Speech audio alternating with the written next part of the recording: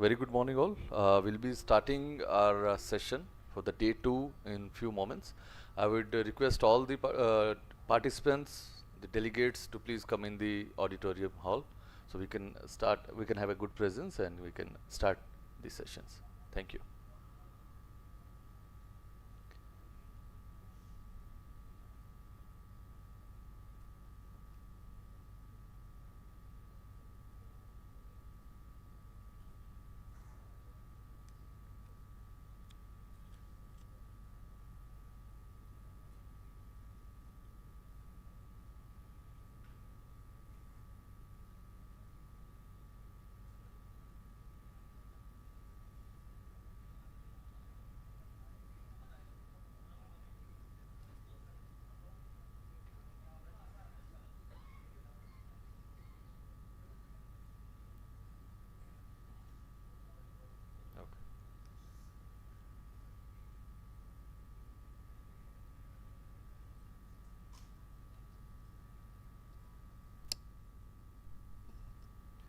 Sir, shall we start, sir? Yeah, okay. Thank you, sir. A very good morning, ladies and gentlemen. On behalf of organizing committee, I, Kadar Mani, Senior Manager HR L&D, extends a hearty welcome to you all to this second day of conclave, that is digital transformation in steel manufacturing. On behalf of the house, I would cordially invite all the distinguished dignitaries, eminent speakers, industry experts, academicians, delegates and participants for the day 2. Today we will be having 2 technical sessions. Today's sessions will be centered on the theme the on the theme sustainability, decarbonization, and safety through digitalizations. As we know, the steel industry is undergoing a remarkable transformation where digital technologies are playing a pivotal role in shaping a greener, safer, and more sustainable future. Technologies such as AI, digital twins, and Internet of Things, advanced analytics, and predictive maintenance are enabling industries to optimize operations, improve energy efficiency, reduce carbon emissions, enhance workplace safety, and strengthen environmental stewardship. Today's presentations will highlight the innovative solutions, practical case studies, emerging technologies that are accelerating the journey towards intelligent and future-ready steel manufacturing. So before starting our technical session one, I would cordially extend a welcome to our esteemed session chairman, Shri P.K. Mishra sir, and our session rapporteur, Shri Saurabh Pandey. Welcome sir to the session. Before moving forward and starting this session, we have with us Dr. Anil Kumar Rajak from BIT Sindri. I would request Sir, Pradeep Sir, to kindly welcome Sir by presenting a token of appreciation. Sir, please.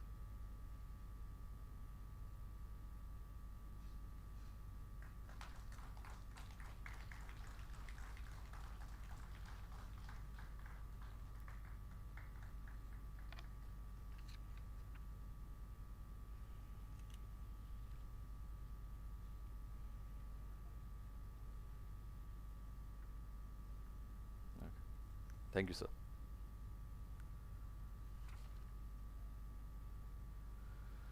So, we'll be starting our technical session. I'm briefing the House about the guidelines for this session. Each technical presentation has been allotted 15 minutes of time, followed by 5 minutes for the question answer.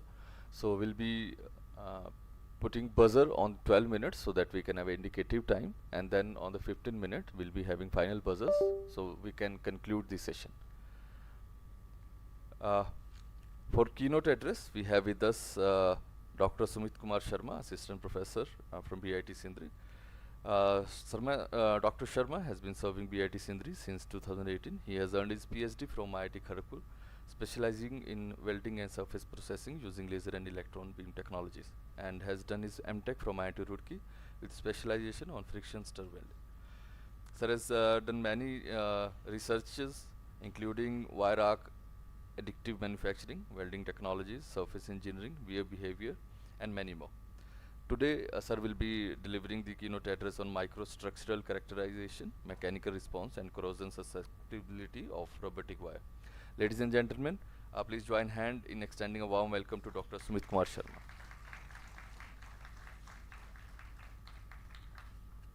So please.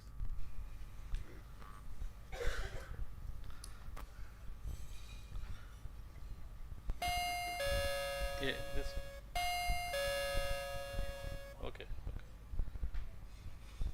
So, very good morning to all the dignitaries and all the participants, and thank you to the organizing team of DTSM 2026. I am Sumit Kumar Sharma from BIT Sindri, working as assistant professor in the Department of Metallurgical Engineering. So, I would like to just present my few work on the wire arc additive manufacturing. Basically, it's a metal additive manufacturing. We have developed different products of like different material, like aluminum of different grade, copper, titanium alloy, basically Ti6Al4B alloy. By using this, by using the gas metal arc welding. So this setup has been fully automatic, robotic 6-arm machine. And after that, we have just analyzed after the metal additive manufacturing, what are the problem we are facing and how it can be remedied with these techniques. So first of all, as a researcher, we have to just produce the different product by different material. So, and nowadays, earlier we were working on the like Industry 4.0, and basically this cyber physical system and IoT things we have to apply in this way. And so in this way, and basically additive manufacturing, we just earlier developed the different product by the polymer composite or different polymer product.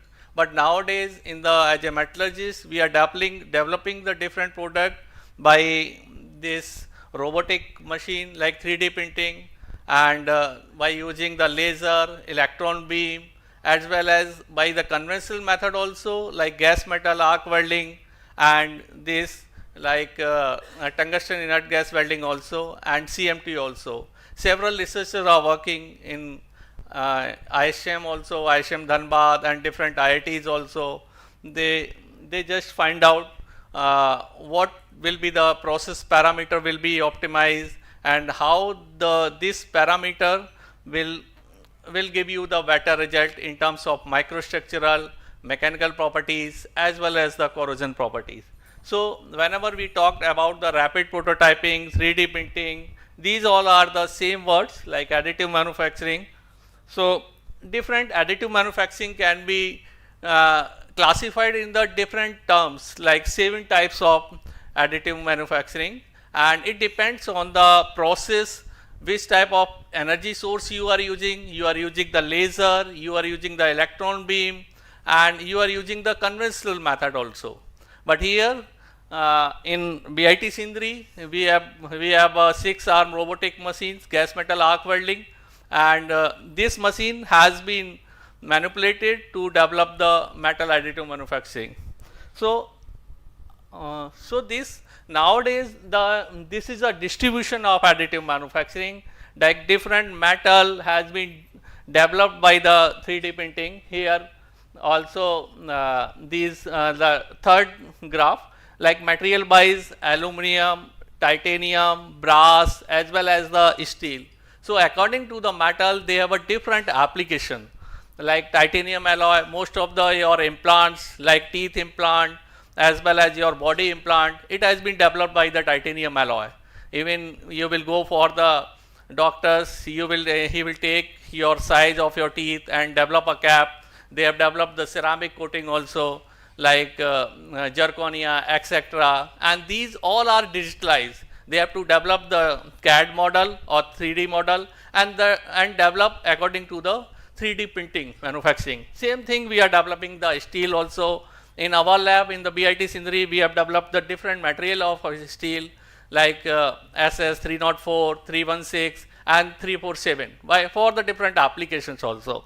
And we can use the different techniques, whether it can be the VAM, selective laser melting, selective laser and electron beam melting. But here in our case, we are using the VAM only. So, and according to application wise, so these are the like different application, aerospace applications, automobiles application, and different application. These all have been classified according to their percentage.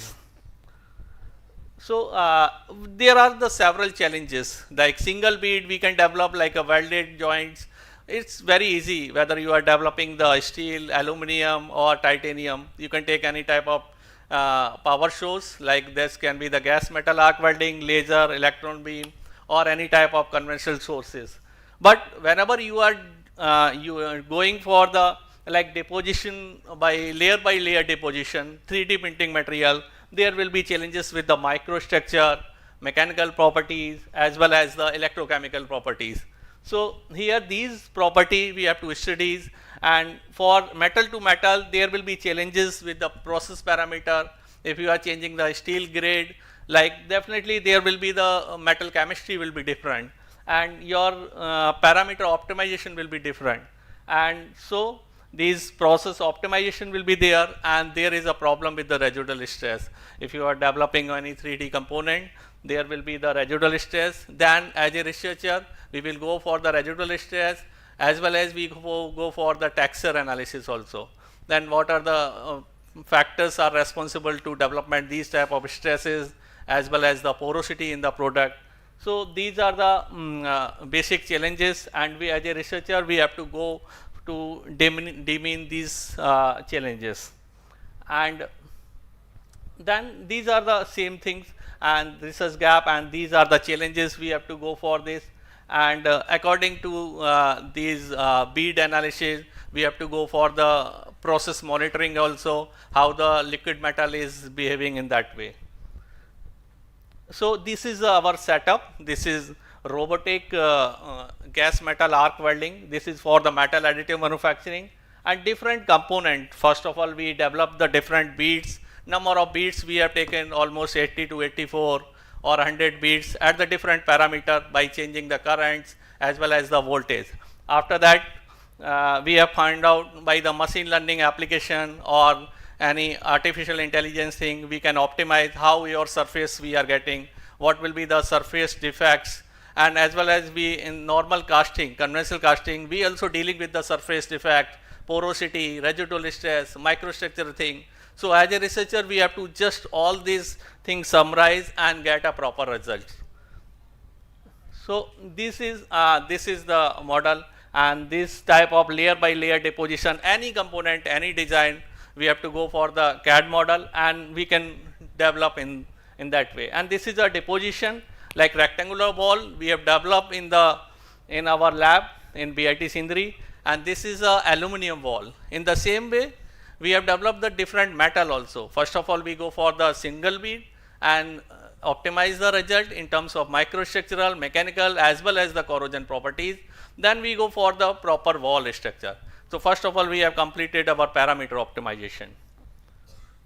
So the according to the bead size, whether if you are changing the parameter means like current, voltage as well as the travel speed. If you are changing the parameter, then their molten droplet size will be changes, and molten droplet will decide what will be your mechanical properties as well as the other properties like corrosion properties. So we have just taken this online monitoring by the high speed camera, then found out how your molten behavior will be settled down as a 3D printing. So these are the things we have tried to find out. Then go for the microstructural analysis, how the microstructure is changing, how they are layer by layer deposition has been taken place. So first of all, if you want to go for any properties evaluation, we go for the microstructural and the structural analysis. Structural analysis by using the XRD analysis. XRD analysis, we go for the residual stress also, as well as we go for the some dislocation density, and then we go for the some texture analysis. So we have just taken this aluminum product. If you are going from the bottom to top, there will be a gradient of properties. So there will be property will be different on the first layer, there will be the property will be different in the top layer. So as a researcher, we have to find out there will be the gradient should be minimum, so we can get the uniform property. So structure analysis, how the phases are changing, and these phases will be responsible for the mechanical as well as the microstructural properties. Then texture analysis, how your texture is changing and how your we go for the different pole figure, inverse pole figure, as well as the orientation distribution analysis. So orientation distribution analysis will be responsible for your mechanical properties also, how your mechanical properties are changing. So different color contrast will decide your texture, as everybody is engineering graduate and they can understand how their lattice is changing, lattice parameter is changing, and definitely it will be deciding factor for their mechanical property. Then we will go for the conventional like hardness analysis, how your hardness is changing like bottom, middle and the top, and this component of a 3D printing of rectangular block we have developed by the gas metal arc welding. So then go for the corrosion test. Definitely if your corrosion test on the top to bottom, how it is changing corrosion rate in electrochemical properties. So these are the conclusions. Same thing, we have got the defect free microstructure, uniform structure, corrosion properties is in control, and texture is also in control. So then we have developed, this is our experimental thing, we have developed aluminum bead structure as well as the super alloy also in Conal 625 and 718 also we have developed. Then go for the copper test and aluminum wall, And this is our recent work. We are going to develop on the like top coating, sandwich type structure, or we have first few layers, 20, 30 layer, we have developed the super alloy, then that can be top coat by the monol metal. So we can get the different properties according to our requirement of our application. So different type of material can be developed. But the first of all, we have to just optimize the parameter. Your machine for the, even you are using the robotic full 6-arm machine, we have to optimize the process. Then we go for the like machine learning and the artificial intelligence to optimize these parameters. These are the recent terms, and it become your manufacturing of a different component become easier, and your optimization has been easier by this tool. So different application have a different connected to the different material. According to the material, we have to develop the different components. So the same thing, we have developed the aluminum different grade like 4043, all these analysis. Then we go for the different aluminum 4043 different grade with the different analysis. Then here we have just changed the path planning strategies. Path planning, like you are Swiss back or the bi-directional. If you are developing the different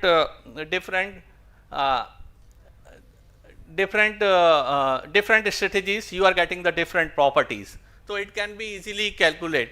So, like in the same way, if you are doing any type of material manufacturing by different process, there will be property will be different. In the same way, in the this structure analysis, the same thing we have just like Swiss back or the bi-directional, we get the different property as well as microstructural and the hardness, wear, as well as these online monitoring also.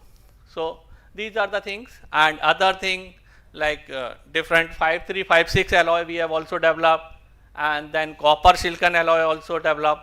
So these are the different material we have analyzed in our lab in BIT Sindri. We have developed this type of structure, and this is a monol inconol 625 bimetallic structure we have developed, different metal by in the single form like sandwich type structure. We have also applied for the patented for these things, and so these are the things. And TI6AL4B, we have just used the genetic algorithm or different optimization method to develop optimize this process. And titanium alloy for the biomedical application, we have developed this wall of a titanium alloy and analyze the different properties also. So this is our work. So this is our work, and from our side, and we are going to develop this 3D printing for the metal additive manufacturing. And thank you very much. If you have any query, then you can ask. Thank you, Dr. Sharma, for wonderful presentation and sharing valuable perspectives on advanced manufacturing technologies. Thank you so much. Yeah. Please keep it there. Yeah. Thank you. So this was an interesting presentation on the advanced manufacturing technology by Dr. Sharma. So moving towards the first presentation for this for today's first technical session. So I would invite Mr. Rishi Kumar S from JSW Steel Limited Salem Works. Topic of presentation will be development of flux optimization model for sinter plant. Ladies and gentlemen, let's welcome our first presenter for the day, Mr. Rishi Kumar, with a round of applause.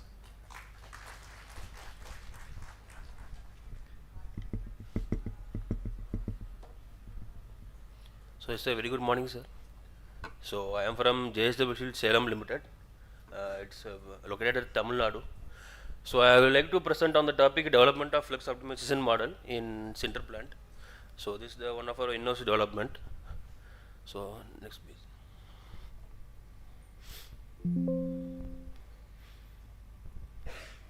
So regarding our plant, this is one part of our JSW group, and it is the capacity of 1.15 million ton per annum. And we have won the prestige Deming Award at in TQM in 2019. So we are also recognized as the 5-star rating award by British Safety Council in OHS Excellence in 2022. So these are some of the recognitions and awards in quality, safety and CSR activities. So with manufacturing process, we have 3 complex. One is iron, steel and mills. So iron consists of coke oven, central plant and blast furnace, and steel consists of UOF, LRF and CCM. And mills we have blooming mill, bar mill and GMM annealing mills. So our team for the project from starting till brainstorming till the result, we were the team. So myself, Rishi Kumar from Central Plant, Electrical and Instrumentation Department. So regarding our Central Plant process, so our problem starts from this area.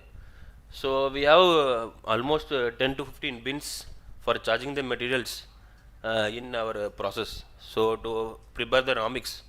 So we can see that fluxes, iron ores, fuels, lime powders, and return fines. We have multiple bins, whether 2 or 4 bins, depending upon the processes. So we prepare a burden sheet for that process to come to a conclusion which will be our specific consumption, how much material we have to create for a ton of sinter, how much we have to create for the day of production. So for that we use a model which we used to do manually. So now we are going to make them in a web page. So this is the why flex optimization is important. This is our core topic. So as we know the process flow, we are having iron ores, flex, coke fines, return fines. So from there we design our burden. So then we go with the sinter process, and then the quality of sinter we will be getting, and it will be dispatched to blast furnace. So now our existing burden process is like first we take the samples, whether whether we get the materials from wagons, trucks or from any other sources. So we have that digital form of materials we will be receiving in our separate portals. So whether it will be in which bag we are getting the material, or which truck or which number we will be getting that, it will be in a separate portal. And that then the operator will take the chemistry from the separate bags or some from wagons, and they will be checking in that lab. So after that, after one checking, we will be having separate analysis for what will be the chemistry analysis in a Excel manual sheet. So after that, we are having a multiple iterations to whether to come with the best possible solution for our day production.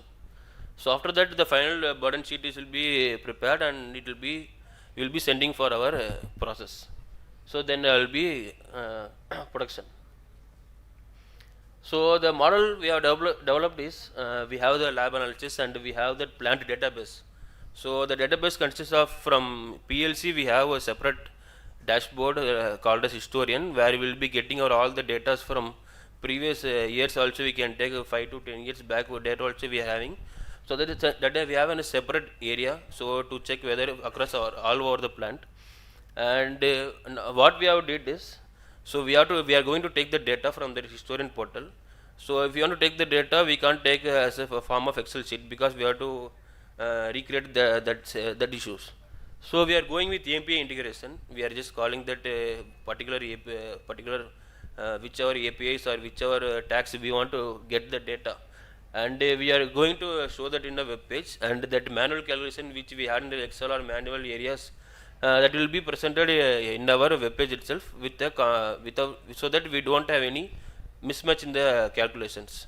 Only we get the data, present data, and whatever the bag we have received, that will be entered in that page, and we will be showing that. So after that, we are having a flex optimization model in that. So it will be once we give that flex optimization model, press on the buttons, we will be having some calculation at the back end, and it will be automatically suggesting that what type of flex to be added, so to minimize the cost. And so finally we will get the burden sheet, and we are getting in the operations.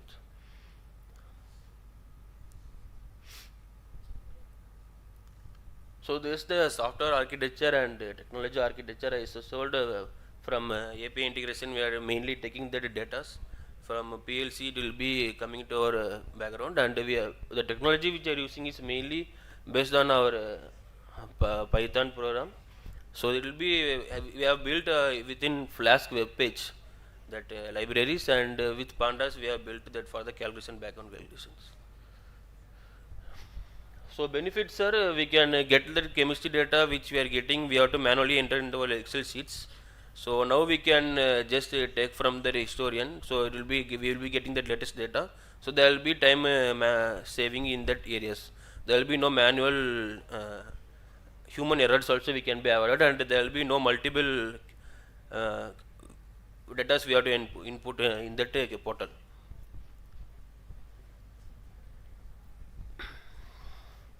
So the results are, before it will be of more than 20 minutes to manage our burden sheet or burden calculation which we have to make. But now after this we can take just within 5 minutes. So we can come up with the solution. We are having that every calculation are inbuilt and you can't change any calculations. So only that which parameter we can change is what with the chemistry and input, that also we are getting through APIs. And we have much faster calculation of burden instead of manually changing the numbers in our Excel sheets. So this is the screenshot of our model. This is a live model, and we are having the screenshot in this PPT. So first photo is all about that user portal, user web page. So where you can see our SP master, we can have all the total summary of our SP master. So after that we are having sinter chemistry. So with regard to sinter chemistry, what are chemistry we are having as with the material. So we are having that one in a separate page, and we are having two columns for flux optimization and cost optimization. So on flux optimization, if we apply that for what all the models we had, what all the means what all the programs we have done, so it will be based on that, it will give us our model. So you can see here that old and new which we are getting here, I also screenshot attached in this one. So it will be automatically based on that, it will be changed and given, will be given that output instead of manually changing numbers.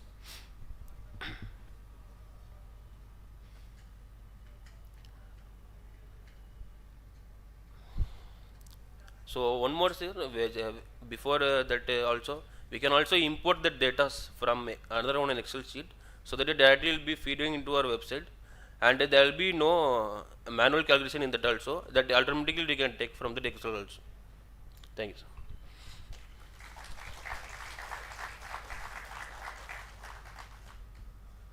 sir. Okay. Thank you, Mr. Rishi, for your presentation. May now request Section Chairman Shri P.K. Mishra sir to please share your observations. Sir. Thank you, Rishi, for an excellent presentation. I would like to know one thing, how often you get the sample result from the lab? What is the frequency for the model to fetch the sample result? No, sir, it can be fetched any time, sir, because everything is linked with PLC data, and a lab person should enter that in same historian page. So you will be getting the latest data or whatever the stock available within the plant at current time. The sampling is done continuously or it is done in Shift wise. Shift 8 wise, hours, na? 8 hours once or 4 hours once. So you get the lab result once in a shift? Yes, sir. Yes, sir. So that input is fed into the model, and accordingly Yes, sir. Yes, the sir. model Yes, sir. Suggests Yes, the Because changes every to data be made. is every data is will PLC, so we are getting the latest data, so Latest we data. don't have any issue with that real time data. Okay, good. Excellent. Thank you. Thank you, sir. Thank you. Thank you so much. For the next presentation, we have with us Mr. Santosh Malhotra and Mr. Agnilesh from JSW. The topic of the presentation is digital twin of co-common exhausters, leveraging IoT and machine learning for predictive maintenance. May I now request Mr. Santosh Malhotra and Mr. Agnilesh from JSW to please deliver the presentation.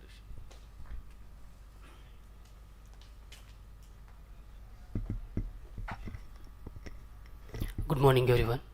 I am Santosh from JSW Steel Limited, Vijayanagar.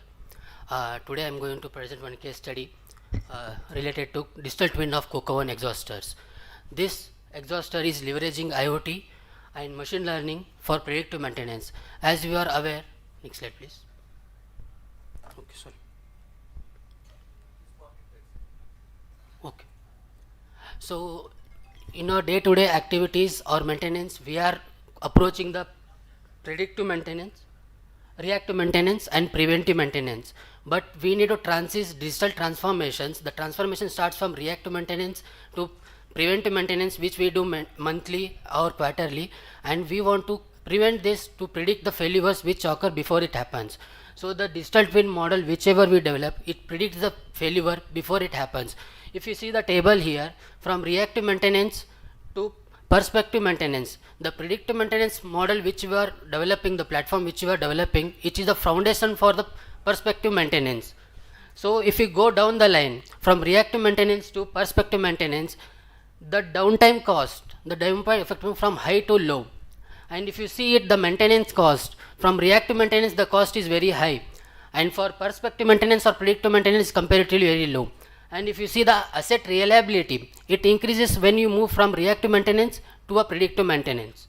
And in this use cases, we have used all the industry 4 technologies, starting from Internet of Things to big data analytics and digital twin and cloud computing. All the most of the technologies we have used.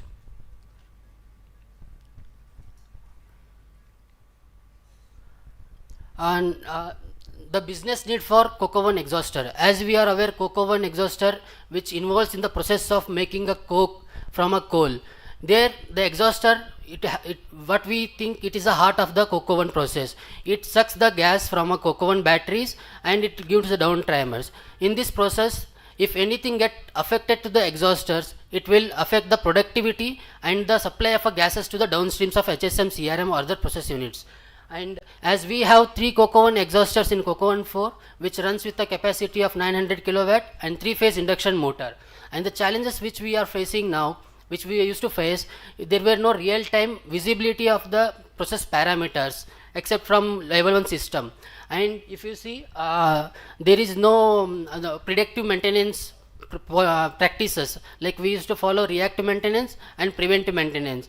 And there were unplanned failures, which all leads to the maintenance cost and affected the some KPIs of MTTR and MTBF. And the objective of this case is to develop a digital twin model. As we know, digital twin model is the exact replica of the any asset. So this model, which is behaves exactly as how the actual asset is behaving. So the objective is to provide the continuous monitoring of process parameters and predict the failure before it happens, and alerts and notifications when we reach the abnormality over the threshold values, and the model will train by itself. So when the user will put for some of the trips, we need to provide user inputs. So when the user will provide what happened, when happened, and what action they took, again those inputs will be trained by a model and it will predict the future failures.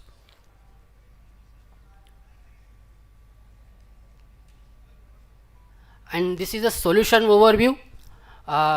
Here we have not focused on a single component like only for motor or only for gearbox. We built an end-to-end solution comparing all motor, gearbox, impeller, and these solutions where we integrated IoT sensors, we did cloud computing and edge computing, and we have developed the analytics.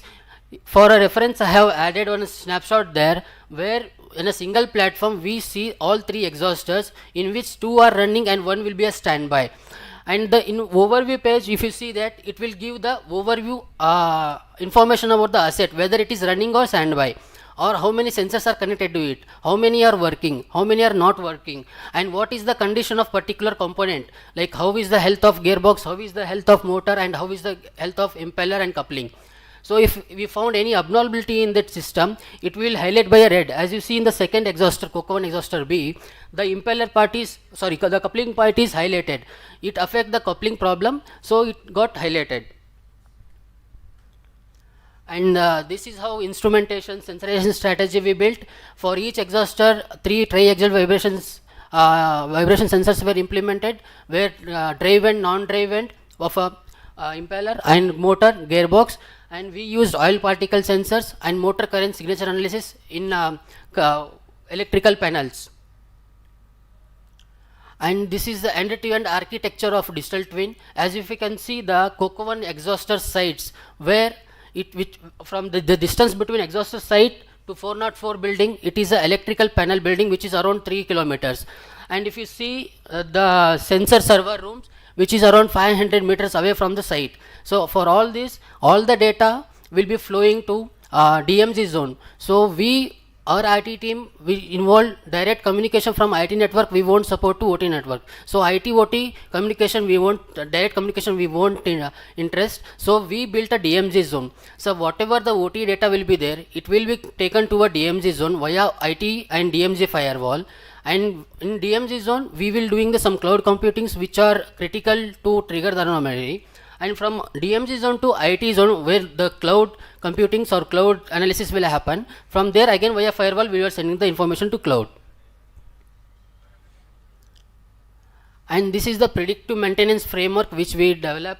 For predictive functionality, like it will predict the failure well in advance, it will suggest for how many days the asset will work healthy, and when we take the maintenance plan, and it will suggest the alert and notifications also, and health index, how the machine behaviors, and the risk we are classified into 3 categories like low, medium and high, and again color coding also nominated.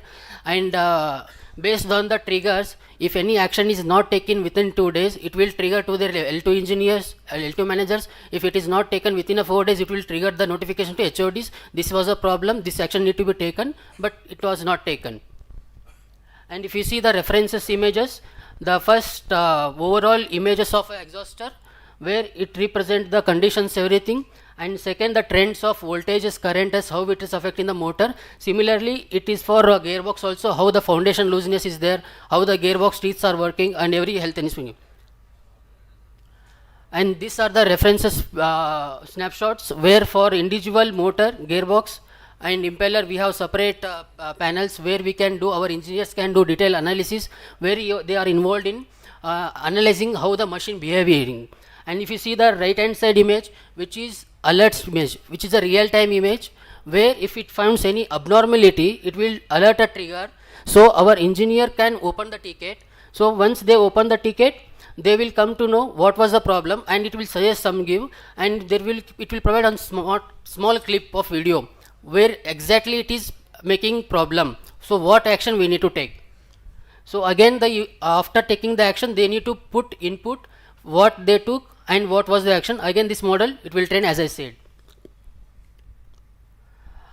And the outcomes of this, there were no regular monitoring, I mean 24/7 monitoring of the Cocoon exhauster performance. So now after that we are able to monitor the Cocoon exhausters, and mainly KPIs are MTTR and MTBF. MTTR is MTTR is reduced by 25% and MTBF is increased by 20%, which is all discussed by all electrical operational maintenance unit charges. While implementing this, we will take subject matter experts input, how to correlate the process parameters, and what process matter parameters we should continuously monitor, and how we should correlate. As a continuous future roadmap and strategy plan, like we have planned this Cocoon exhausters to implement in advance. So we are planning to integrate it to AR technologies, where HoloLens will be integrated to these solutions, so the user can use it from anywhere and give the suggestion to the operation team which is there in our site, so they can take the actions on the system. And addition to that, we have planned, we have scaled the architecture in such a way that it will help us to horizontal deploy and vertically deployed. And the same system we have used plan to integrate with the SAP, so the maintenance plan will be automatically integrated to the system, so the maintenance can be planned accordingly.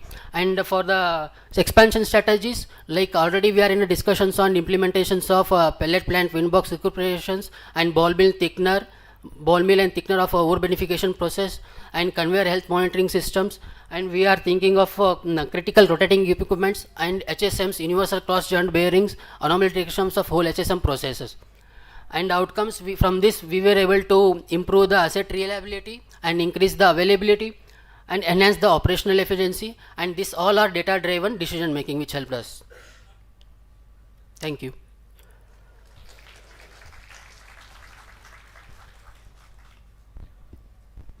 Thank you, Mr. Santosh, for your presentation. May I request Session Chairman for their comments. Sir, please. Thank you.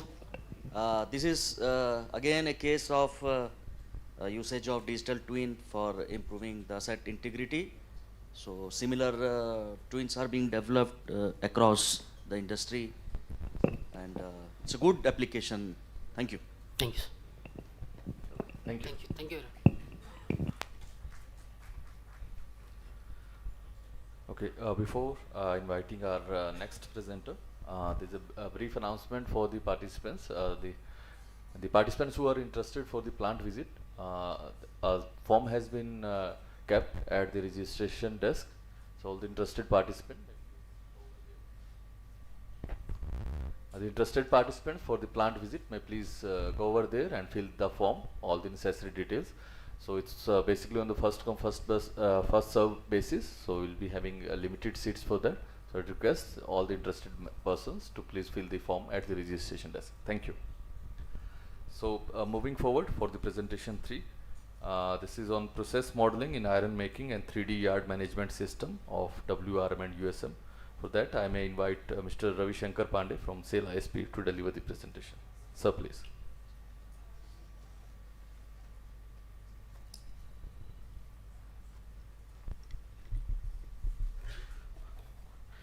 Good morning, everybody. Myself Ravi Shankar Pandey, and I will be presenting the use cases implemented at SAIL ISP, starting from the input of raw material till the finished product, the yards. Some of the use cases I will be discussing, and we will be sharing that. So this is the agenda of my presentation. At SAIL ISP, we have been the front runner of digitalization in the SAIL family. SAIL ISP has a benefit that it has a legacy of being one of the oldest unit of this country, and also the one of the latest plant of the SAIL family. So we are the first to adopt digital transformation, and we are the one who are driving the transformation across SAIL at leading it. At ISP, our focus has been on the 4 key areas of transformation. 5. First, the safety and security of our equipment, people, and assets. Second, the process optimization to improve the output, production, and yield improvement. Then the asset management, our equipment health, moving toward a paperless office. And last and most important, the cultural transformation, to incorporate every stakeholder in this journey so that everyone can be part of this success story. The digital journey of ISP, which started almost a decade ago, has reached its momentum stage. Currently, we are having more than 40 comprehensive digital dashboards, 100% coverage of all production units, all process shops are online. Every information which you need are available on the go in mobiles or on the computers. More than 5,000 process parameters are tracked in real time everywhere. You can have any shop, any process related parameters, you can access it anywhere and have an analysis of the same. More than 30 plus mobile applications of this is developed and in use. This has taken our process to the next leap, which is going for the AI and transforming our process. Now coming what we have done, there are 4 layers which we have divided our digital architecture. At the base of it is our level 1 system, the OEM provided system. Mostly this is OEM provided systems which are discrete, which have multiple solution providers, and they have provided this system. We are using OPC to acquire data, move it to our data processing layers, and through it we have implemented process models in-house. Then comes the visualization layer, on which it is presented in form of dashboards, level 2 systems, and different type of utilities tools. Now coming to the key implementations, the first one is the base mix bed layer optimization, quality optimization model. In a steel plant, the process starts from the incoming raw materials, and the process of the plant, subsequent plant also depend there. So if your production is going to be very good, or your process is going to be excellent, it is influenced largely how your input are handled. So in the base mix plant, we have implemented this quality model, which ensures the bed layer wise quality of the base mix, keeping the blast furnace requirements and sinter plant trimming in mind. It predicts the comprehensive layer of the raw mix which we are preparing, what is its quality, what is proportion of fluxes, how much optimization of fluxes we need to do to have a required target hot metal chemistry at the blast furnace. This model has also second part to prepare for the recipe preparation. Here we handle the requirements. Suppose our blast furnace need a basicity of 1.6 of in our sinter. So we have to target from base mix itself to have a minimum impact in the blast furnace sinter chemistry, and keeping the sinter trimming part at a constant, we have to ensure that the recipe is prepared properly at the base mix. So this model handles that. These are both AI pod models, and these models ensure the quality prediction of sinter, the base mix chemistry prediction, the trimming at base mix plant, and the base mix sinter quality. Similar to that, we have implemented more than 12 process models in the blast furnace, covering our process burden charging to the metal discharge and hearth tracking. The models implemented include various calculation mathematical models as well as AI models. These models work as a comprehensive system for the digital twin system which is implemented at our blast furnace. These are the few models and its snapshot which we have implemented. Now, based on this, we have implemented based on our data, we have implemented a process simulator. As we all know, the theory earlier was that a blast furnace is a black box and nobody knows what happens inside. But this theory has been now busted, and with the enhancement of sensorization and equipments, now we are the cusp to know every process which is happening in the blast furnace in real time. And based on this data only, we have implemented a process simulator in which the key parameters which we control, we have able to simulate it and assess the impact which are happening on our blast furnace through these. So similar to that, now coming to the steel part. In steel shops also, in the bar mill, we have implemented our own level 2 system. The system which was provided by earlier by the OEM was now obsolete, and in the phase 2 of our system, under the leadership of our CGM Electrical, we went for this system in which we have implemented a full-fledged bar mill level 2 system covering our reheating furnace, rolling mills, starting from the charging of material in the reheating furnace till our bundling of the materials at the end of the rolling mills. This system also includes the process model of combustion control, which is a supervisory model, and we are also implementing a digital twin model for our prediction of the chemistry of the each berth and control supervisory control for the mill speed. Similar to that, we have implemented a similar system for our USM mill also, where we are tracking the complete process starting from charging till finish. Now, similar to that, we had a SAIL ISP is one of the plant which is very compact and it's a space constraint plant. So similarly, we have a very limited spaces in our yard to store materials, and this was a issue which we are facing, which is also leading to delays in dispatch, issues with the even both rail and road dispatches. I would like to highlight one case of USM. 6 months ago in a meeting, it was highlighted that we are not able to handle even 9,000 of stock in our yard, and it was a frequent problem that vehicles were getting returned, the vehicles which are coming for loading, because we are not able to identify which material is where, and we are facing this issue.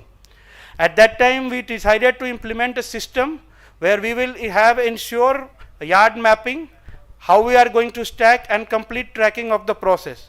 This system was implemented, and I would like to highlight that at current day there is a 19,000 stock, and vehicles are getting in and out in 40 minutes from our yard. This system has helped. It is available in a handheld device to the operators, and they are able to use it, and they are in real time, they are is connected with our level 2, they are getting the data, they are updating the location, and its dispatch is also smooth. Similarly, we have implemented a system for our coil also in WRM, and the system is being used, and now we are almost at zero damage with the railway, and our every vehicle which is entering are leaving the plant on time. With this, I come to at the end of presentation. Thank you.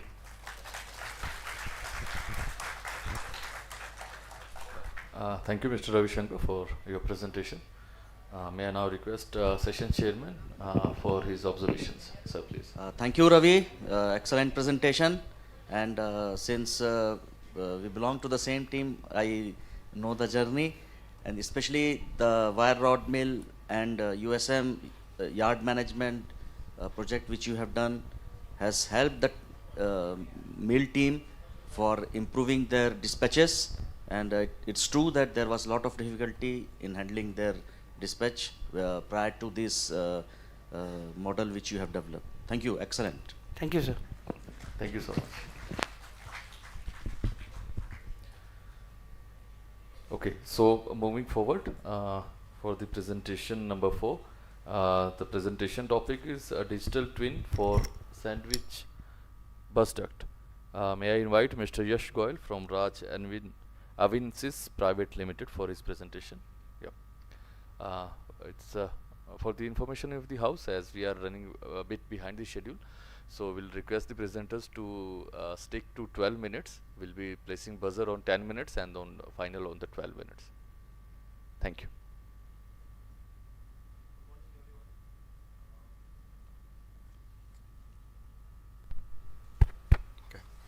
Good morning, everyone. Being here, DTSM'26 and Bhalo Ache Savai. Thank you for having me. Quick introduction of our company. We are actually do on ground turnkey electrifications. We have multiple big projects of switchyards till 220 kVs. We have in-house panel manufacturing, PCC, MCC, IMCC, VFD and all. And also we are providing solution on sandwich bus duct design, execution and entire projects. We are having 166 technical staff, project managers and the field staff. Now I have been sitting through the today and yesterday sessions. Everyone was presenting a genuinely impressive sessions about digital technology, advanced automations. But I have noticed one thing, that almost everyone talking about operations, how we can implement digitalizations in running plant. No one talking about projects. We are in era of the biggest project cycle in steel industry. Everyone heading look around us, IMNS having a good projects ahead, even this in SAIL having a good projects. So we should also think about the project point of view to make the digitalization, right? So for that I have selected our case study of AMNS project, where we have done bus bar trunking job and how we use digitalization to solve the problem. The problem statement is that we have 30 crores of bus duct order, multiple plant, CRM, HBI, and we got to know during execution that their panel front is changed. So our entire design has changed. We need to redesign it, reordering the material and do everything. And it will around calculating amendment of 5 crores. So we use the bus twins software. We analyze everything in Revit. We place the pieces on the step and we got the data from site, and we closed that around 58 lakhs without wasting the time, without procuring material again. So I'll not explain more about it, but I'll want to show the demo, how we are doing this, how we achieve these digitalizations.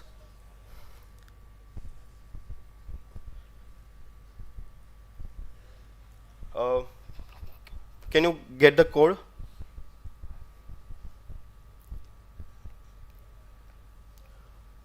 Code. The chairman sir, can you just scan this code, sir, so you can open your in your phone and you can see the entire design, entire 3D model.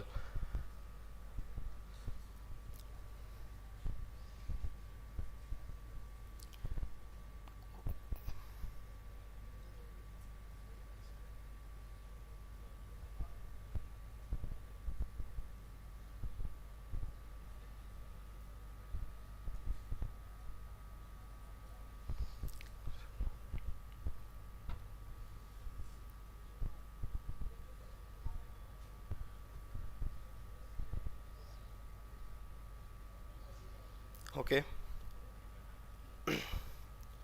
So the user who want to use this, you need to log in. So the login ID is user@123 and the password is 128. Okay. So that's how the design looks. We have selected the one room. Okay. So that's how the design looks.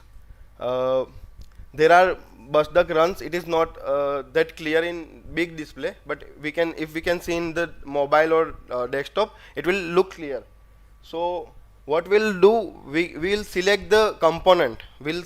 Anyone can from the site can scan the component and got the entire design in their phone. Even if, again QR code, even if they do not have license of Revit, they can easily access 3D model and go to know every component, how it is used.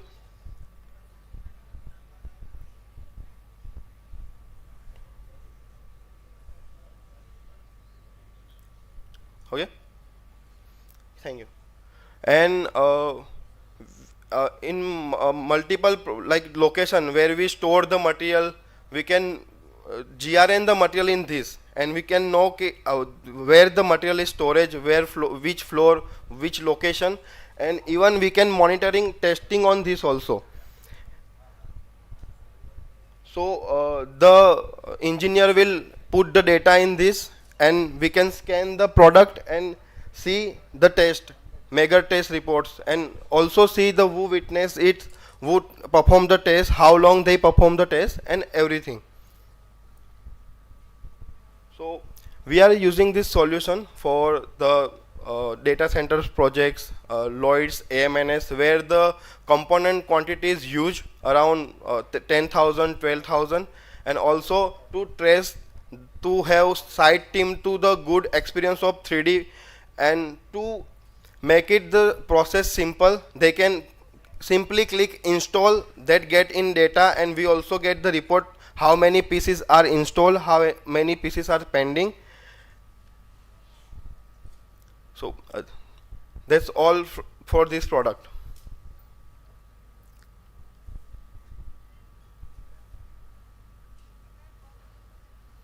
So anyone have any questions, or anyone want to check it again by scanning? Or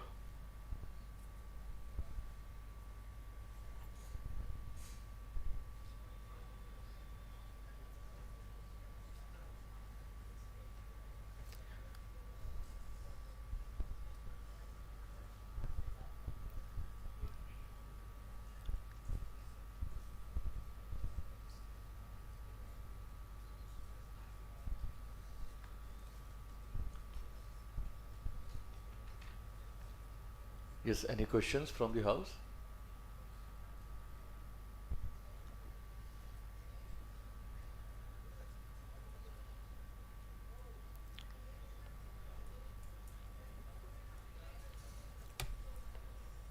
Yes. Please hand over the mic at the back side. Yeah. Yeah, good morning everyone. This is Prashant Jain from LSD plant. So it is very exciting to see a different kind of usage of digitalization in project management. How you are fetching the data of the ground components and the erection progress every day? yes, Priyank, can you open once? There is an option of, if I select one piece, I scan the code, right? There is an option that I place on the place whether I install or not, and it will give me the data that among the one run, there are 10 component. How many pieces has installed? How many pending? The red highlighted pieces are installed. Okay.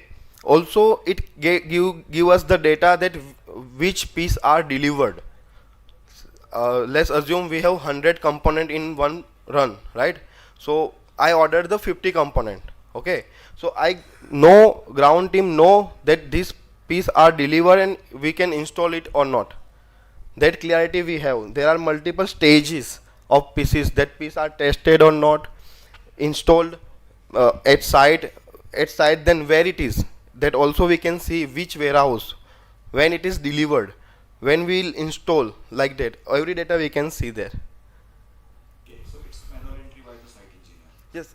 Yes, site engineer, since we need to install it somewhere. So whoever are installing, they just simply scan the code and tap on the install. It will be in the data.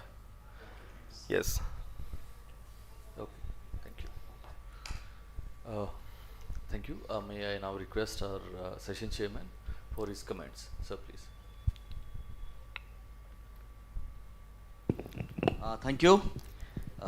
This is again a case of asset monitoring through remote. Yes. And you can, the design team can take appropriate decision for giving solution to the people at site. So it's very relevant for our system engineers. Yes, sir. This particular application is very apt for them. Thank you. Good Yes, sir. presentation.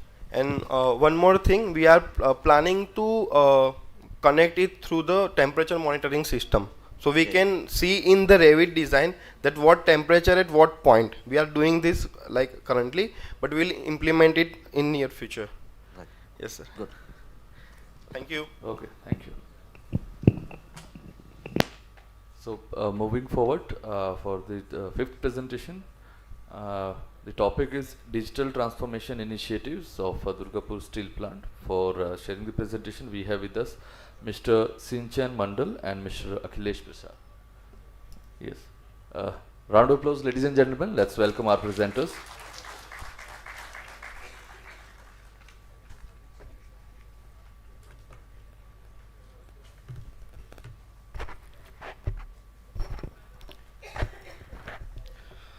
Good morning to all of you. We from Durgapur Steel Plant, we are going to present about our digital transformation initiatives in Durgapur Steel Plant.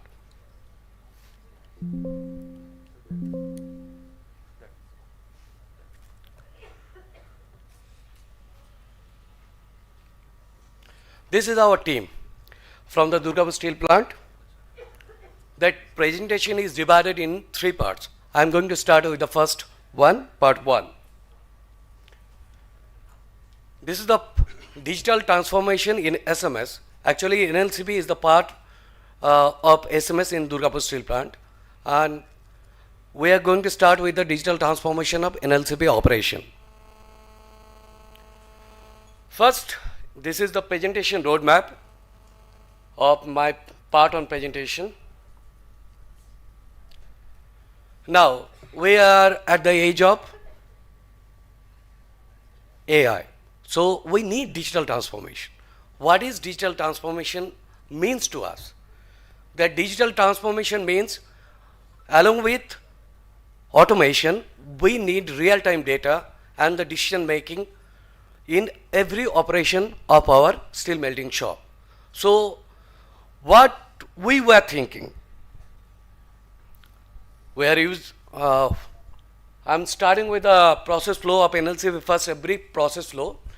We are getting material from raw material handling plant, and that material is screened and charged in the through a top charging system.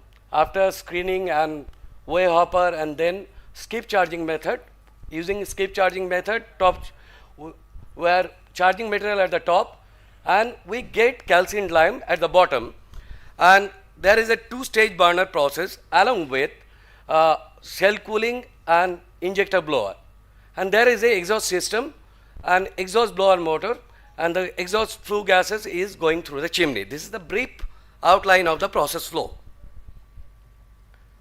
Now, the existing challenges.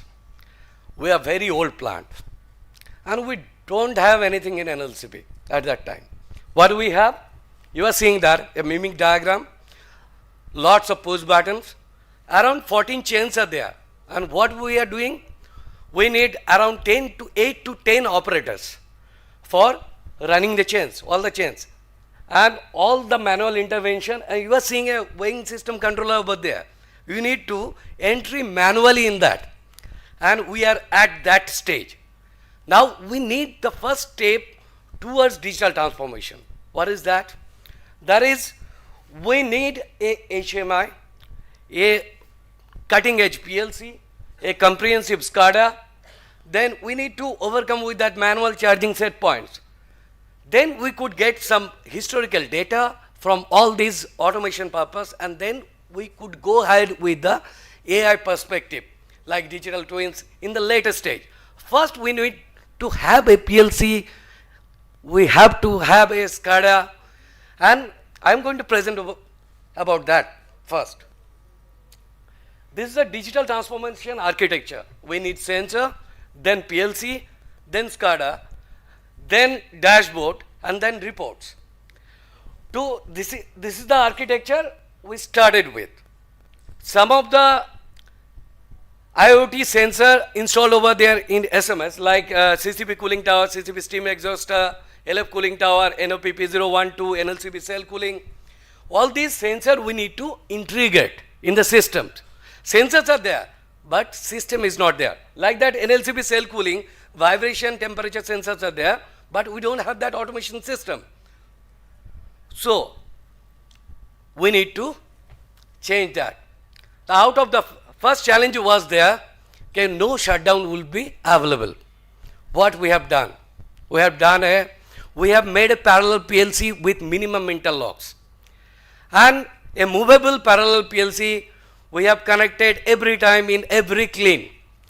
Then we got the shutdown with minimum hours. We have upgraded all the 5 PLC for the receiving and the 3 cleans and the sending part, along with another PLC for the bulk material system of EP8, iron ore, coke, all those. And that PLC part, that HMI also, we have through fiber optic cables taken to NLCP operation for a comprehensive data control center, for the whole operation. Now, we have made SCADA for all that. We have developed all the screens, alarm, trend, along with a unique thing. Everything is time stamped now. Even every fault done by the operator is time stamped. So you could get the historical data, and around 3,000 event, last 3,000 event you could see. That is time stamped. Now, another unique thing. We don't have any encoder over there for the skip charging system. What we have done?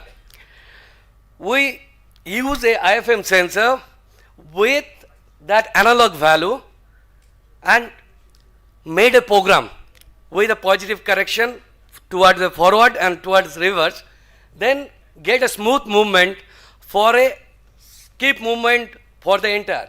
You are seeing that there is the actuator over there. That is the whole operation is simulated in a simulated environment. That disc is moving through at the skip, and we are getting the analog values 4 to 20 milliampere values, and that is calibrated in HMI, and you are going to see that in that we are getting that. The skip operation is that we need to get the fast and slow speed also during bottom and during the charging. That we have done in SCADA itself, and it's a minimal effort without any encoder. We are just using a only single laser sensor over there. Now, it's auto adaptive skip charging algorithm. What we had, a manual intervention set points.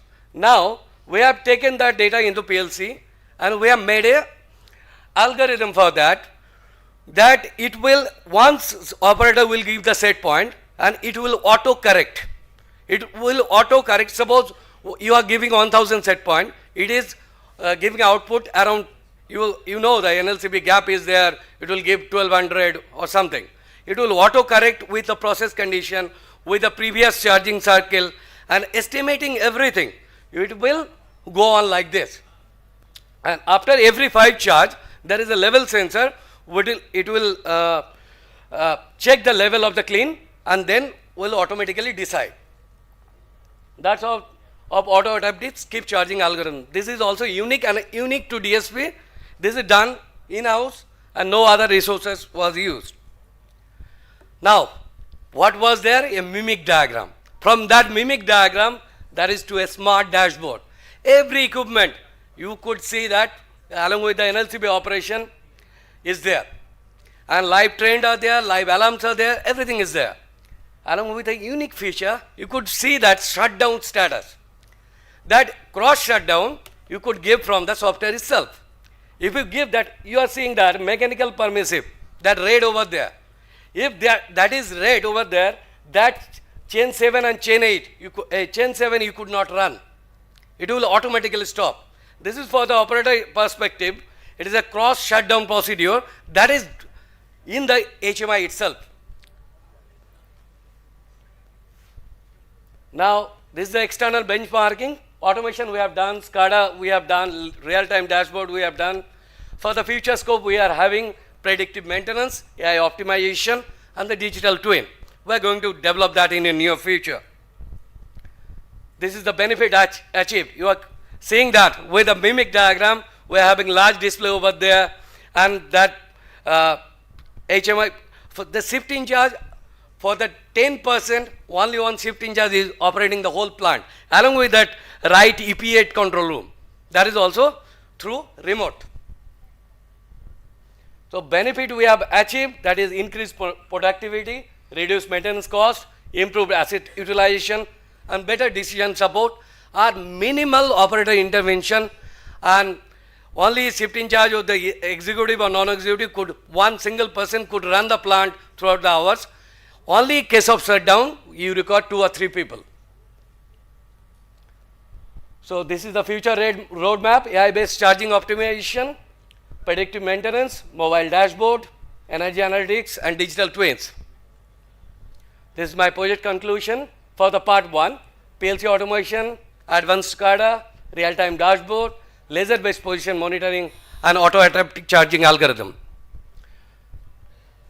Now go with the second part. My fellow presenter will present that.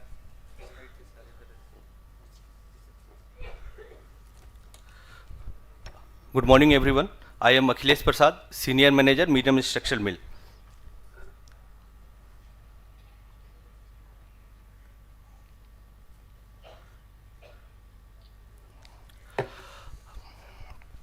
This is the digital initiative we have successfully completed under the digital transformation initiative in MSM. We have a walking beam furnace in MSM having capacity of 220 ton per hour. In walking beam furnace, the bloom position is calculated by the accumulating the work of walking beam after every cycle. Suppose if a bloom is charged at the charging side, after 69th work it comes at the discharge position. Due to the various physical conditions, sometimes the bloom gets skewed inside the furnace and its physical position varies from the calculated theoretical position. In these cases, operator have to go and check at the discharge and manually the bloom position and skewness, and in such cases if auto discharge occurs, there is a chance of falling of bloom inside the furnace. This also creates a safety hazard due to the manual handling of hot bloom inside the furnace. So we have taken this project to detect the bloom skewness and bloom position detection before discharge. So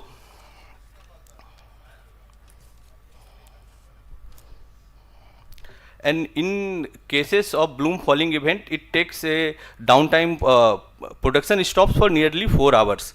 So we have installed 3 lasers along the furnace discharge rodel table, each having a space of 4.5 meter in between. We have chosen a laser DLS FT1895 because it can work in hot environment. It also has a HT glare, and it has a repeatability of 0.1 mm and accuracy of 1 mm. The principle is like when the discharge door will open, north and south door will measure the distance and calculate the skewness, and the middle laser continuously monitors the bloom through the discharge door gap. If the skewness of the bloom is within the prescribed limit, then the bloom is okay for auto discharge, and if the limit exceeds, then we get an alarm that bloom is skew and auto discharge is not possible. And the middle laser continuously monitors the bloom position through the door gap, and it gives exactly the position of the furnace, and it gives the set point to the discharge machine to go and pick up the bloom. And these are the alarms we have generated in the HMI for operator convenience. And now I will ask again Sinchan sir for the third part.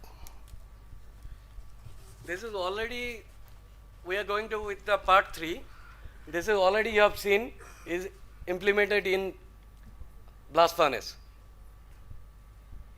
by the Bidal solution. And this is the system in action in Durgapur, blast furnace Durgapur steel plant for the skip camera, AI in skip camera system, skip car system. Thank you. Any questions? Okay. Thank you, sir, for your presentation. I would request session chairman, P.K. Mishra sir, to please share your views. Very good effort by Durgapur Steel Plant. I can understand the challenges of negotiating the legacy old electrical systems like you have done in your annular clean, because you have done well to upgrade it for adopting the digitalization and then creating a very smart dashboard for facilitating the operator to take appropriate decision. The similar problems which in the reheating furnace of falling of material, we were also facing the same difficulty in our USM. So similar sensors of Delta has also been installed in our furnace. So excellent that you have been doing good things at DSP for improving the reliability and availability of the equipment. Very good. Well done. Thank you so much, sir. Thank you. Thank you, sir. Moving towards the next presentation, that's on topic is digital transformation initiatives at Bhilai Steel Plant. May I invite Mr. Sudhanshu Jamwal from SAIL BSP for the presentation. Sir, please.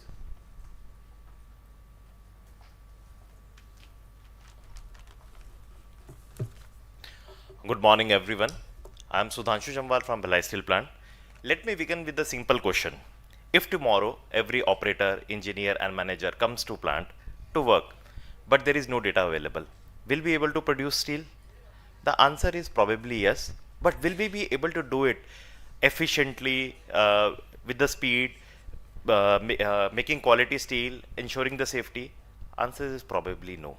So we need digital transformation to make smart decisions. At Bhilai Steel Plant, we are leveraging the capabilities of AI, Gen AI, computer vision to make smart decisions.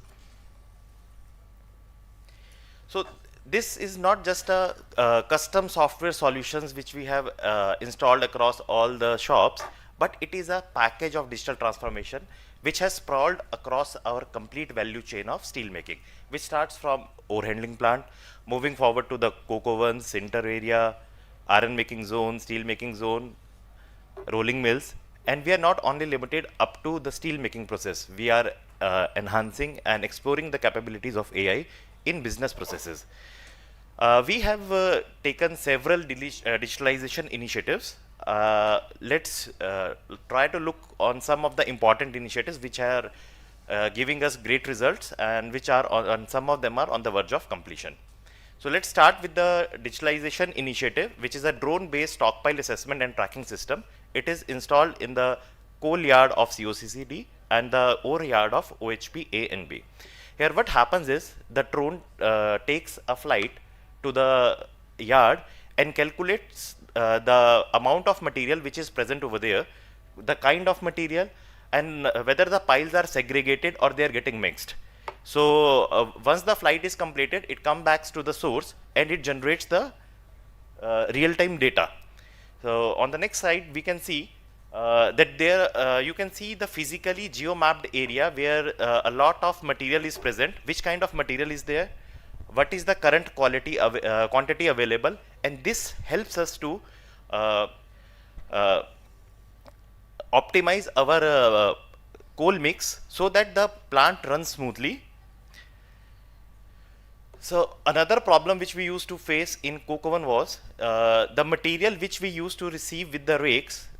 First one was how much quantity we are actually receiving. The second was whether any foreign particles are present in that particular wagon. And the third one was after the tippling of the wagon, when it is placed back on the track, the misalignment used to occur, which used to derail the wagon and used to increase the overall cycle time. So here we have implemented a camera and a laser based AI solution where we are addressing all the three problems, and we have successfully implemented this project. And after the implementation of this project, till now no case of wagon derailment has occurred in this area. Since we have checked what is our inventory, what is the status of our coal available to us, now we have to optimize our product mix. After optimizing the product mix, what will be the quality of the coke which we will produce? In order to get that, we have taken this initiative which helps us to predict the coke which will be manufactured in the coke oven. The key parameters, the CSR, CRI, the percentage of M10 and 40, we can predict all these value beforehand once we have charged the oven. Now the coke is made. Moving on to the sinter plant, we have installed a pre-failure alert generation system for electrical drives. We have identified 50 key equipments where we have installed several sensors. With the help of the current pattern there, with the help of FFTs and harmonics, we process the signal, ingest the data into the cloud, and then with the help of AI ML model and the prediction engine, we are able to generate timely alerts. The beauty of this project is that we are not only generating alerts, but there is a chatbot which suggests the operator what is the current issue, what kind of issue can be there, whether it is related to the lubrication, or there is a problem with the bearing jamming, or there is a problem with the shaft, and it suggests the solution. Imagine it has suggested 4 solutions and you have implemented all the 4 solutions and still you are not getting any kind of result. Then you can come back to the chatbot and tell him that these are the solutions which we have implemented, but still we are not getting the result. It will try to explore more and give you the more solutions. Till now, after the implementation of this particular project, we have saved 2 major breakdowns, and which has resulted in the saving of more than 40 lakh rupees. So moving on to the blast furnace zone, here we have implemented a silicon prediction model. Earlier what used to happen was, once the hot metal is ready, we used to take the sample and check what is the percentage of silica present in that hot metal. But with the help of this model, beforehand, the time is approximately 2 hours before the tapping. We know what will be the approximate silica composition in the hot metal, and it also suggests the corrective actions, which kind of corrective actions we can take, and based on that, this kind of dashboard is there which interacts with the operator, and based on the inputs of this particular model, we take timely corrections and we are able to keep the silica in the required range. Another initiative which is the health monitoring health monitoring system of blast furnace. By doing so, we are able to increase the lifespan of the blast furnace, and even this project is running pretty good. Moving on to the steel melting zone, we have implemented advanced analytics based ferroalloy addition optimizer. In order to create a particular grade of steel, we have to add ferroalloys in it. So this particular solution works on 2 pillars. The first one is the recovery predictor, that if I am adding some X quantity of that ferroalloy, how much will be the quantity which will be available in the crude steel. And the second one is, in order to reach to that particular grade or chemistry, what can be the optimum value of the ferroalloy which I can add in order to achieve that. Another digitalization initiative which is also running in steel melting shop 3 is the cut to length system in CK1 and CK2 caster. We need exact length of billets in order to reduce the wastage in the mills. So we have implemented this solution. The solution give timely alerts if there is any kind of deviation, and it is an auto-corrective type of system.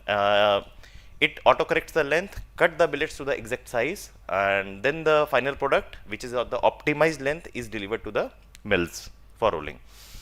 So moving on from coke oven, from OHP, coke oven, sinter plant, then to the blast furnace, steel making shops. Now we are coming to the mill zone. So there was a peculiar challenge in the wire rod mill of the cobbles, and once the cobble happens, normally operator takes the decision. Since it is a very high speed mill, so the decision taking time, even if the operator is taking 1 second or 2 seconds, the amount of process disruption used to happen was huge. So now with the help of this solution, which is a simple EBA based analysis system, EBA data, the process parameters are available to us, what is the current torque, RPM, current, and based on that we are able to generate the alerts, and the alerts will be given to the operator, and if the system feels that at this particular point the cobble is about to happen, it will stop the mill immediately, and the spillage of material or the cobbles, it has significantly reduced and helped us to save a lot of money in this particular project. Now the similar kind of solution, but the skeleton is different. We have to reduce the cobble, but instead of using the EVA data, here we are using the video analytics. With the help of cameras, we have geofenced the roller tables in the areas, and as soon as the material comes out of that particular roll table, the mill stops automatically. It generates the alert and stops it. But a simple question comes in the mind. We have a EBA system to solve the same problem. We have a video analytics. How about merging them both? So we have merged the both, and we are implementing this in bar and rod mill of Bhilai Steel Plant. It is taking the data from EBA as well as the video analytics. This is an in-house project which we have recently completed in the plate mill. The problem was the alignment of plates in the plate turnover machine. If there is a slight misalignment in the machine, it could lead to the equipment failures, mill downtime, and the loss in production. So what we have done is, we have used the SAM3 model from Meta, and with the help of Hugging Face, we have installed it on our on-premises server. Now the system checks whether the plate is properly aligned or not. If the plate is properly aligned, it gives a signal back to the PLC. Now operator can turn the plate over, and if the system feels that the alignment is not proper, it will not let him turn it. There is a bypass switch given to him. If there is any problem with the system, he can bypass it and still turn it. And it is worth mentioning that after the installation of this system, not even a single breakdown has occurred in this particular machine. Earlier, the average was once a month.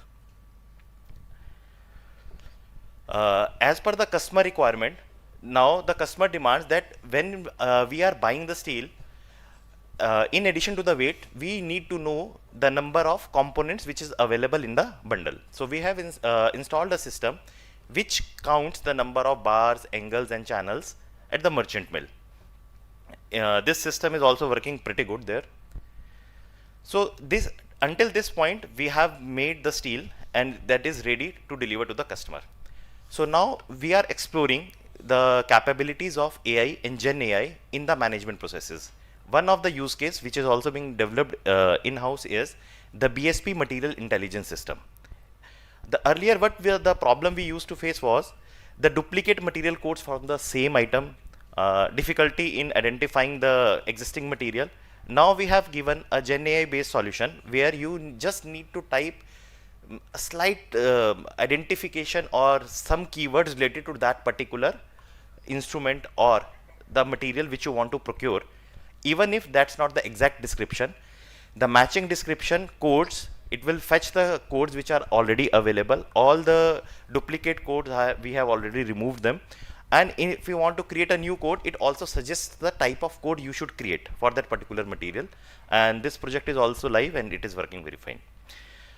Another Gen AI based digital transformation solution which we are implementing is to automate the PR to contract award journey. So it is based on the 3 pillars. The first one is the PR creation, the second one is the RFQ creation, and the third one is the techno-commercial evaluation of the bids. So this project is also being done in-house. We are on the verge of completion in this particular project. So we have talked about the steel making, the business processes. Now let's look at the safety.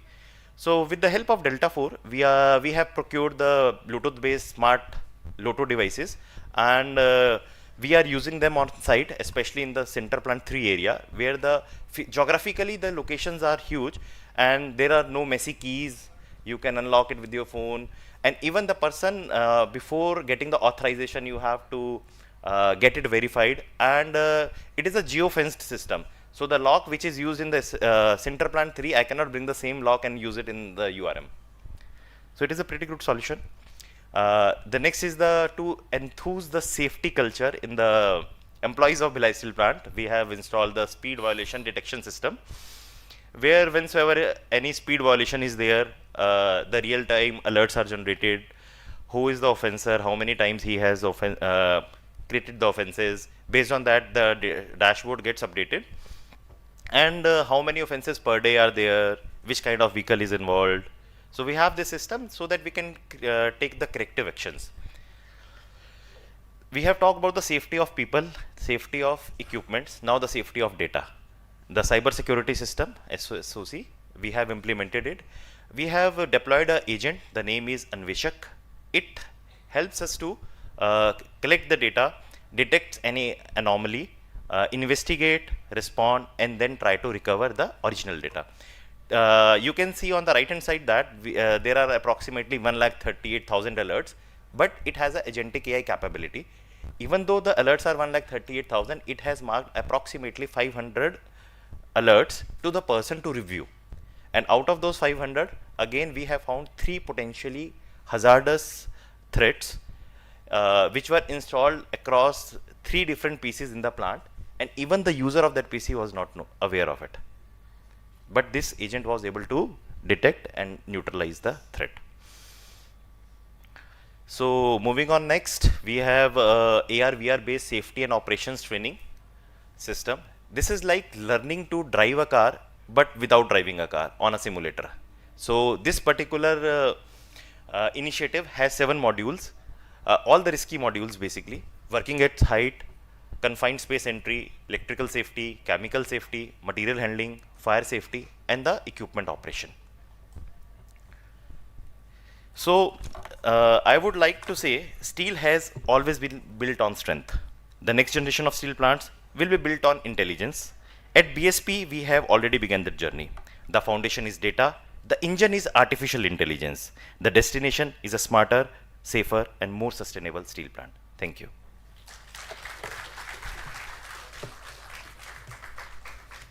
Thank you so much, Mr. Shridhanshu Jamwal. A wonderful presentation indeed.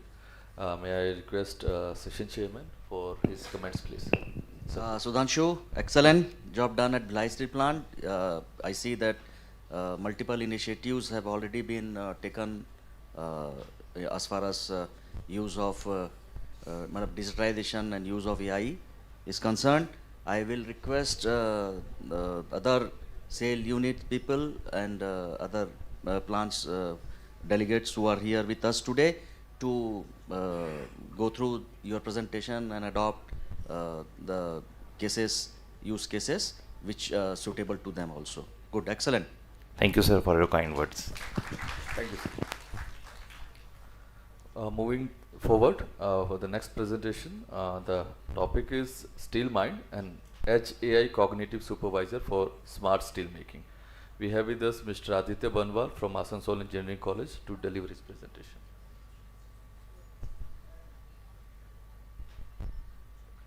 Okay, so Mr. Aditya is not among us right now. Okay, so moving forward to the next presentation, topic is plant digitalization, data lakehouse localization, and data security. May I invite Mr. Arijit Ghosh from Diamond Infotech Private Limited for the presentation.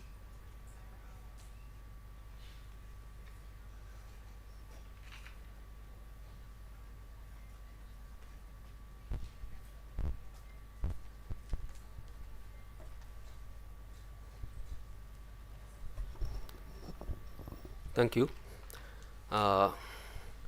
First of all, I thank SAIL DTSM organizing committee to give us a chance to present in this forum, which is very critical for SAIL in the digitalization path of SAIL.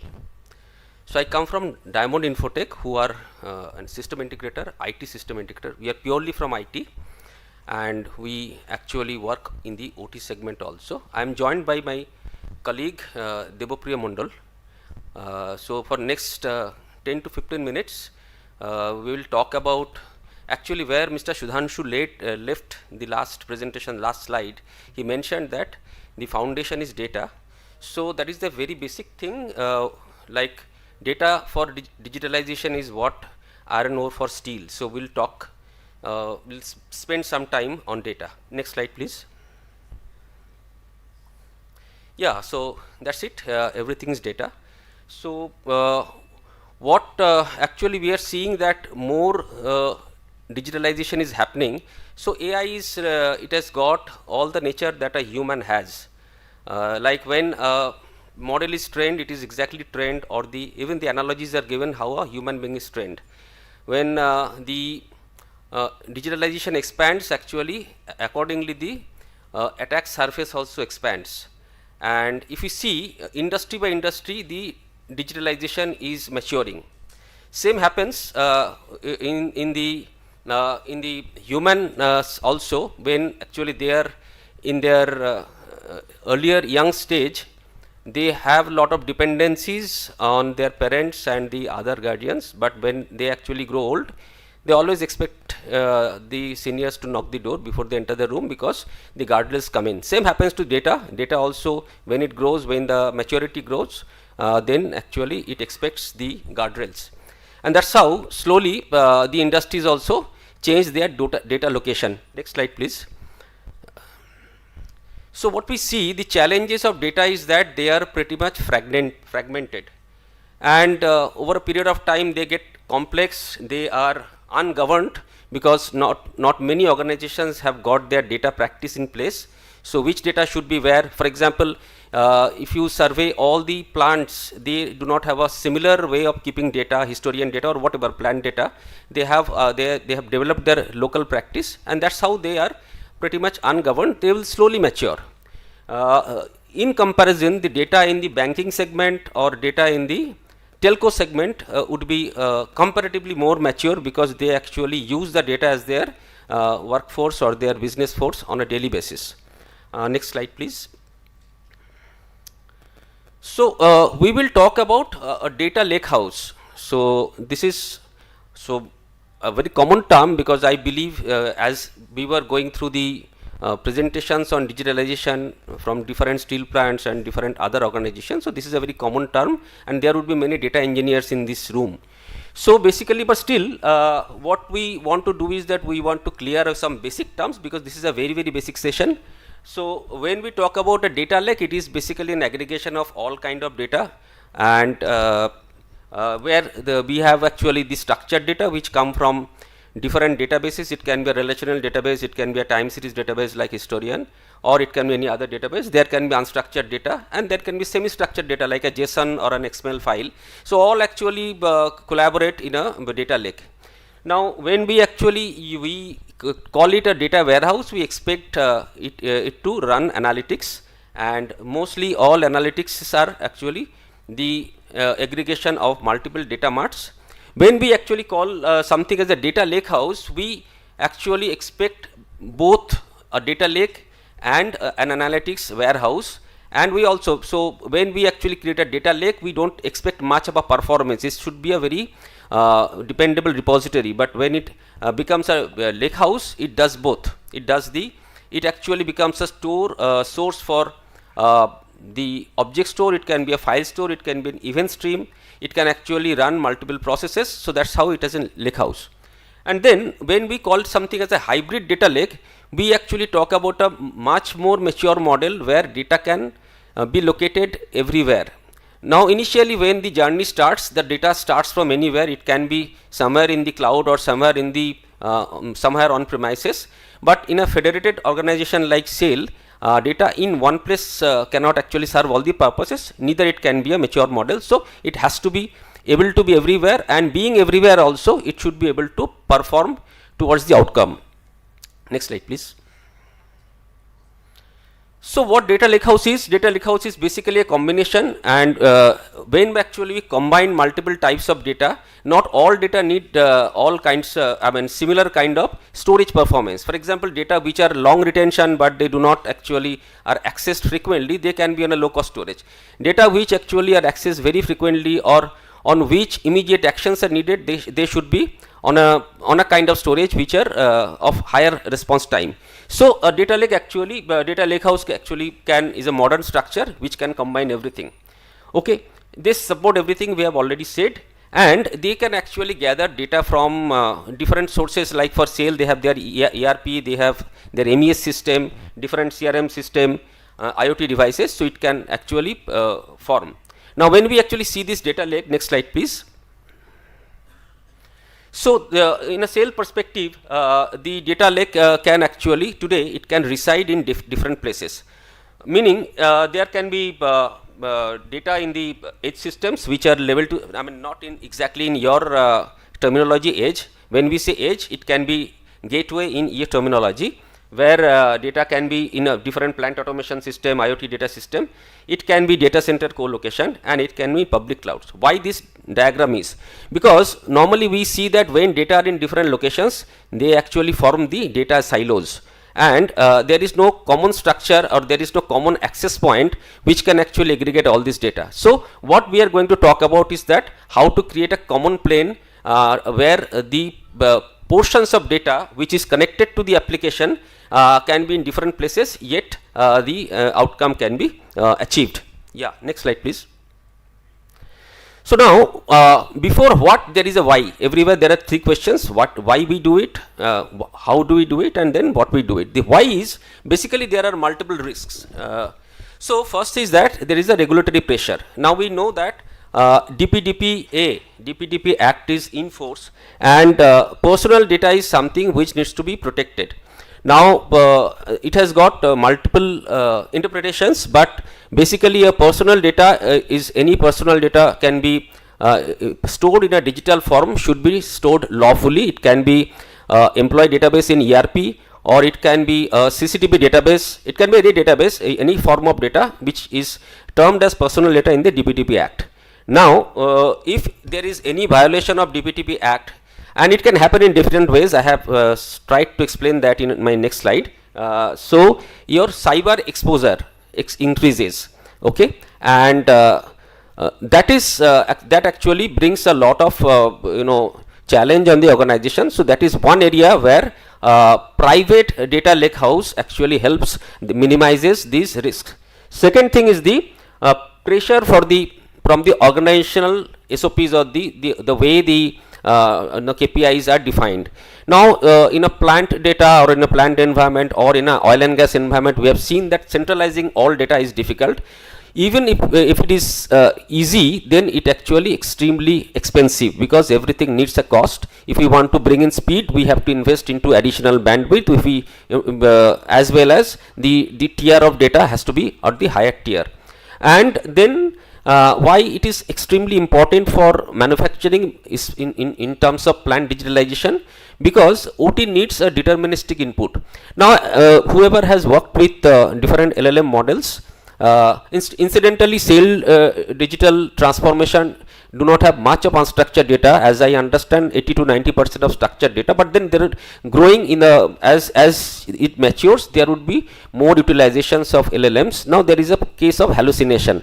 Now if there is not immediate access, then deterministic outcomes cannot be achieved, and there can be cases of hallucination which needs to be avoided in a automation environment. The other part is basically the geopolitical risk. Not very recently, maybe 10 days back, 1st July, all new headlines, actually it was hit by some news that this Anthropic is basically, Anthropic PBC is the organization who has developed the Claude model, one of the famous LLMs, which was withdrawn because the reason for that is US government's order was to withdraw that model.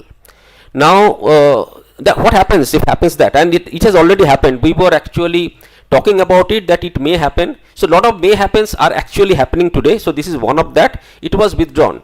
It came back actually on the next day. Newspapers like I remember Hindustan Times headline was the Anthropic is back in India. So Anthropic did not come back to India. it did not come back anywhere. It came back to its own form after some time, after a lot of panic attack.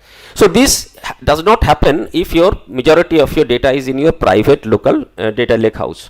And the last part is the auditability, because when actually you have a lot of data, a lot of models, and these models are doing a lot of work which need to be audited, then also in a shared environment that often faces a challenge. So that is another why. So this slide is about why actually large organizations, as they develop their data practice, as they develop their digitalization, they should look forward towards a private data lake house. Next slide please. So as I was saying, that how a shared environment can actually expose, so like it can have unauthorized access by people, and not always it is done intentionally. Often an unintentional change, if someone unintentionally copies some file which is an employee database in their pen drive, and that particular USB port is not disabled, that can also actually increase the surface, basically attack surface or risk. Then the misconfiguration, then often a shared storage. So each of these things can be protected in a shared environment, but then you have to pay extra cost, and larger is your data, the cost also proportionally goes out. We have seen organizations who repatriated after 2 to 3 years because the initial budgeted cost for the entire thing in a shared environment escalated within the 3-year cycle because of this additional paraphernalia joined. Next slide please.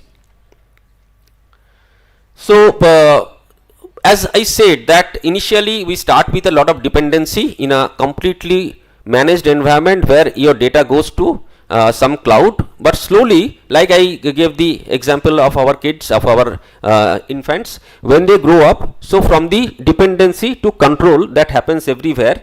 So the the data, if there is a data lake house, and if that data lake houses in all across all plants and units, smaller data lake houses can actually have a common global access, then it does not have to leave its own location. At the same time, everybody can actually access all the data as per their role based access. Then the availability of the provider model also increases. There is no dependency always for the local data to access through a wide area network or an MPLS network, which otherwise becomes a dependency for the smallest job to do.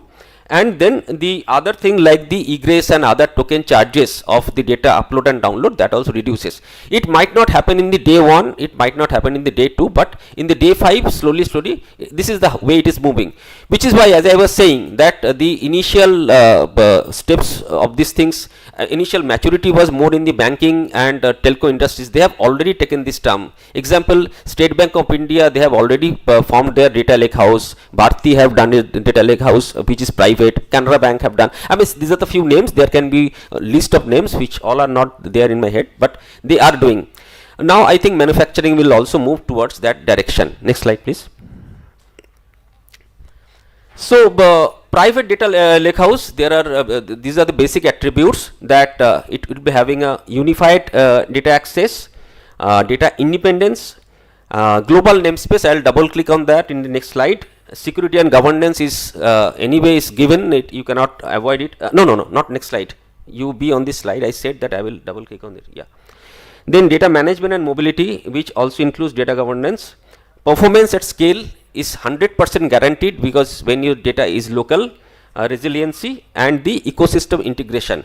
The last point is important because it actually, any AI needs a huge amount of ecosystem. So any element that you bring in as a lake house, it should be having a tight integration with all the standard ecosystems. Yeah, next slide now. Yeah, so this is the overall architecture of a private data lake house, for that matter any data lake house. So it has got data sources. These are the names. I'll leave this slide with you, so this will be there. So most common things which are applicable for sale have kept them. So you use most of these components like SAP you use, Oracle you use, IoT anyways there, HDFS and S3 I know it is being commonly used. Data Fabric has been tested. Then Apache Answer, yes, that is anyway being used in the security part. Spark, without that you cannot create a data pipeline. So most of the used things are actually there, as I said, that for, and it is for all kinds of data. Important is that it is not for one kind of data, it is for all kind of data. So another benefit is that when you expand your capacity, you don't have to think that I have to expand my capacity for databases or for my models or for anything else. You can just expand the model and that takes care of everything. Yeah, next slide. So in the SAIL environment, when I was talking about a global namespace. So instead of, I mean, this is a real alternative to take the data outside your warehouse or outside your premises, because you can actually access from one place and the data can be your different plants. I am trying to name some of them. It can be in maybe HDTD, or it can be SAIL corporate. Wherever the data is accessible from one place using one namespace. Okay, and it has got multiple common use cases. Yeah, next slide please. So finally is the data protection. When the data is locally in your control, you can protect it in a very deterministic way, and you can actually avoid all the kinds of cyber threats during this protection, because data protection also needs a lot of ransomware avoidance. When the data gets exposed for a backup, then actually the file system gets exposed, and that's when actually the ransomware happens. So there are a lot of API controls come in with these kind of data lakes, which actually protects the data backup. Yeah, next slide. Yeah, so I was not actually talking about any particular technology, but these technologies are also there are organizations, because without taking the names of some of them actually does not complete the conversation. So there are a few, other than also there is S3 cloud storage or Dell E3C, but not many of them has got all the components. So these are the two. And if you go back to anybody who has been developing in the big data segment back in the Hadoop days, there were only two names, Cloudera and Mapr. So Mapr was later acquired by HP, so it became Data Fabric, and Cloudera remains Cloudera. So these are the two things which have got global namespace support. However, the later one actually supports global namespace across multiple clusters, meaning for all the steel plants there can be a single namespace. Yeah. Next slide. No. The before. Yeah. So that was the presentation, and this is a little about us. We come from a very small organization, about 200 crore annual turnover and around 160 people. We are there in the industry, although we are small, but we are not a startup. We have actually grown like a tortoise. It's 28 years running now. We have actually built the only AI data center of West Bengal government, and many departments of West Bengal government like police, court, and many other we cannot name because we are not allowed to. So they are using it in a shared environment, but not going to the cloud. It is within the data center. We have built many other data centers and security operations center and network operations center. And we are sure that we will be expanding in the steel domain. We have not much, very small footprint we have, but we are sure that we will be expanding in the days to come. So that's all. Thank you. Okay. Any question? My colleague Devapru is there because he is a veteran. He is there for 25 years with this organization. Any question? Get take. Thank you, sir. Thank you. Thank you so much. Yes. I would request the session chairman to please share his views. Sir, please. Thank you. I will appreciate the humbleness of Diamond Infotech. They are a 200 crores company, but still they are saying that they are a small company. So thank you for introducing, educating us on the concept of managing data lake for a large manufacturing unit like SAIL, and also educating us regarding the DPDP framework, regulatory framework. And thank you for the presentation. Thank you, sir. So, ladies and gentlemen, with this we have reached to end of our technical session 4. I may request our respected session chairman, Shri P.K. Mishra sir, to present the session summary and his observation. Sir, please. Thank you, Kader, and all the presentations were very good, and it did justice to the theme of the session. And I would like to thank all the presentations from across sale units and various uh, other, like JSW did 2 presentation, and and the presentation, the first presentation from was from academia, BIT, the professor Sumit from BIT Sindri gave a very good a session on uh, use of robotic in like welding and deposition of metal. It was very interesting to know how they are monitoring the metal droplets during the metal deposition process. So I will thank all the presenters for their excellent job. Thank you. Thank you so much, sir, for your kind words. Indeed, it was a wonderful session from participation from academics, from sister units, from our counterparts from private organizations and our vendors too. But, so moving forward, I may request session chairman Shri P.K. Mishra sir and rapporteur Shri Swarupande sir to please come forward and felicitate our presenters. So in the order of presentation, I would like to invite first Mr. Rishi Kumar S from JSW Steel Limited, Salem Works.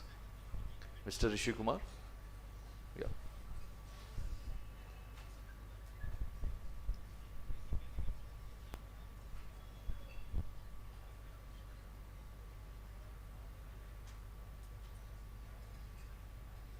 Yes, volunteers may please.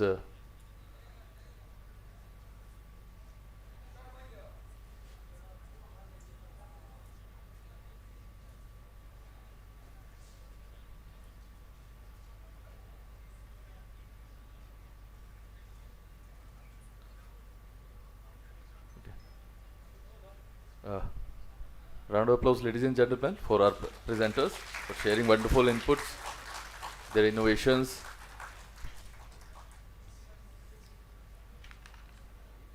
Next, Mr. Santosh Malhotra and Mr. Akhilesh from JSW.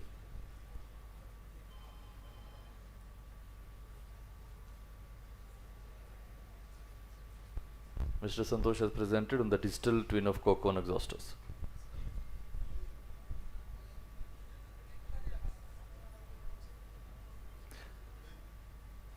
Mr. Santosh Malhotra.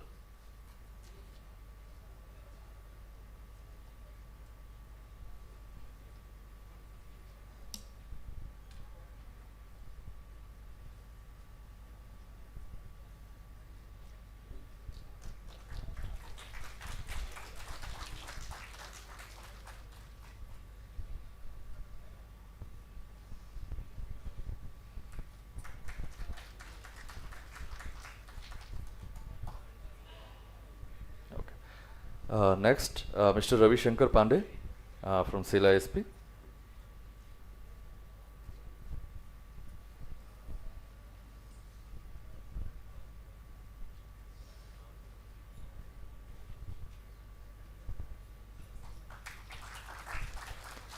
Next, Mr. Yash Goyal from Raj Avensis Private Limited.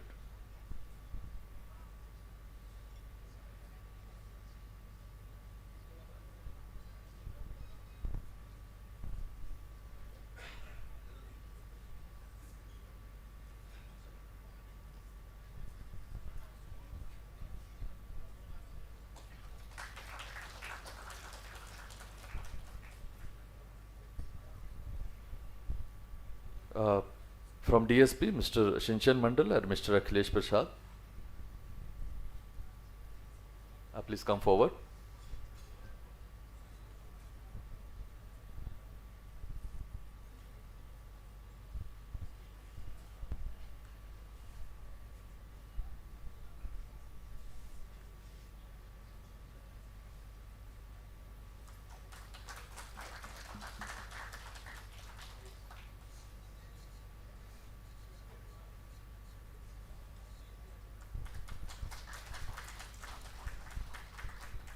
Next, I would invite Mr. Sudhanshu Jamwal from Bhilai Steel Plant. Sir, please.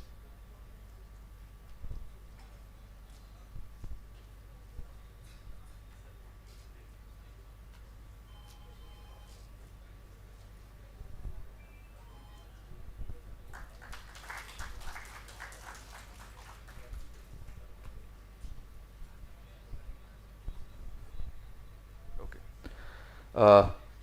I would invite Mr. Arijit Ghosh, Diamond Infotech Private Limited.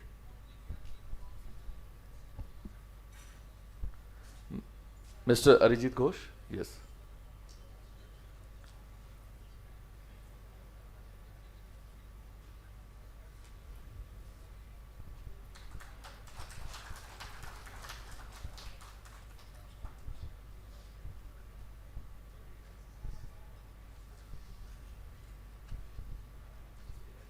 Okay, thank you. So now it's time to invite our keynote speaker for this session, Dr. Sumit Kumar Sharma from BIT Sindri. We'll request sir to present a token of appreciation, token of gratitude for his presence and his wonderful address. Yeah, sir, please.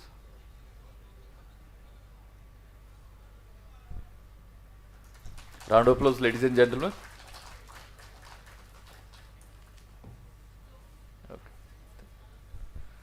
Okay, thank you, sir. Kindly take your seats. So with this, we have reached to end of this technical session 4.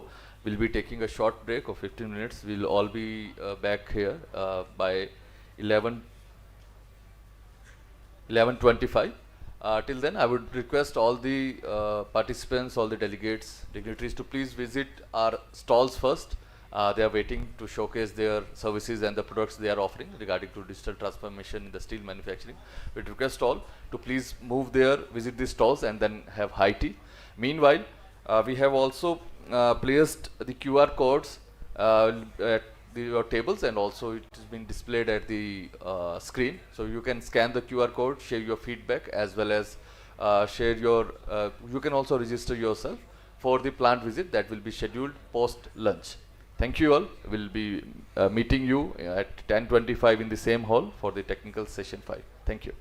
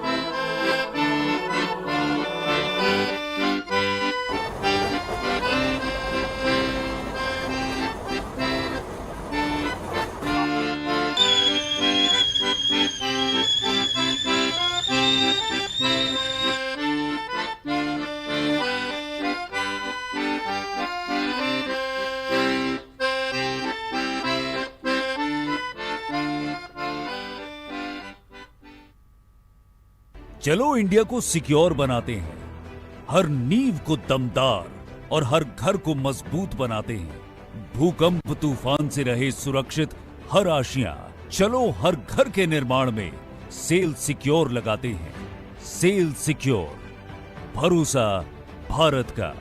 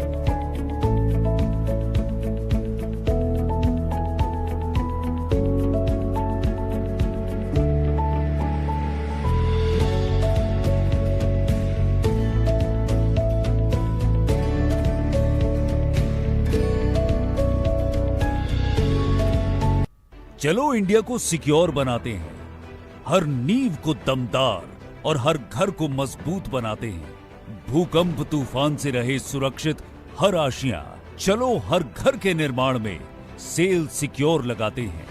Cell secure, भरोसा भारत का। Good morning to all. I request all the participants and delegates to kindly come to the hall as we are.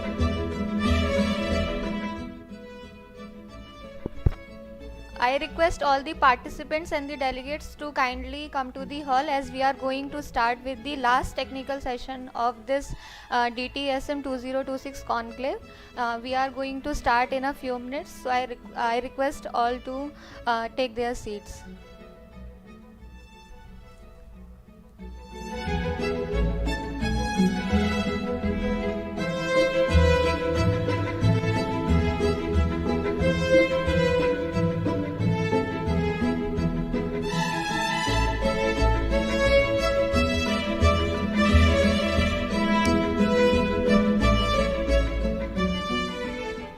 चलो India को secure बनाते हैं, हर नींव को दमदार और हर घर को मजबूत बनाते हैं। भूकंप तूफान से रहे सुरक्षित हर आशियां, चलो हर घर के निर्माण में सेल सिक्योर लगाते हैं। सेल सिक्योर, भरोसा।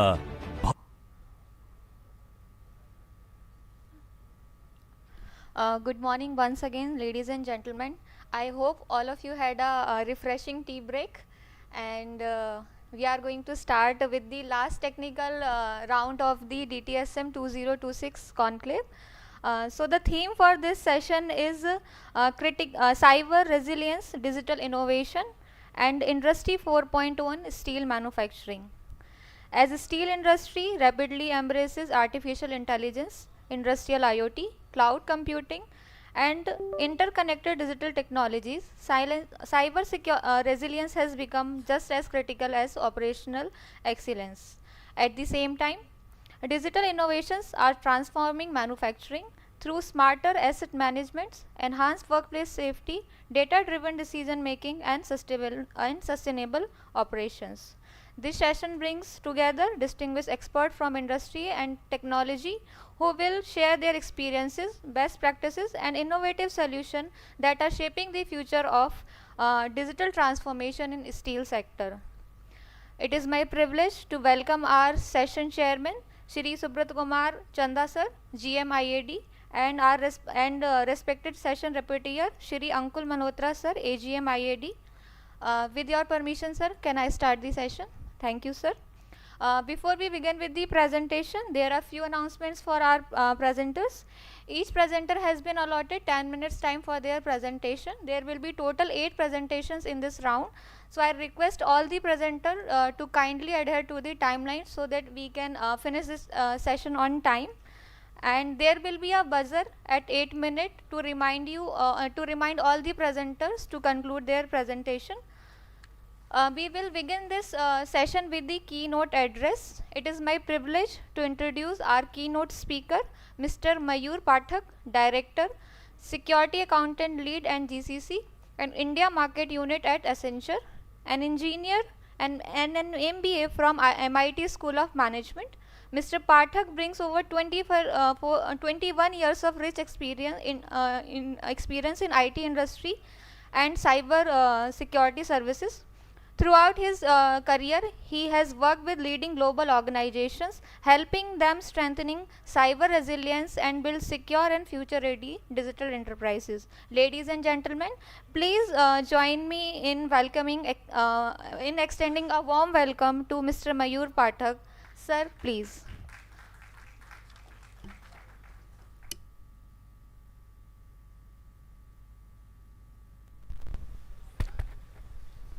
Am I audible now? Yeah, thank you. We can move to the next slide, please.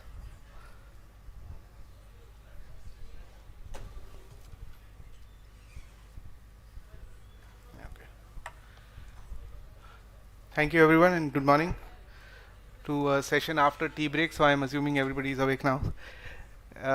Thank you, Mr. Chairman, and the DTSM team and everybody who contributed and made sure that I arrived for this session.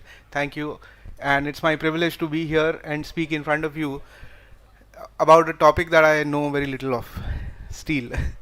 And when it was initially started off, I was told there will be about 15 to 20 minutes to speak about. Now it is reduced to 10.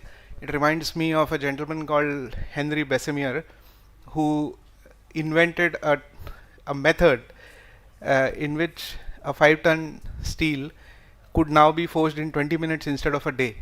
So he did something, and then I think I was told that this method is still being used of infusing oxygen into the core to the ore so that the impurities go away. So I am just searching for my Bessemer moment here, and I am going to try and run through this presentation as fast as possible.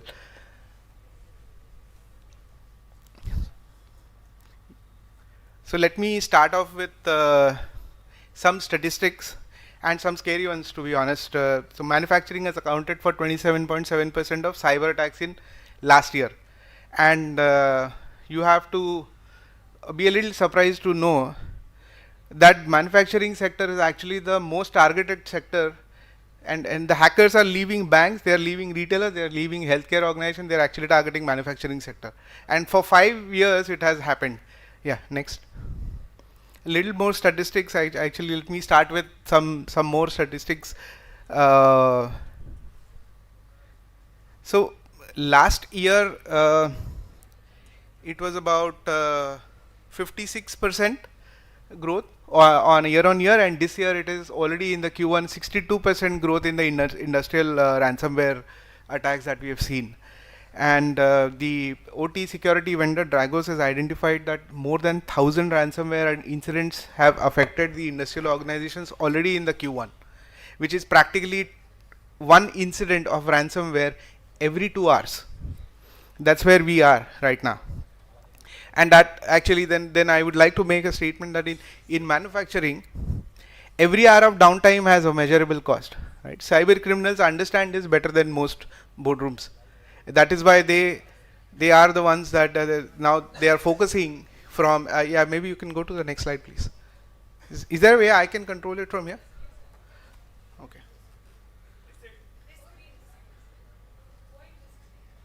point this way. Thank you. Yeah. And we have to all understand that ransomware is not a, not a one-time thing, or it's not related to only banking or something, right? It is a sustained business risk today. Every day that we are talking about, there are new attacks. There are a lot of things that have recently happened that we've probably seen in the recent past. One of the notable ones was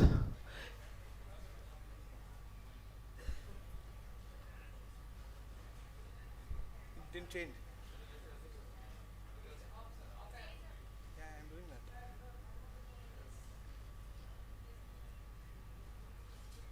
Okay. The first known cyber attack that had happened on an industrial system, and that was a very critical in nature, was a Triton, also known as Trisis, which was in Saudi Arabia, where the so basically the switch that prevents a catastrophe from happening was disabled, and obviously the plant realized it and they prevented a tragedy. That was the first time. This was almost a decade ago, and since then we've seen so many of them happening. The recent one we all know was JLR, which was one of the largest in UK, causing roughly about 1.9 billion pounds of loss to JLR. They had to be bailed out by the UK government. Similarly, we've had an attack last year with Norway, where a dam was opened by hackers remotely, releasing 1.9 million gallon liters of water for 5 hours unchecked. And the one on the left you see, I wanted to show this video. Unfortunately, I have not been able to because it's a copyrighted one. So I have copied that tweet. This is a steel plant in Iran. The hackers remotely hacked the boiler, increased the temperature to an extent that the molten steel started spilling out of the boiler, and recorded it on a CCTV camera and posted online. The hacker group was called Predatory Sparrow. It is very much true. You can search it in the internet and you will see that yes, this has actually happened in a steel plant. So these are the kind of attacks and hacks that we are talking about, that we're seeing in the industry. And there are many other examples. We can go on and talk about all those things that have happened around the world, across industries and across manufacturing companies, right? But the important thing is that the attack against industrial control systems are increasing in sophistication. So they're getting better and better every day. Nowadays, with AI and all, you can get ready-made hacking tools and ready-made scripts available just that you can run, right? They just randomly run across companies. Whoever is weak gets affected. And this is happening very, very frequently, right? So yeah, I mean, so is that all scary? All that stuff, everything that I'm talking about is AI, you will be hacked, this, that. Why is this happening? If anybody wants to ask me why such things are happening and why are we under threat all the time, I would say that, see, for a manufacturing plant or a steel plant, or all your systems that are getting built, the moment you deploy it, it becomes history, right? Now with the technology advancing so fast, that development of technology in the manufacturing or the industrial segment is not as fast as that is happening in the cybersecurity world. So the legacy security systems, they can't keep pace with what is now being driven by AI, not just by people, not by humans, right? And there are more statistics available. But and one of the reasons is that a plant, I assume it's a highly complex thing. It's not like a circuit diagram which is difficult to read. Still it is under my control. A plant is spread across acres with lots of things happening in silos. There aren't enough people who have been trained on securing the OT infrastructure. And then there are so many regulatory things happening. There are geopolitical tensions around. Last year we had done a study during the Operation Sindoor, and I can show you, I have a list of all the cyber attacks that happened during that 15-day window period on Indian infrastructure, which were, most of them were averted. There were some which were affected just during the war. So even the geopolitical situations are, driving that. And I just want to leave these statistics with a message that steel manufacturers are no longer just producers of physical assets. They are operators of highly connected physical systems. as we embrace AI, as we embrace Industry 4.0, digital twins, and all the autonomous operations that a lot of vendors have brought to you today, I think cyber resilience is as critical as the operational excellence itself. And why? Because operational technology is a very unique attack surface, right? Till now, these systems were not connected. They were safe inside their own plants. The moment you start connecting, they present a new attack surface for hackers, and it is essentially important to start from the design itself if you want to protect. So what do we do? So I'm not here to sell any solution or tell you about, okay, we have these things and we can do that. I would say you take a bird's eye view. You take a world view of your own plant, segment it according to maybe broadly on what is your enterprise, what is your third party, what are your vendors, what is your landing zones, what are your ECSs, PCSs, OT virtualization layers, and then start working on these. But keeping in mind that everything needs to be governed equally in a combined manner, maintained and operated on a 24/7 basis, at the same time undergoing the digital transformation on a continuous basis. In another slide, I'll probably show you, if the time permits, there is an infinite loop model that we have that is for both greenfield, brownfield, as well as existing operations. How do we do it? So if I have to just give you 4 steps on how are we going to achieve this operational excellency, keeping cyber in mind. So the slashes that you see is because I've kind of customized this slide to make sure that it is all for new plants, greenfield deployments, as well as brownfield ones or the existing ones. So you start your process itself on the drawing board with security in mind. So what we call secure by design, right? Whether it is planning of the site from a physical security perspective, the perimeters, how do you zone your plant, how do you apply all the controls that have been mandated by regulatory authorities. You start the plant design, or you start your operations whole designing model with that. Build it with resilience in mind. Build it with a thought that if a part, small things get affected, it is well segmented that not the entire plant will get affected. It is resilient to overcome, to withstand and overcome any kind of large volume cyber attacks. You can, if you're using all of these methods in your existing ones, we can do the assessment and help you re-architect your network for resilience, and maybe isolate, segment your laboratories, your R&D infrastructure, and then start operating it continuously 24/7 from various aspects. It is not just the physical infrastructure, but also the IT infrastructure.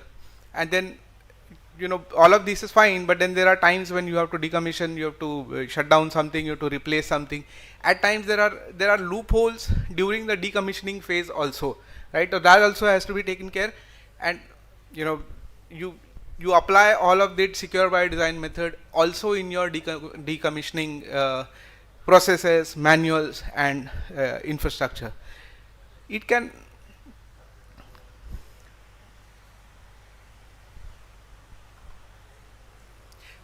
and specifically because I was talking about digital transformation, so I assume that specifically it will be utilized for building new facilities or decommissioning some of the existing ones and coming up with completely new ones. So if you are in the process of doing greenfield implementations, what are the 4 steps that one can do? One is planning, and planning encompasses everything that you are going to do in commissioning a new plant, but keeping cyber resilience in mind. So you start with the infrastructure, the EPC companies to whom you award the contract, your vendors, the integrators, the cybersecurity vendors you're going to be interacting with, the Fortinets and Palo Altos of the world, and all the third parties that are actually involved in this. I'll just quote a quick example. We are working with one of the companies who are going to launch their cars this year, and I was a part of that project. And the advisory project that we had was about the vendors that were supplying components to this company to build that connected car. So we made sure that all of the vendors followed the guidelines of a standard that's not already live. We are going to have AIS 189-190, which is a cyber security standard for vehicles. Probably it will be launched next year, but we already had the draft, and we made sure that the cars that are being built by this new company are already compliant, and the components that they are going to use inside are already compliant with the new regulations. So that all started at the design stage itself, whether it is front-end designing, whether it is any of the details that you've already built in, and the acquisition of the products that are designed by somebody else. And then build that with that security in mind, keep evaluating what you've built on a continuous basis, and operate on a continuous basis during the so when the commissioning has already happened, right? So the operations has to be also on a continuous basis. This will first of all help you realize your value in that project faster. The investment, and they'll start giving you returns faster, because if everything is as per plan, keeping in mind all the anomalies that might happen in the next in the coming future, then they're probably more safer. And since the buzzer is not gone up, I am at a liberty to show you the infinite circle model. What we've done here is we've created a model of 9 steps that you can utilize whenever you are building a new field, new greenfield deployment, new plant, new infrastructure, or new small facility within that infrastructure, or you are maintaining or operating or modernizing a particular plant. So it basically starts with embedded security use cases. Okay. My bad, sorry. I thought it had changed.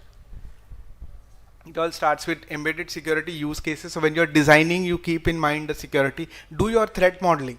And in entire of your architecture design, assume that there will be a breach, there will be a cyber breach, and the whole threat modeling, mapping your attack surface is very important at the design stage itself.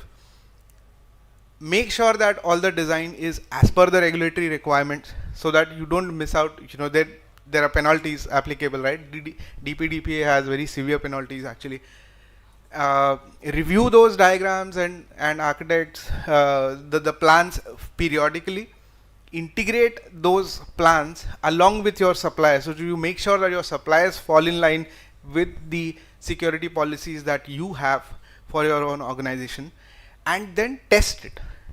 So it is very important that while security is being put into mind while designing, it is also important to test it and make sure that not just your own but also your suppliers and also your vendors, they are very tightly integrated with your own plan. So this is all pre, and if I have to go post, so you have to embed all of these security functionalities in your operations as well. And ultimately, if a facility is going down, then there are ways we have to so where we can actually suggest or help you while doing a EOL EOS of a particular plant or a unit. So these are this is what I call the infinity loop model, and this is available with us. I can share it with you guys. So just to conclude my presentation, I would say that when digital transformation accelerates faster than cyber resilience, then the production becomes the target. Right? So in the age of digital manufacturing, cyber resilience is the new industrial strength. So as we conclude today, I would like to say that steel industry has always been a symbol of strength, resilience, and progress. It has powered economies, it has built cities and enabled innovations for generations. I was watching that video, so I thought about it. It was saying that steel is used everywhere. So today we embrace Industry 4.0, artificial intelligence, digital twins, and whatnot, right? All the new technology systems. One challenge for us is very clear. So future of the steel plant rather must be intelligent, connected, sustainable, and secure by design. Right? Cyber security is no longer a technology function. It is a business imperative and an operational necessity and a strategic enabler for growth.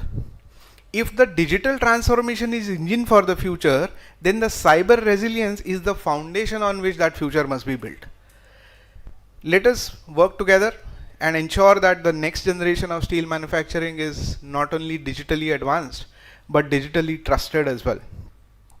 The question is not whether we will build a steel plant of the future, the question is what we build, whether we build it securely or not. Thank you very much. Thank you so much, sir, for your insightful presentation and highlighting the importance of cyber resilience in manufacturing industry and with a special focus to steel industry. Thank you so much, sir. Ladies and gentlemen, please give a huge round of applause for our keynote speaker. Thank you, sir. We will now move on to the technical presentation, and the first technical presentation is titled Digitalization for Manufacturing Excellence in Metal Industry.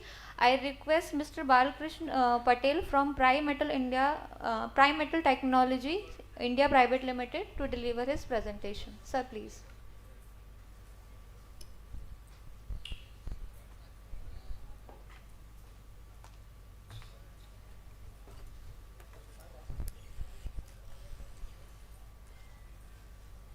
So, good morning everyone. I'm Balkrishna Patel representing Prime Metals India. So,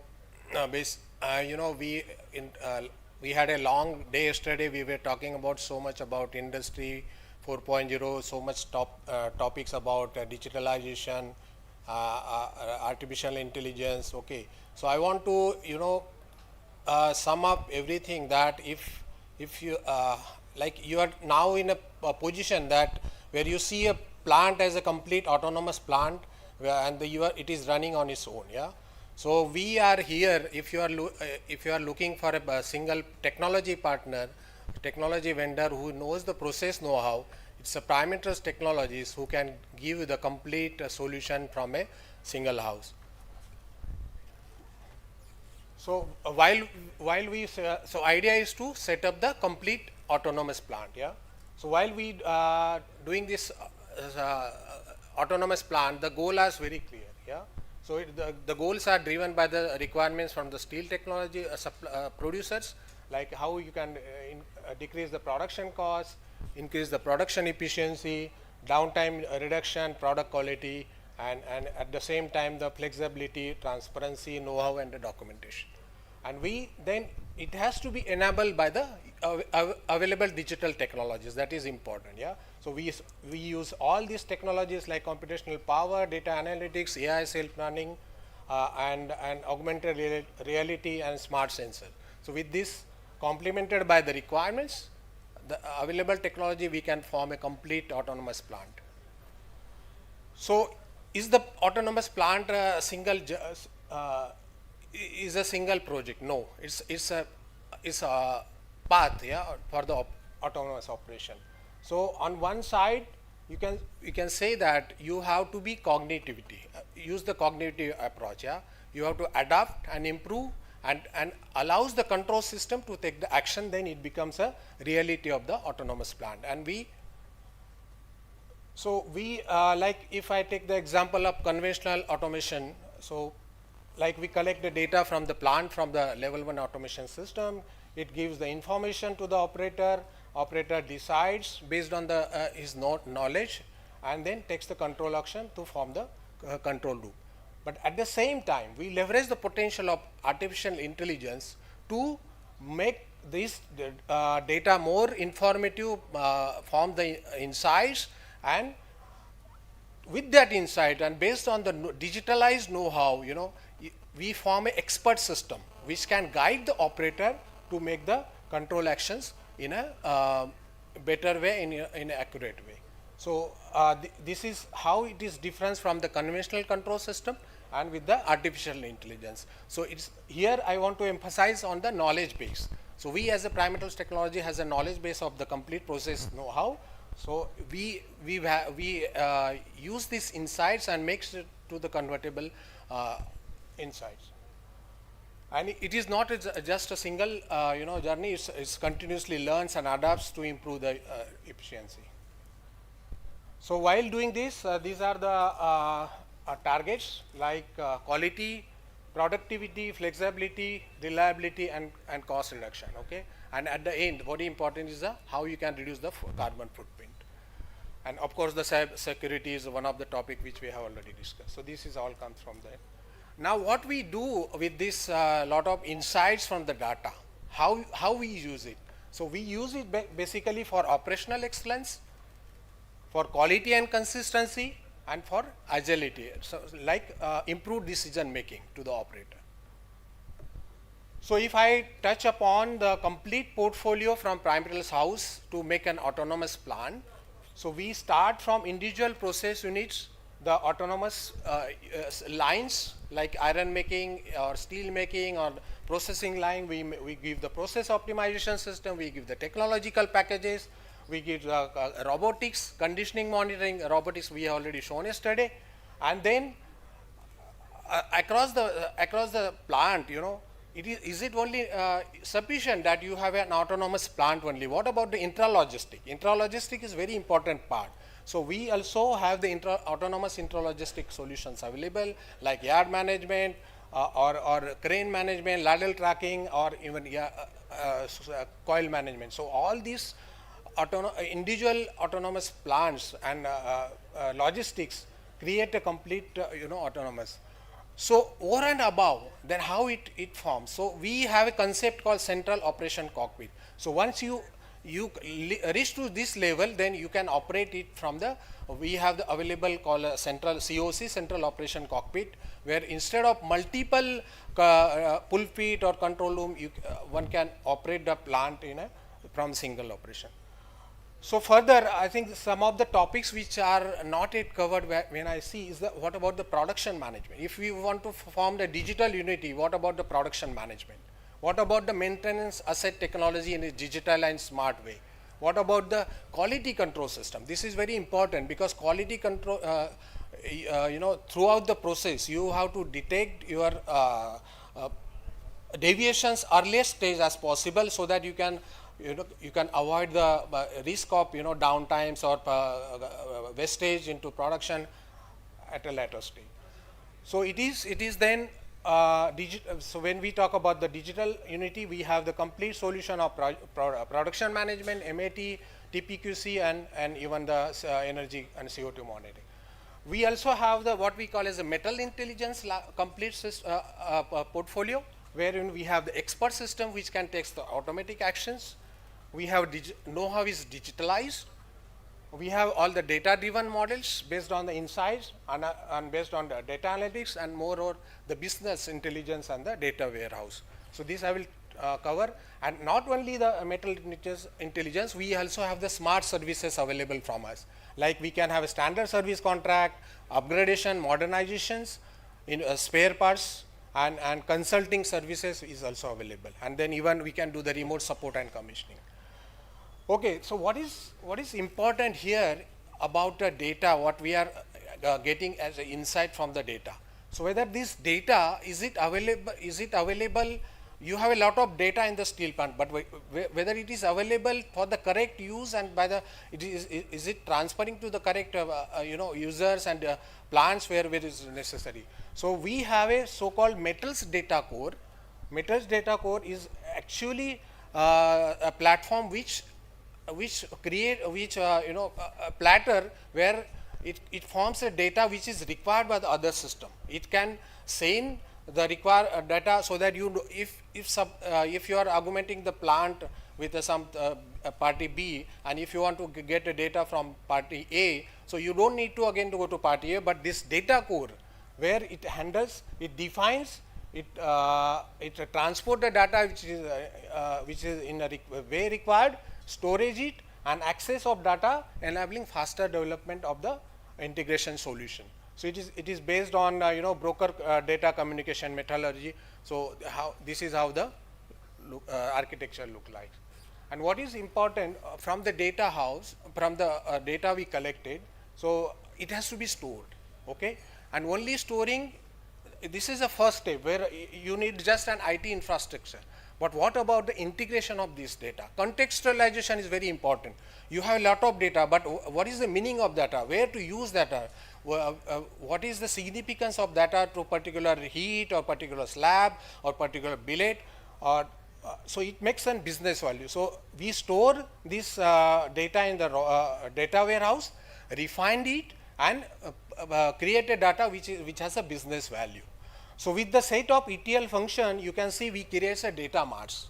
Yeah. So data marts are then separate data marts for the production, which is related to the production, which is related to the quality and consumption, and then this various data marts are then easily accessible for the presentation, whether it's you are doing analysis, whether you are doing reporting or mining of the data. So one needs to, and that all needs to process understanding and to understand the data and user needs. That is where we actually Primetals has a unique proposition, I would say.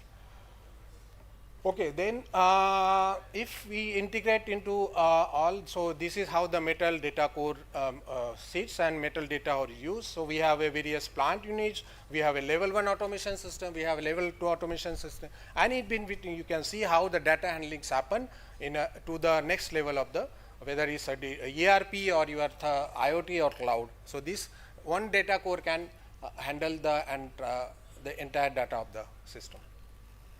Okay, now next topic which I would like to introduce, the asset life expert. So we have a online plant conditioning model, conditioning monitoring system for the machines, for the equipment. Yeah. So if I talk about your conventional scope of CMS, you have the data, you monitor it, and it generates the alarm based on the threshold value. Yeah. So it can be a vibration. If there is a vibration, if there is temperature, you put some threshold value, and based on that, it only generates the alarms and the warning. But what about the decision? So here it comes to our asset lifecycle expert. So so when we talk about our advanced conditioning monitoring system, we use the full set of information available, including the smart sensor, does the analysis. We run the analysis model, digitalized know-how, and does the predictions and find out the root causes of those problems and what are the severities of these issues. Yeah, and then it also gives the guidance for the actions to be taken during the online monitoring condition. And then further, even we can provide a service for the further improvement. Yeah. Okay, I have to run quickly. Then managed production, I would like to touch upon the three important pillars of the managed production chain. One is a production management system, the second is a through process optimization system, and the third is a maintenance and asset technology. So production management, if I talk about, we have the complete production management for your entire plant. Yeah. So like if you have how to create a raw material demand, so it can be either from your demand and sales planning, or it can be actually from the sales order. Then it does the production planning, right from dressing of the order, production planning, and make the execution, scheduling, and finally creates the production execution and material outbound logistics. So this complete solutions is also available from us. And we use a PSI framework. We have a cooperation with PSI. We use that, and we use our own know-how for this production management. And in that, we have you have the possibility to select the various small modules. Like if you are already the ERP and planning system, we can use it. Only add our models on that, and then these are the various selectable models. I will quickly run through because of the shortage of time. And then impact of this production management, these are the typical figures which we have got from other customers. And then what is important is through process quality control system. Yeah. So like in steel making across the plant, deviations occurs. So it is very important to track the deviations early before right time it has to be detected, so that any upstream fluctuation can cause a lead to higher downstream facilities delay or cost to that. So that our idea is to collect the data seamlessly right from the entire from yard onto the final product, and then automate the decisions, predict the detection and prevent the deviations, and develop the new products and grow and digitalize them. So this is about what TPQC. We also form the digital twin based on the data, TPQC.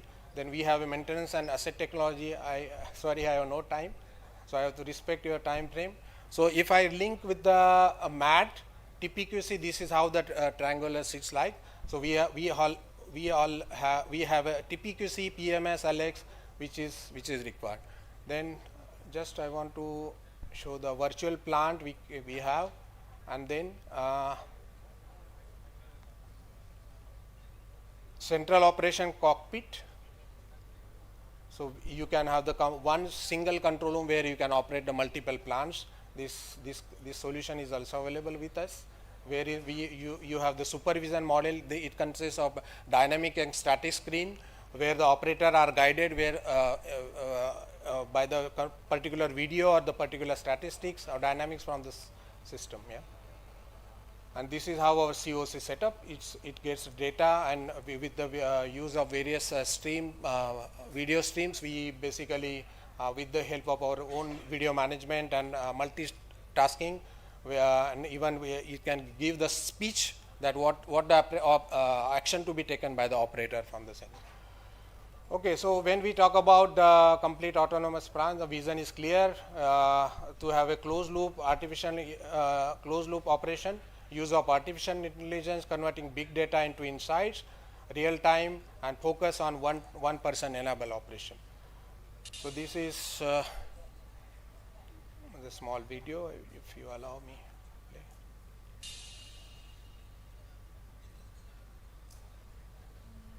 How can rolling mill managers ensure consistent production quality while This reducing is operator one of the workload? COC which we have formed in the Germany. Yeah. Until recently, 2 operators had to monitor several widely arranged screens of the roughing mill. Today, with the central operation cockpit, So you can one see the- operator oversees the entire process So it has been from a used for single the commissioning intuitive of the plant, interface yeah, you said. with unified control and real-time insights.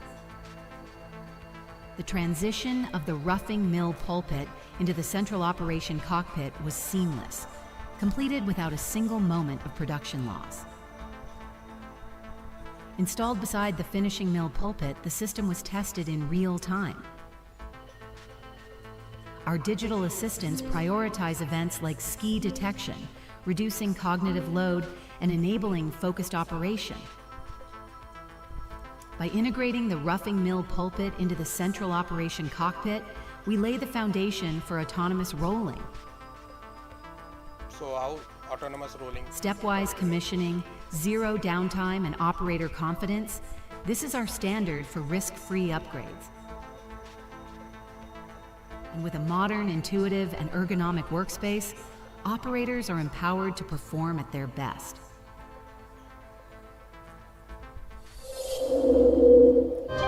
So thank you so much. I have took a little bit more time. Thank you for the patience. Thank you so much, sir, for the informative presentation and sharing the valuable insights related to digitalization initiatives in metal industry. Now I request our session chair to kindly give his remarks.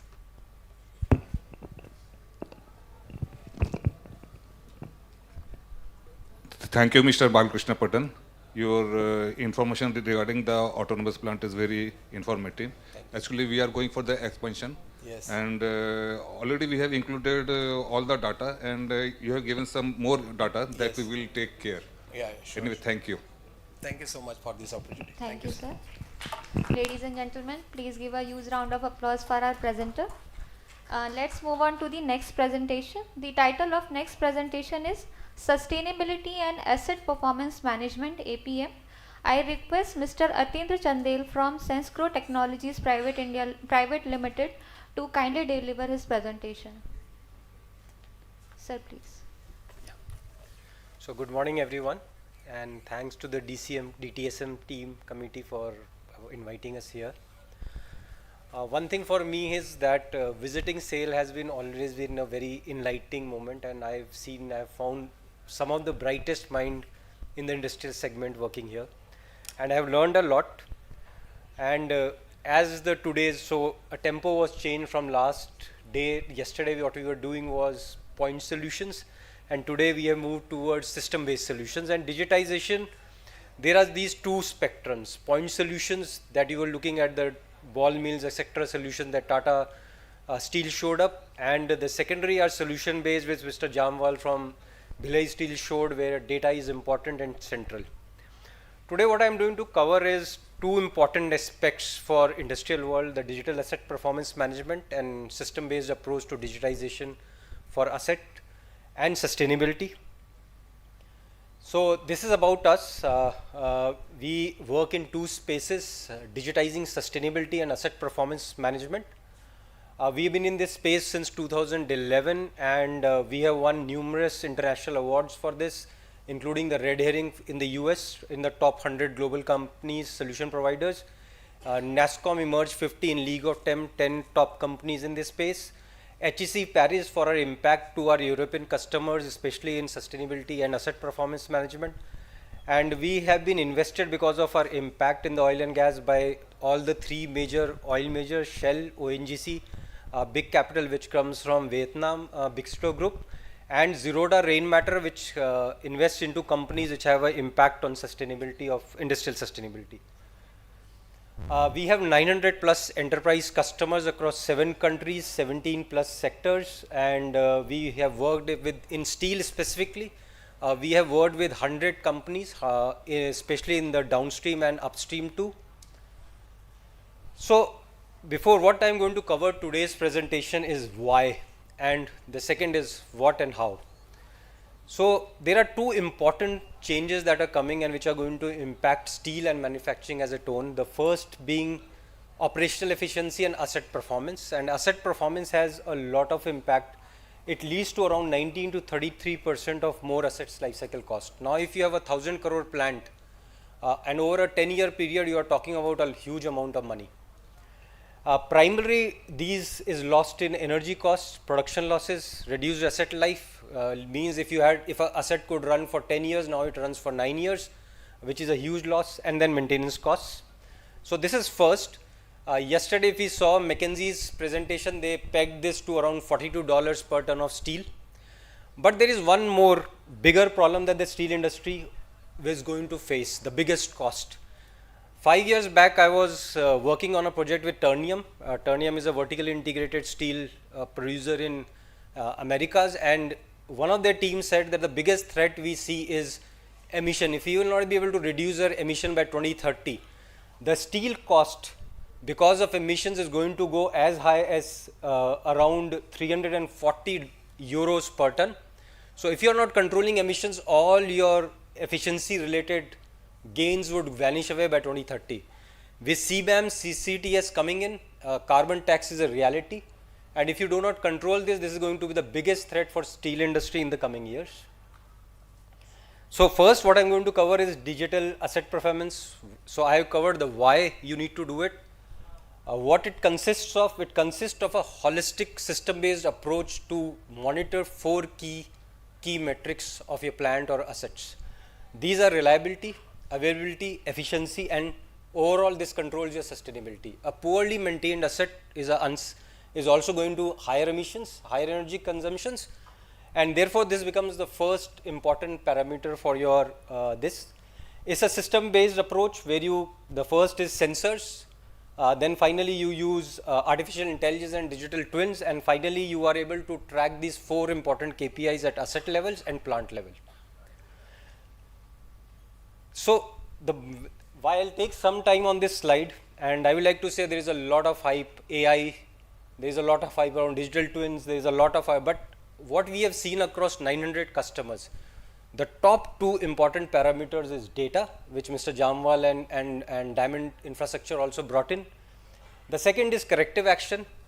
Third is digital twin, physics based, and then finally the AI models. Now if you can look at it, AI has been, after 900 customers, we put it on the bottom of the list. Whereas if you ask most of the people without experience, they're going to put it on the top of the list. And I'll explain you why. Let's say we want to predict rain in Delhi and I give you the population data. Will you be able to predict it? No. If I give you cloud cover, humidity, temperature, you will be able to predict it even with an average model with a 90% accuracy. So the first thing is relevant quality and timeliness data. The problem has been over the last decade, industrial revolution has invested mostly into process automation and process data. Hardly any APM data. We did a survey across 90 companies in India and we found only 2 are producing APM quality data. So that's the biggest challenge you are facing currently. If I look at readiness level, we have a readiness level metrics up to 10. Most of the Indian plants at a 1 or 2. Whereas if you look at it, European plants are at 9. So this is where the most investments will have to go. This is where the most expensive part of APM. The second is corrective action. I'll tell you about a story at Grasim. We were working at Grasim and one of the consultant told them that you should do an APM. We implemented it. We were happy we got an order without selling. Finally, after 6 months of giving right predictions, right in early time, and when I went to the plant, I asked them, did you get any benefit? Did any of the metrics move on the software? None of them. And then when I was talking to the operating team, it said this asset runs 24/7. I get all your alerts, but what I cannot do it, I will have to wait till the maintenance or the breakdown to do a maintenance. Now, corrective action, if I cannot take corrective action. So the most important part is when you're developing a system, think about the corrective action first. Will you be able to take a corrective action? Do I have a system approach to corrective action? If you don't have, this most investment would go waste. The third is digital twins. Physics-based model. So yesterday we were talking about Tata first principle based model. Very expensive, very complex and are going to be not very useful. But physics-based model which are based on empirical data are important. But a lot of your plants are not have captured the data for a decade or so. So companies that are sitting on 3 years of data are already 3 years ahead of you. So I believe if you do not have a data lake, what Diamond was saying, it's the right time to invest because this data is going to be the foundation of all your digital twins, all your AI models. So digital twins is where you start first and there are 4 types of digital models: component level, asset level, process level and system levels. We do component and asset level digital twins, and in this you have 2 broad categories: cause and effect models, which we do, and you also have models which are called simulation models, the most expensive, but most of the cases industrial world doesn't need it. These are mostly for OEMs.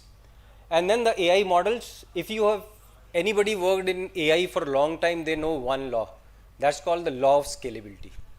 The law of scalability says that if you have the right data and you have huge amount of compute power, these 2 are exponentially impact your results. Everything else is linear and less than 1 impact. So a lot of time we are talking about models and technologies, but what is most important for you is the data and the compute power you're going to put behind it. That has an exponential relationship. Now, these 2 factors, if you are doing reactive, the mean time between failures, this is larger, the window, the better it is, the mean time to repair and energy costs are this. Once you go to plan, your MTBF improves, MTTR improves, energy costs also improves. But APM with poor data, if you got your predictions on wrong data, it's going to put you backwards.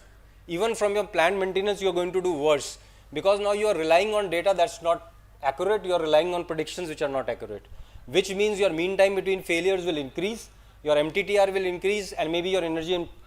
If you have APM with good data, a 20% improvement over your reactive, but if you have APM and you have a corrective action in place, this is going to be as much as 40 to 50%.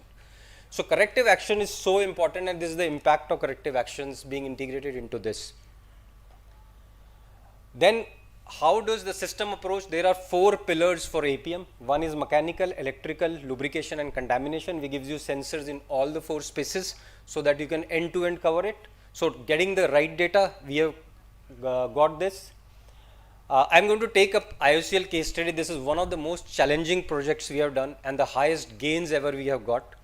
IOCL has a lot of centrifugal pumps and it's a huge energy cost to them.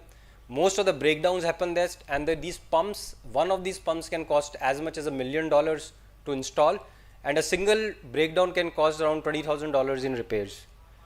Especially these are the pumps, these are where we have installed the electrical signatures, vibration systems across their 7 systems.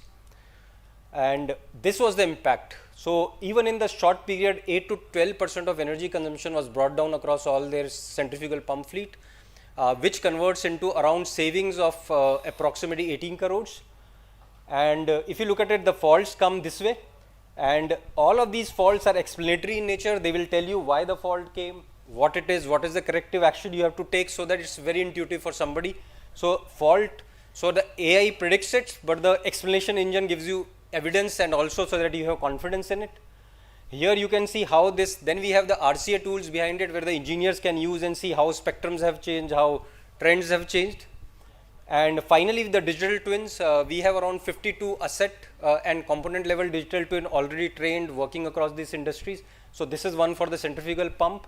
And then on the sustainable part, we do ESG compliances from CPCB to CSRD, CBAM, BRSR, then GRI and BRSR reporting, and also decarbonization mitigation. Largest project we have done is for NTPC.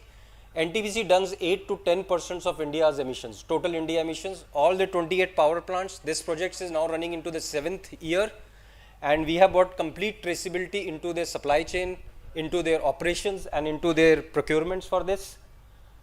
This is for one of the steel mills where process level emissions tracking is completely implemented, where you could get outputs like, finally you know with every batch how much of emissions in per ton has gone into it. It will tell you from where the most contributions for your emissions were coming in. You can do it at a dashboard level, and you get a dashboard where you can clearly see. You can get your BRSR report. We are able to do 70% of automation of BRSR year report from SEMS systems. So we also do very accurate accounting through SEMS systems. If you have SEMS, then your scope 1 can be very accurately done from it. And finally, your decarbonization strategy and how you are progressing on it on a dashboard. So overall, I hope I finished up in the time frame I was given. And thank you. If there are any questions, I can take it up. Thank you so much, sir, for the insightful presentation on sustainability and asset performance management. I now request our session chair for his remarks. Thank you, Mr. Chandan. Your session is very nice and very informative, and your presentation in digitizing asset performance management and sustainability is very informative. And your information about the impact of poor asset management in asset lifestyle is very informative, and we will take care of it. Thank you for the information. Thank you so much, sir. Ladies and gentlemen, please give a huge round of applause for our presenter. Let's now move on to the next presentation. The title of presentation is SAIL Kuber and Netra AI Application developed by STDT. I request Ms. Neha Gupta and Mr. Setu Raman Kannan from SAIL STDT to deliver their presentation. I once again request all the participants to kindly adhere to the timelines. Thank you.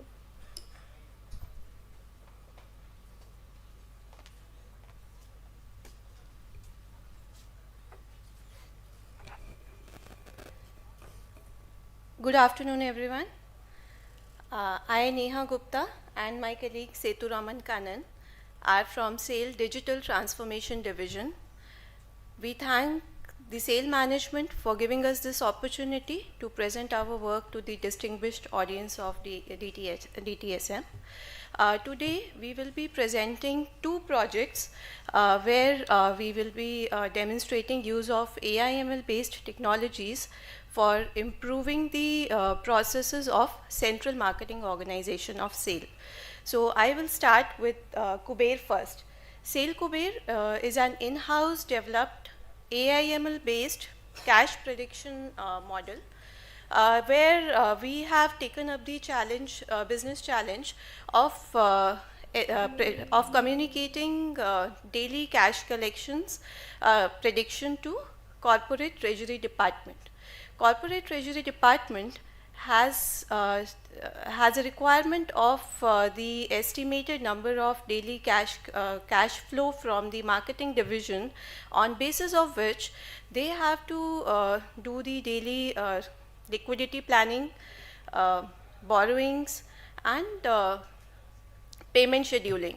So to optimize those daily financial transactions, central marketing organizations start their day with collecting the daily estimate for all the branches. Across 37 branches, this process starts every morning.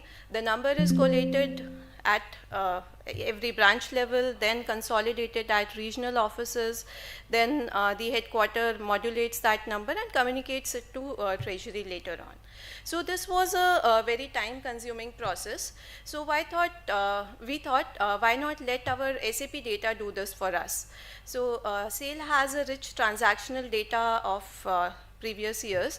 So we utilized that transactional data to build an AI/ML based model which will predict the daily cash collection just on the click of a button. So in this model, we have taken into consideration daily sales estimates, and all the branches will along with the daily sales estimate, can we switch to the next slide, please? So this is the overall broad architecture of the model, where we take the enterprise level SAP data, where we take into consideration multiple inputs like material in transit, which is RR due, credit reports, which is the outstanding credit payable by various customers, existing ledger balances and the credit limits of various customers. Then invoice level, day-to-day layer 1, we have actually developed two AI/ML based models. One is focusing on prediction of the cash expected from retirement of the railway receipts, which is available in SAP in the form of material in transit reports. And then the second model focuses on payables against the outstanding overdues against credit sales. And the final layer aggregates those two inputs along with other factors which are also taken into consideration from the SAP reports, which can be later moderated by the headquarter finance and then communicated to the treasury department. Now I would request Setu Raman to take up from here.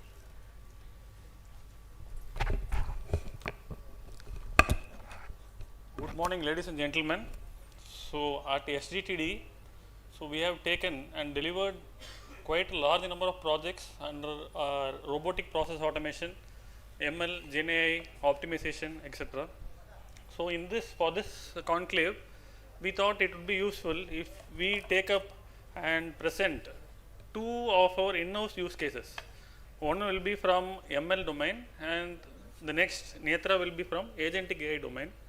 So the idea is not to just show the application, but rather to walk you through the design principles and technical architecture that went into these two frameworks.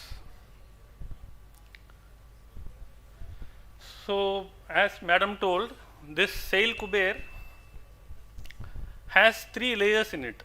So when CMO first communicated the problem statement to us, so the first thing that came to our mind was this problem cannot be formulated as a simple single unified forecast problem. It has to be dealt in layers, because the receivables in CMO are of different behaviors and nature, and they need to be modeled separately.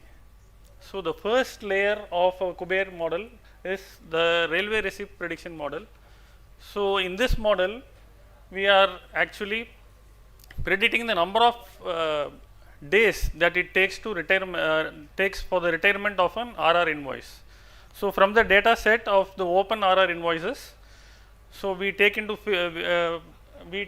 various features into consideration and predict the number of days to retirement.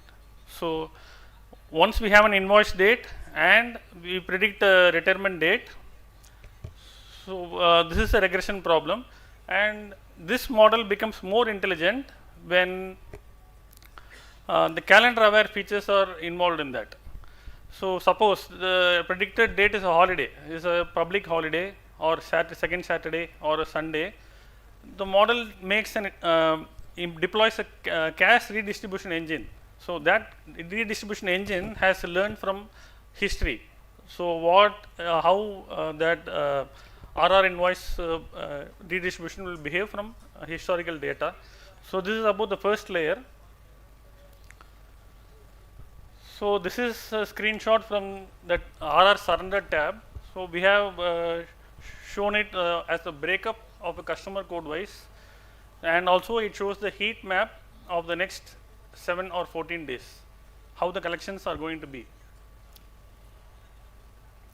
So this is about the second stage of the model, that is the credit realization model. This is not going to be a straightforward model like the RR model, because the payment terms here, the payment duration is also higher, and the payments are also going to be realized on a multiple chunk basis. So we need to decompose the problem into two different parts. One is the probability of payment, and the second is on the conditional probability of payment being realized, how much of it is going to be paid by the customer. So we have engineered again for some 40 to 50 features, so that will capture the customer behavior and repayment patterns, holiday proximity, etc. And this model will predict how much it will be realized from credit realization.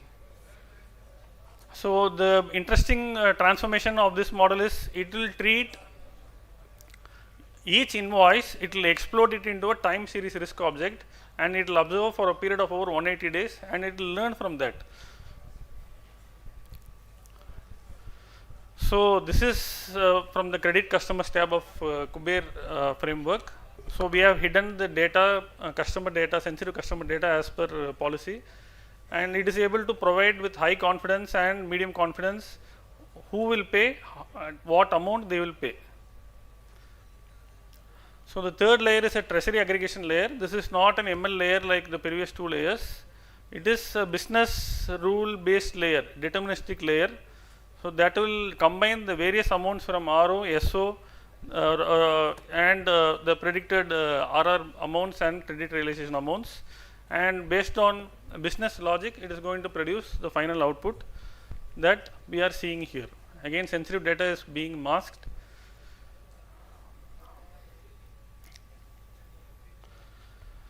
So this is regarding the performance of Kuber in the user acceptance testing phase. So we are able to see that it is about 90% accurate, and during our testing phases we found that even the F1 score, that is how correctly it predicts whether a customer will pay or not, it is more than about 95 to 97% also. So we can see that our prediction closely matches the reality. So the key takeaway here is that even the seemingly difficult problem, like whether a customer will pay or not, can be modeled and can be made modelable and measurable using the right data engineering techniques, right modeling techniques, and enterprise level data. So now madam will again walk through the business benefits of Kuber. So for developing this model, we used historical data of last 3 years, and walk forward back testing was done for testing the credit outstanding repayment model. The best part is we have Dockerized this whole project, which can be deployed on any machine. This model has been in UAT for last 3 months, and we have got wonderful results that gave us the confidence to present this paper to date in front of all of you. Manual predictions are, we have been able to surpass the manual predictions being done till now. So in the next phase of this project, we will be focusing on customer profiling and prediction of receivables from Indian Railways as well as stockyard sales, which we are taking from the direct reports as of now. We look forward to developing further features into the model and make it more usable and functional. We'll quickly move forward to the next project, Netra AI, as time constraint doesn't allow to go into the depth. We'll quickly discuss the need for this project.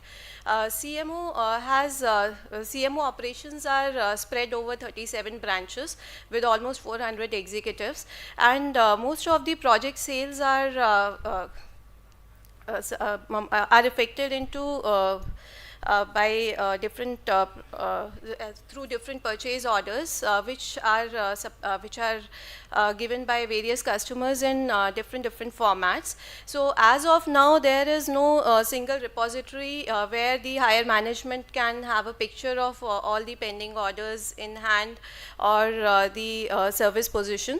So to solve that problem, CMO is in the process of developing an inquiry to order positioning module, for which they wanted an AI based LLM based solution to consolidate all the purchase orders which are in the different formats depending on the various customers. So they did not want to use market based solution for LLM due to the data security and other confidentiality requirements. So we took up this project to develop an in-house model for document understanding and capturing the purchase order and inquiry based informations for the consolidated view across India. Situ, will you quickly like to cover the next part?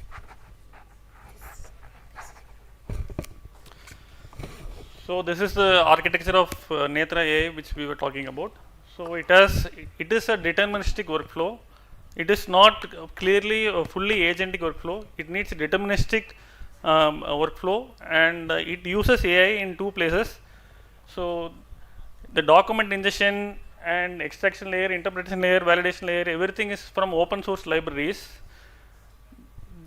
In the extraction layer, in the OCR is one part, clear text is one part, but table extraction needs some intelligence. For that, we have used docLink model from it is self-hosted. The docLink model is from IBM Intelligence Research, and for the validation layer, we have Olama Mistral 7B. That is also self-hosted. So we are carefully orchestrating it. We are not allowing it to hallucinate, because it is deterministic and it is used only for controlled extraction of fuzzy characters, fuzzy words based on a clearly defined universe. So these are the screenshots. So the software is capable of flagging when its confidence is low in the extraction. So for example, it is flagging, even though it is able to extract correctly, it is flagging based on its the confidence score threshold which we have given. So this is about Netra AI. So that's it. Thank you. Thank you, ma'am and sir, for showcasing the innovative digital models developed by the STDD team. I now request our session chair for his remarks. Thank you, Neha Gupta and Setu Raman, for your information regarding the Sale Kuber and Netra AI. It is a nice effort by HDTT, and we have achieved the efficiency of 87.52 in Sale Kuber. I think if I use AI model, efficiency might increase. Sir, this is not an AI workflow. This is a clear machine learning workflow. So I feel this AI should not be used in such workflows, because it is clearly a regression problem. It is bounded by business logic, and it is so we are using only machine learning libraries in this. Okay, but if we increase can we increase the efficiency of this? I think 87 to 90 is already in industry standards. It is very high, because in prediction algorithms normally it will be 50 to 60%. So 90% is already high. We will try to increase the efficiency where it is possible. Phase 1 is running. We are trying to increase the efficiency in terms of governance, data flow, data engineering. The prediction, we feel that it is already quite high, and CMO is very happy with that. Okay, But this tool is very important for us because it will monitor, predict the cash flow. Thank you, and all the best. Thank you, sir. Thank you so much, sir. Let's move on to the next presentation. The title of next presentation is DX projects deployed in SAIL Industry 4.0 and Futuristics, Industry 5.0, VLM and Digital Twin. I request Dr. Devismita Shaw from DivSoft Solution India Private Limited to deliver her presentation. Ladies and gentlemen, please welcome our presenter with a huge round of applause.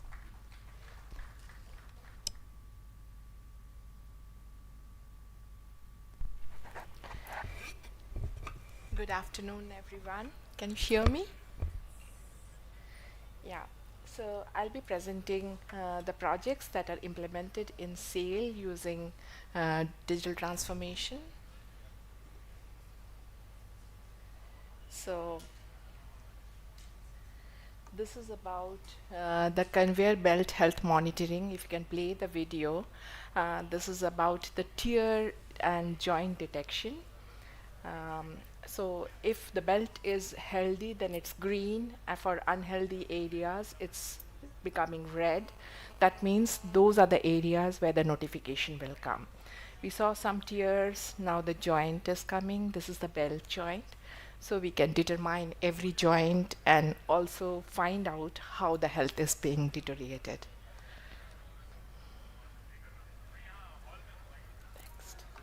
This is about conveyor belt health monitoring and foreign material detection.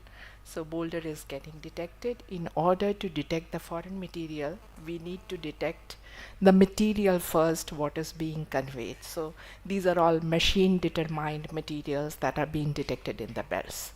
So on top of that, the foreign material, anything which is not material is the foreign material. With that concept, it's been detected, and we have excluded some of them like bags and all, which should be excluded as the false results.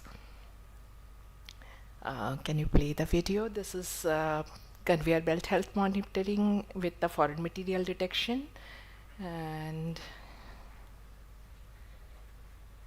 so this is the foreign material detection after the material being detected.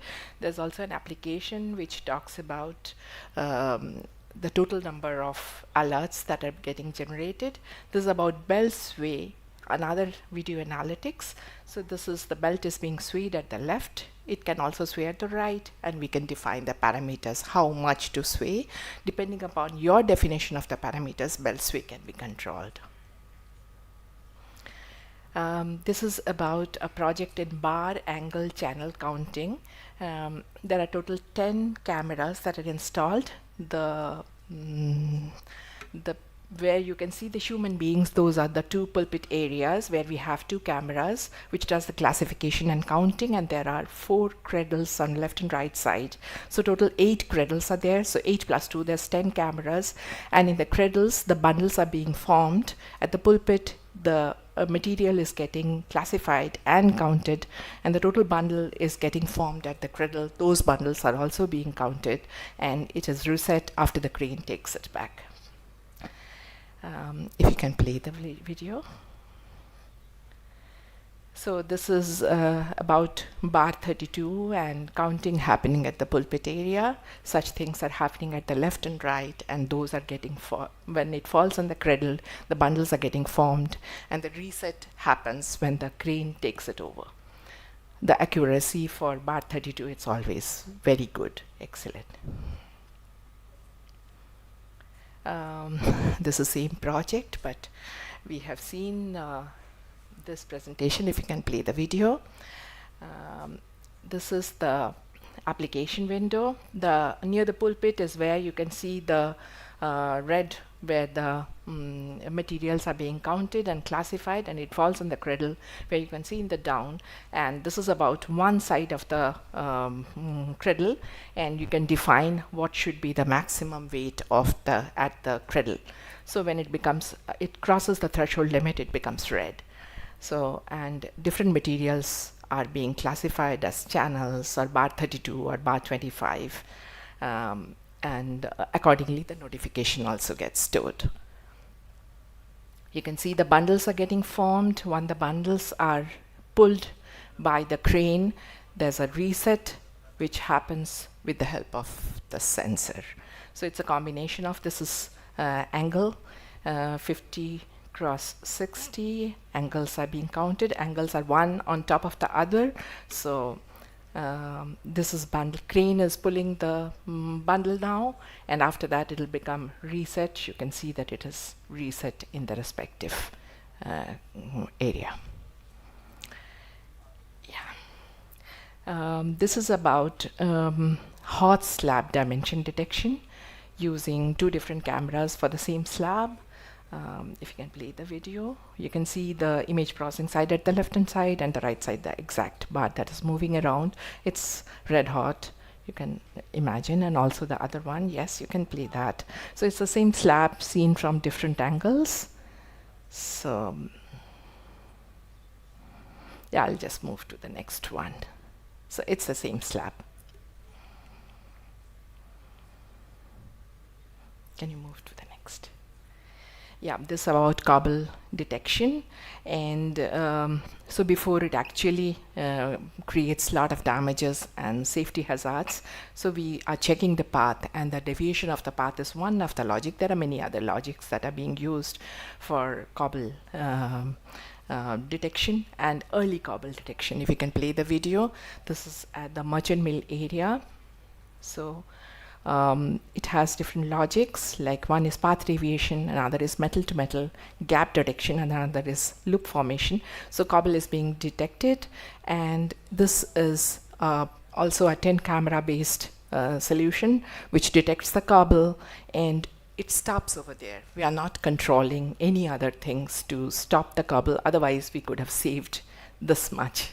There's 28 seconds where we found that the operator could detect and stop the roller. Can you move to the next one? Yeah, so if you can play the video, this is about the loop formation, and so cobble has happened and it's also detected. Again, our work stops there after detecting, and we have to keep on waiting for the operator. There's a operator gets the notification, and it can only stop when it really feels it's the right time. This is at steel melting shop, bar cut to length. So with the help of the camera, we are checking there are 6 strands in 2 casters we have implemented. So 6 strands are being checked by 2 different cameras in one caster, and camera decides when to set the signal through PLC. This is the camera view to the clamping machine, and when to set the signal for the TCM. So cutting accuracy is very high, much higher as presented by our Villi steel plant, that the savings is very huge. You can see that it's normally 10 mm to 20 mm. At times it also becomes 30 mm. So that's the cut to length project. We have implemented in 2 casters using one caster is having 6 strands, CK1, and CK2 is having 6 more additional strands. We are doing 12 multi-threaded implementation for caster 1 and caster 2 together.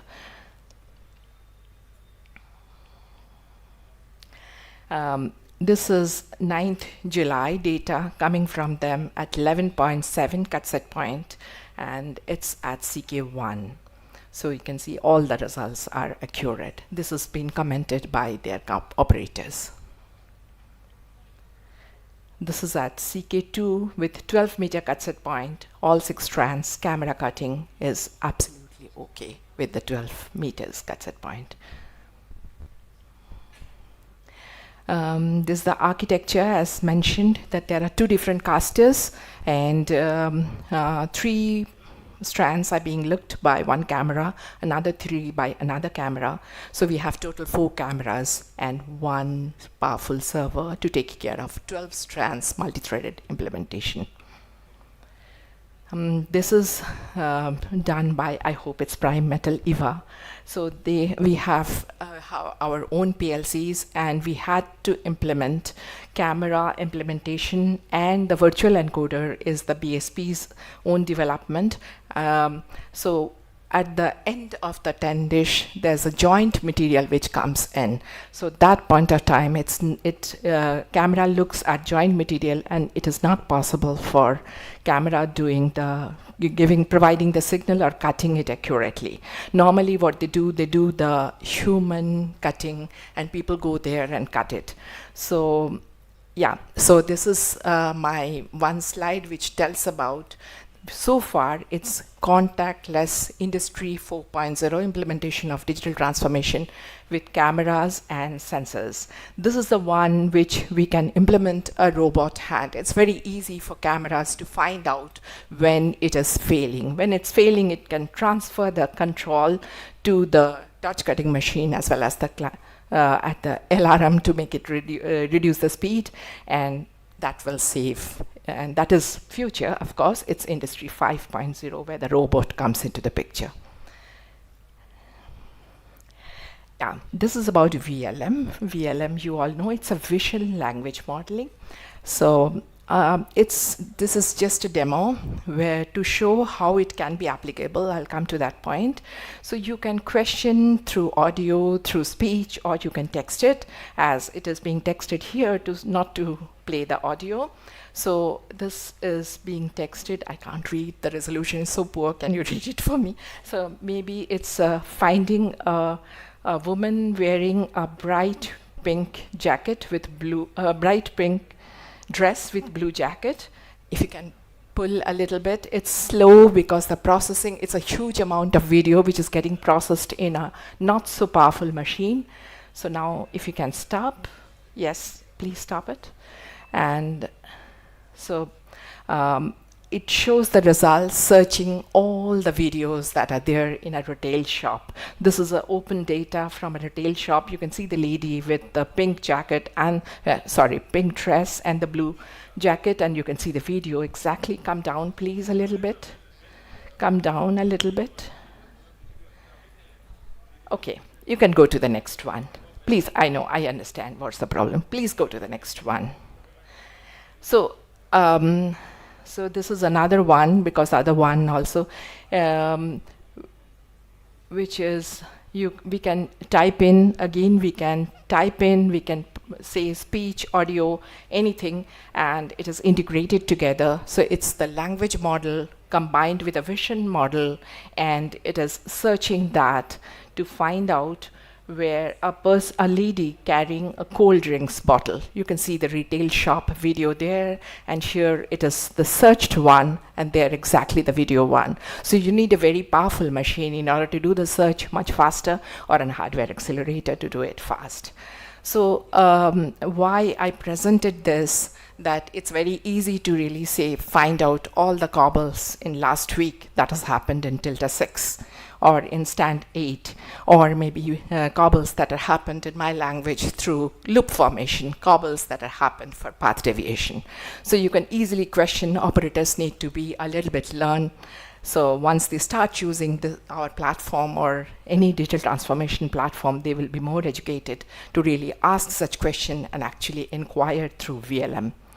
So that was the objective of showing this, is how the digital transformation project can really talk. This is finding a person with a red slipper, and video searching took a little bit longer time. So this is the result, and here, and you can see the video exactly where there's many other people are there, but the VLM can exactly search based on your input through the video what exactly is needed. So the last one, please. Yes, so if you can play the video. This is about digital twin. So when the digital twin is not only the simulator, it's not simulator. Digital twin is exactly the real-time movements of all the operations and the asset that is happening. So this is about a port data of Notre Dame, which is available publicly on open. So that's the reason it's implemented. So it's exactly real-time operation that is happening there. So every plant, we can really implement that. Of course, it's costly. It's costly in terms of computation. It's costly in terms of acceleration, because it has to meet the real-time need, like for cobble or bar counting, it's 6 meters per second is the speed. So in order to really meet that speed and do the digital twin, you definitely need that much powerful server. With this, I would like to end my presentation. That's the last one.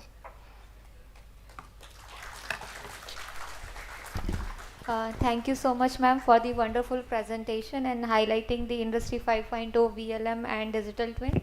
I request the session chair for his remarks. Thank you, ma'am. Madam, I have witnessed the conveyor belt health monitoring system in RMHP. It is very nice project, and you have done project in BSP and RSP also. In our near expansion, I hope you will take some more project, and we will remove our pain area. Thank you, and all the best. Thank you so much, sir. Thank you. Thank you, sir. Thank you, ma'am. Please give a huge round of applause for the ma'am. Let's move on to the fifth presentation of this session. The title of this presentation is Driving Project Excellence Through Digitalization and Digital Transformation of Contract Labor Administration. This presentation will be delivered in two parts. The first part will be delivered by Mr. Pushpak Chatterjee from SAIL ISP, and the second part will be delivered by Mr. Kalyan Bhandari and Mr. Subranjan Pari from SAIL ISP. I request all the presenters to come near the stage. Sir, please.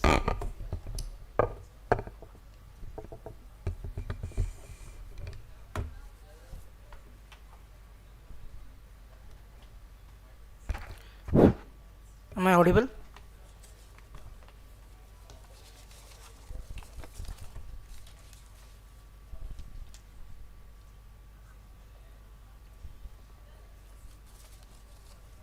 So good afternoon, respected seniors, esteemed colleagues and industry peers.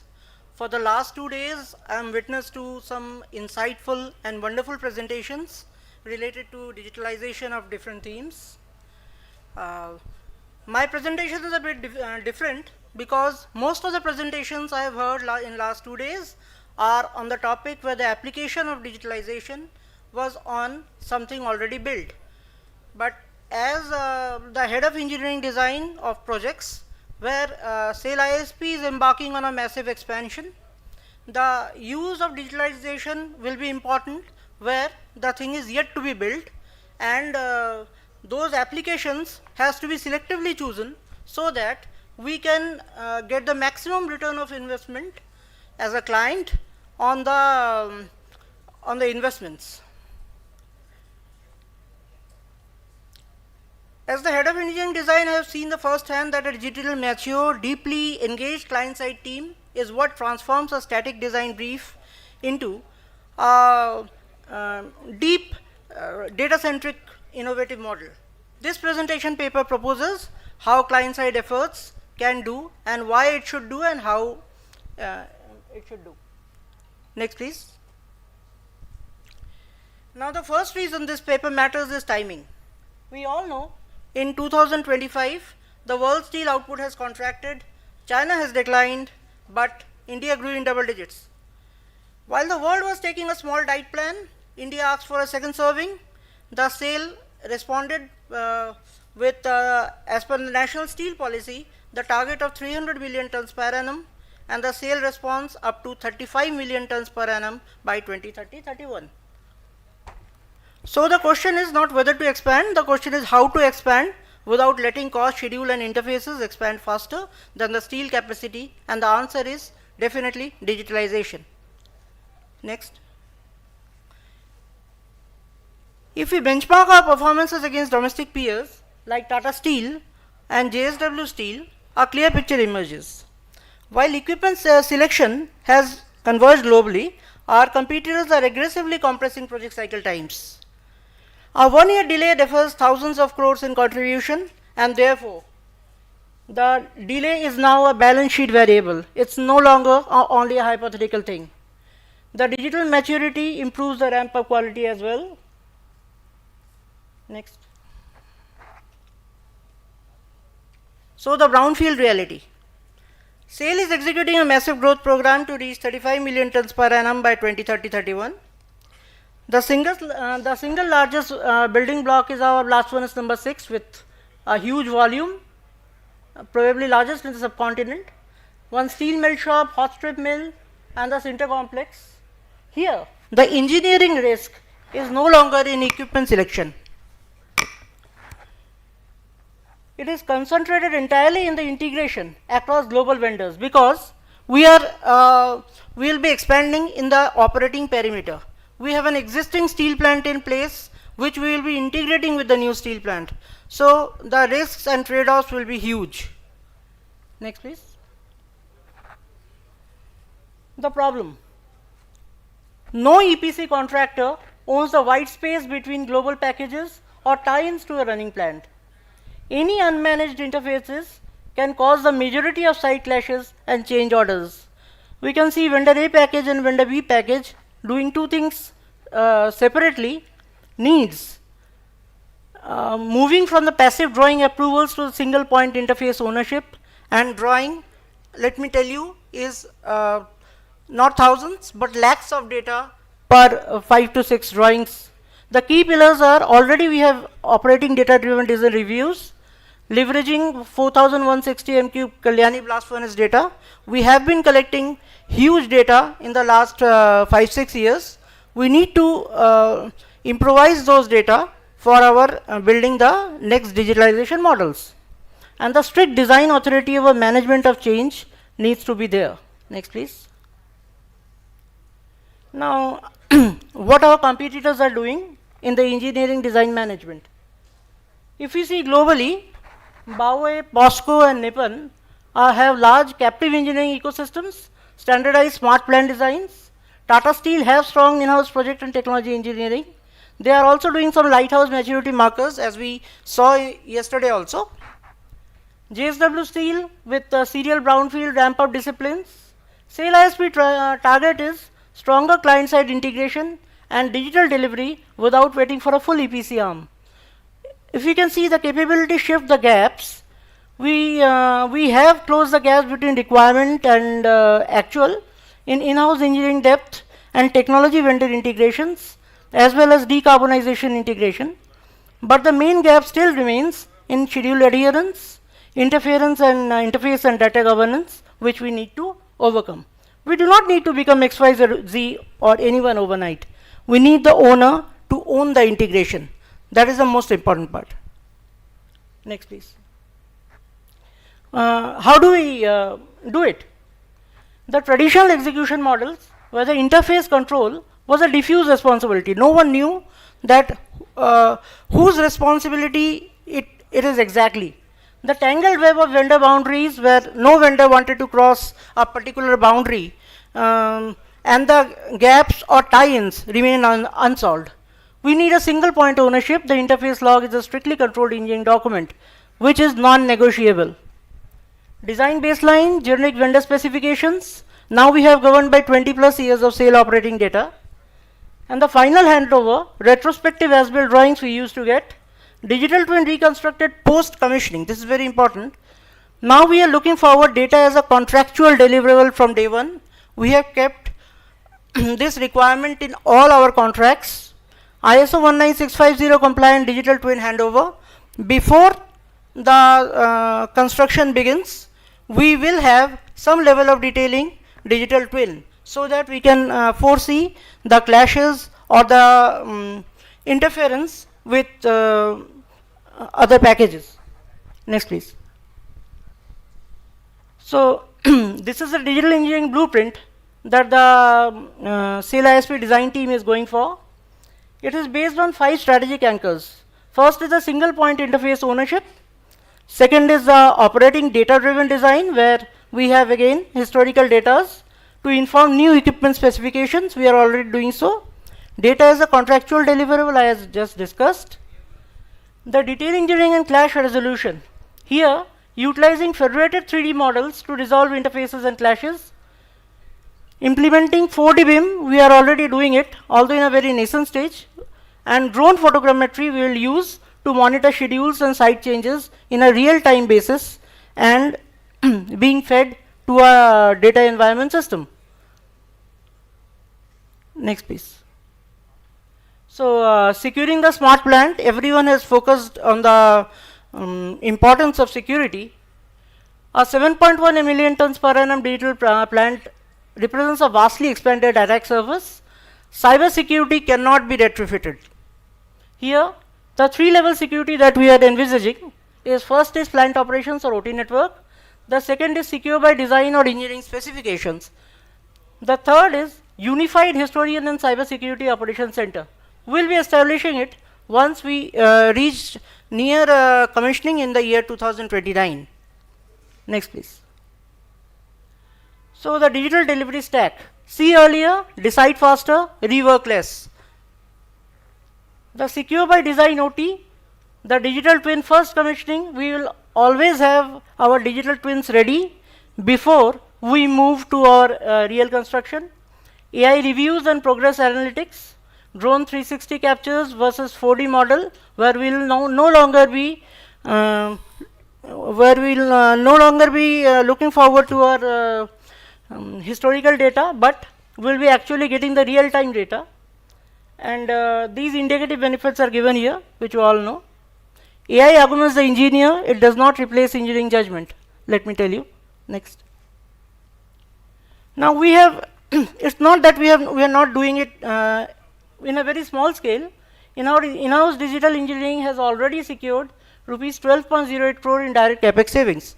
Actually, for the as a use case, there are many use cases, but comprehensively I can tell you that for the enabling jobs, the in-house design department has taken the relocation projects of overall 482 crores, where we have built small scale digital twin models, clash detections, interference systems, as well as using millions of data points for accurate finite element meshing.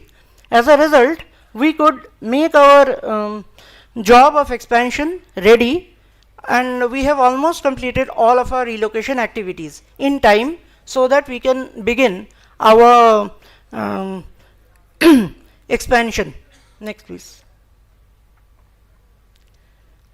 These are the outcomes we have got, maybe in a very small scale, but completely in-house developments. We have reduced the design cycle time almost 20 to 30%. Design revisions were significantly reduced. Site RFIs have been limited from very frequent. Design turnaround time, coordination issues and engineering productivity have also been increased. Next, please. So this is the readiness map, where we do have SAP ERP as well as a digital project management solution developed by our project team with a common data environment. 3D 4D BIM we will be using, and by the commissioning window, when financial year 2029, we will have our operations digital twin ready with the digital twin first commissioning. Next. So the final slide, Burnpur can be the template for how India can build an intelligent, sustainable steel plant at public sector scale. It can have its own interface, mandate CD and BEIM, which we are going to do, engineering secure OTs, twin before commissioning, and making in-house engineering strong and data-driven. Thank you very much. Thank you, sir. Now I request Kalyan Bhandari, sir, and Mr. Shubhranjan Paldi to present the second part of the presentation. We'll take the questions after the presentation.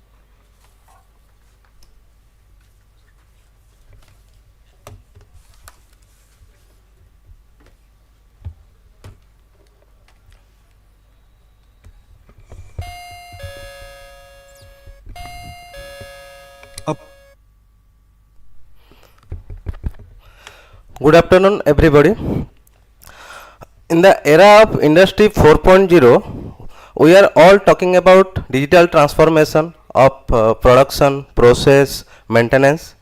But HR should be prime focus in this era. HR should be digitized at first priority basis. So, in the production of 1 ton steel manufacturing, there is a complete system behind it. The manforce deployment and the contractor workers hiring, etc. So in the plant there are also employees served, but there are many contractor workers also engaged and give their service to our industry. So HR facilitate their welfare facility and wages and statutory obligation, compliances, etc. So if this time taken, they are directly impact to the productivity. So that's why we present the use case how digital transformation of contract labor administration through integrated biometric attendance recording and automated attendance with waste sheet generation system. And after implementing this, we bring the transparency, accuracy and efficiency to HR operations. And this is also support the smart steel manufacturing. Upon logging into the SRM portal, you are presented. Next slide. Next slide.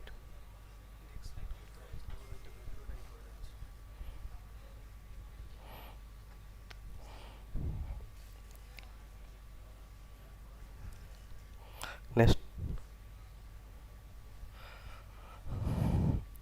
Digital transformation is not about only the machines. It also includes customer experience, operational process, business model and technology adoption.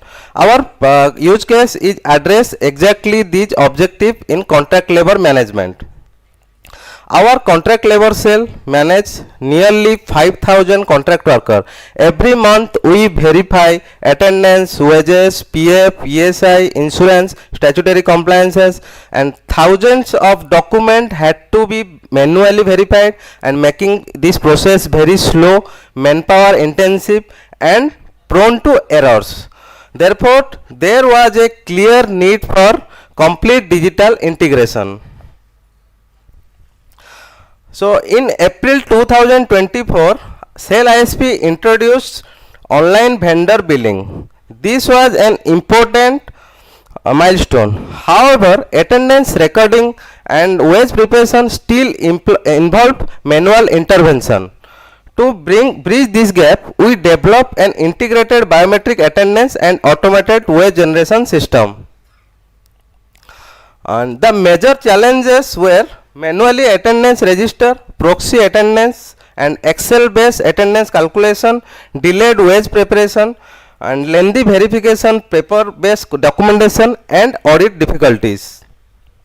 And it have high workload. These issues affected operational efficiency and compliance verification. And these also include implementing the 4 unified labor code. It mandate transparent, digitized and integrated system of attendance recording, wage payment and other compliances. Our solution digitize the entire workflow. Every contract worker is enrolled biometrically. Attendance is captured automatically, the attendance sheet is generated automatically and the wage sheet is generated or calculated with their wage structure and generated automatically, and the complete data storage is central database for reporting and audit purpose. This eliminate repetitive manual activities and minimum wages compliance monitoring. Earlier this process was fully manual intervention. The difficulties are faced manually entry errors, proxy attendance, higher manpower interest and high administrative cost. But after digital transformation, next. Now the workflow is completely digital. Only if the discrepancy is detected, the bill returned for correction purpose. Neither process continuously seamlessly. This significantly reduce manual effort and turnaround time. The technology stack we use, this is a web-based application and we use front-end ASP.NET and this is a Oracle database 11G and the cloud storage is we use, records are securely maintained using the centralized cloud storage. Next. The feature of the application is it is a single page layout for easy navigation, department wise dashboards, role based access for inspecting authority and executing authority, and this is real time monitoring and reporting, easy accessibility for the stakeholders, and it is very much user friendly and responsive interface. Now take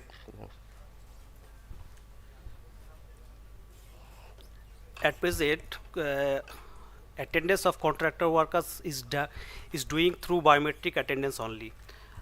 So for that, access has been given to the vendor to monitor their attendance of contract workers, and this through SRM portal, and SRM portal linked with ISP portal.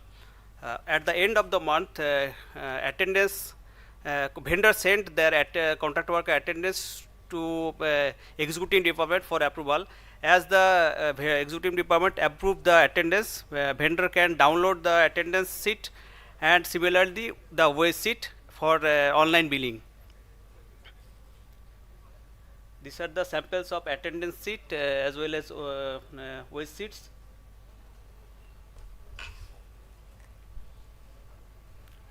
So this project produced measurable improvements. Operationally, proxy attendance was eliminated, attendance accuracy improved, wage calculation became automatic, payroll processing became faster. From the compliance perspective, PF and ESI verification improved, audit preparation became easier, readiness for new labor codes increased.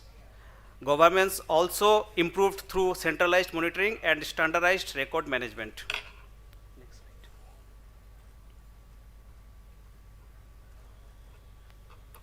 The impact extends beyond HR. The system enables faster contractor bill preparation, quicker verification, earlier payment, real-time workforce monitoring, improved manpower utilization, reduced payroll errors. Overall, it supports efficient plant preparation operation and paperless operation. This initiative also contributes to sustainable steel manufacturing.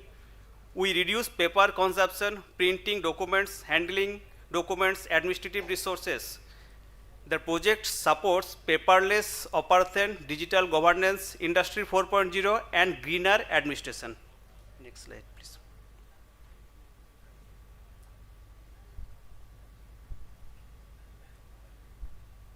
This project demonstrates that HR can also become a driver of digital information. By integrating biometric attendance with automated attendance and wage sheet generation, we have created a transparent, efficient, and scalable system that benefits employees, contractors, and our organization. So, our next phase is AI-enabled compliance verification.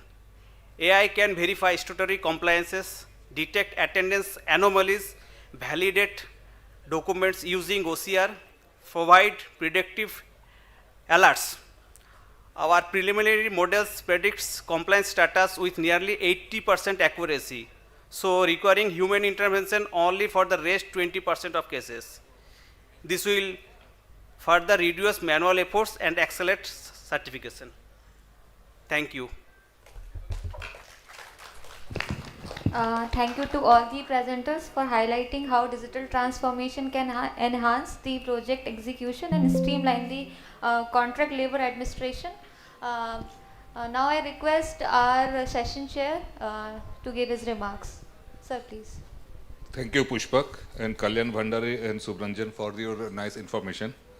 Actually, now we are going for the expansion, and we will be having a large number of contract laborers and data for interfacing of various projects.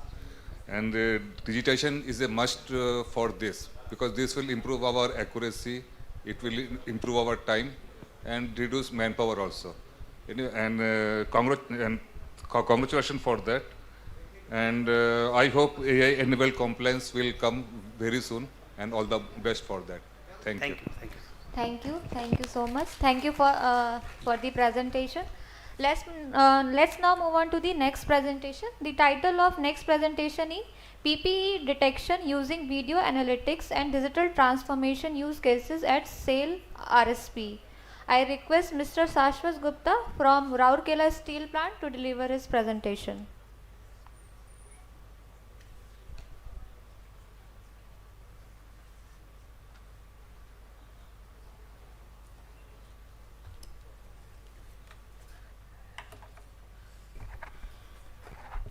Respected dignitaries, delegates, and my fellow colleagues, good afternoon. I am Shashwat Gupta.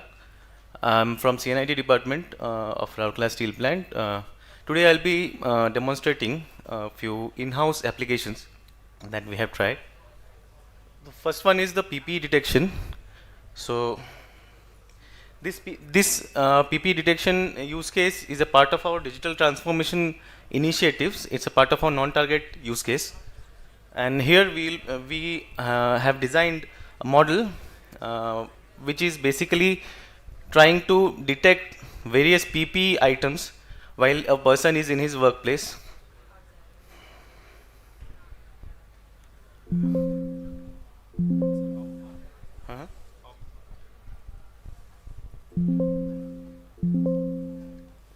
not working. Right. Thank you.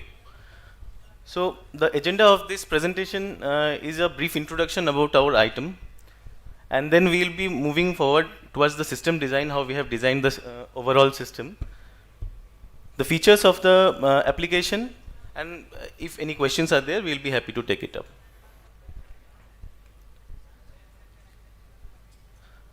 So first question comes to our mind, why PPE detection? So as we already know, there are a lot of workplace hazards, because our workplace is very hazardous environment, and restriction like the incidents of accidents involving violation of PPEs have gone up tremendously. Now these are all behavioral changes that we want to incorporate into our workers. So need for this PPE detection system is of paramount importance. So first of all, the workplace safety is one aspect. The other aspect is the regulatory compliance. So at Rourkela Steel Plant, we have a aim of zero harm and zero incidents. So this is a guiding application that will help us strive towards our aim. This application will provide real-time alerts to the safety department, who will be monitoring the dashboard of this application, and they will be prescribing the efforts to mitigate those challenges. And lastly, we will have the data analytics dashboard, from where we will be getting the data, how many violations have occurred, and which areas of the plant have seen most number of violations. So coming to the system architecture, we have 5 layers into the system. First one is the RTSP input, which is the real-time streaming protocol. So we will be taking the streams from the cameras, already existing cameras. We don't have to procure any new camera. Already existing cameras, we can just plug in the cameras into our system, and it will start taking the streams. Next one is the YOLO identification. So we are using a model which is known as YOLO. That model is you only look once. YOLO is for you only look once. So that's a base model for visual analytics, and then we are training it on our custom data sets, like the video streams from our factory premises for the PPE items like helmets, safety shoes, vests, and gloves. Next is the rule engine. So basically what we are planning is some areas of the plant, they may require a certain set of PPEs to be present. However, other sections of the plant may not be requiring that PPE. So rather than keeping everything uniform, we have a customized rule engine where we can select the appropriate PPE item. The fourth one is the violation queue. Now, the target of this application is to keep the whole system asynchronous, because continuous influx of streaming will be there. The networks will be clogged. If I try to run, like I can start one thread, and in that thread only I keep on keeping the violations. So there is a queue of violations, and there are workers which are just polling onto that queue and picking up the violation data. Next is the database layer, which is a central database layer. Now the overall architecture of this is each set of cameras will have a rule engine, a violation detection engine, and then that engine will process everything at the edge and just deliver the violation output as a JSON format, and a screenshot of that violation to the centralized database. So that the network is actually free of any clogging. The industrial network will not be having any clogs due to this. And this database storage, in fact, that is also asynchronously handled. So we can have multiple concurrent users into the database, and there is a pool of database connections created, and there we are inserting the data into the database. So that is also asynchronous.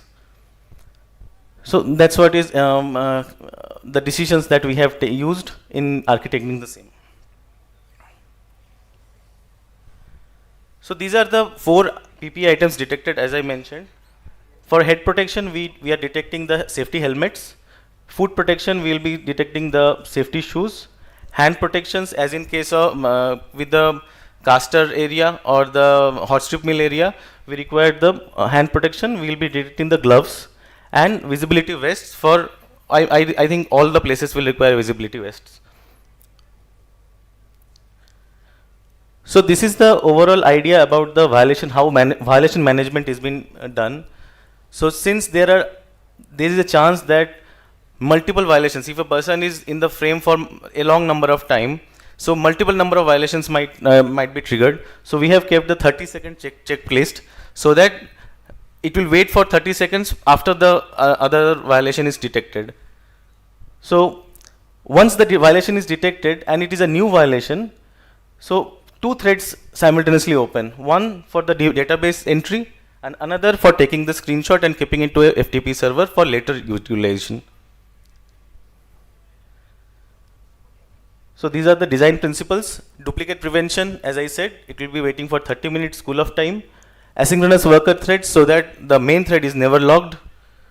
Incident traceability, every violation will have a unique ID and it is a time-stamped ID. So there is a least possibility of any duplication there. And the alert will be immediately triggered to the concerned authorities for redressal.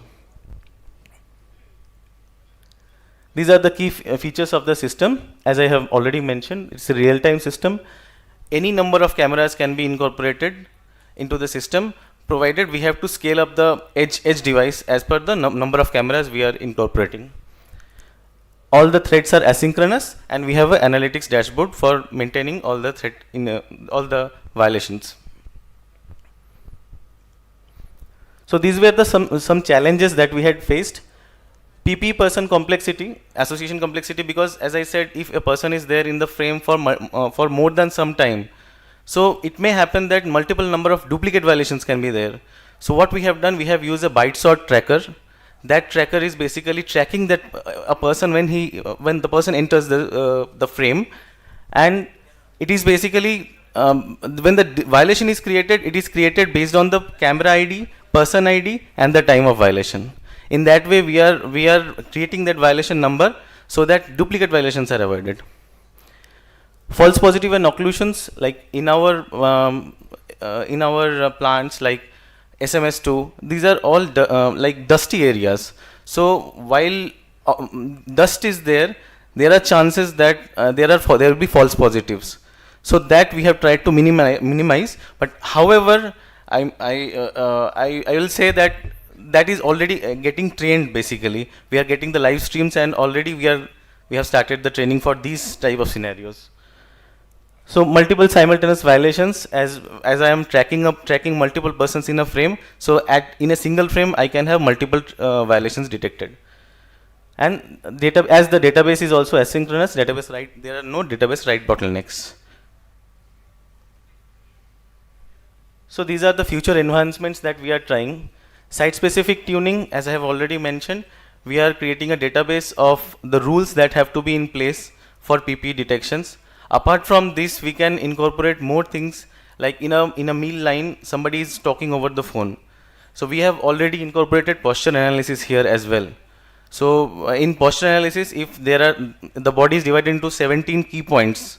So when you use posture analysis, we can easily detect if a person is holding a phone in his hand and the hand's coordinates are near the ears.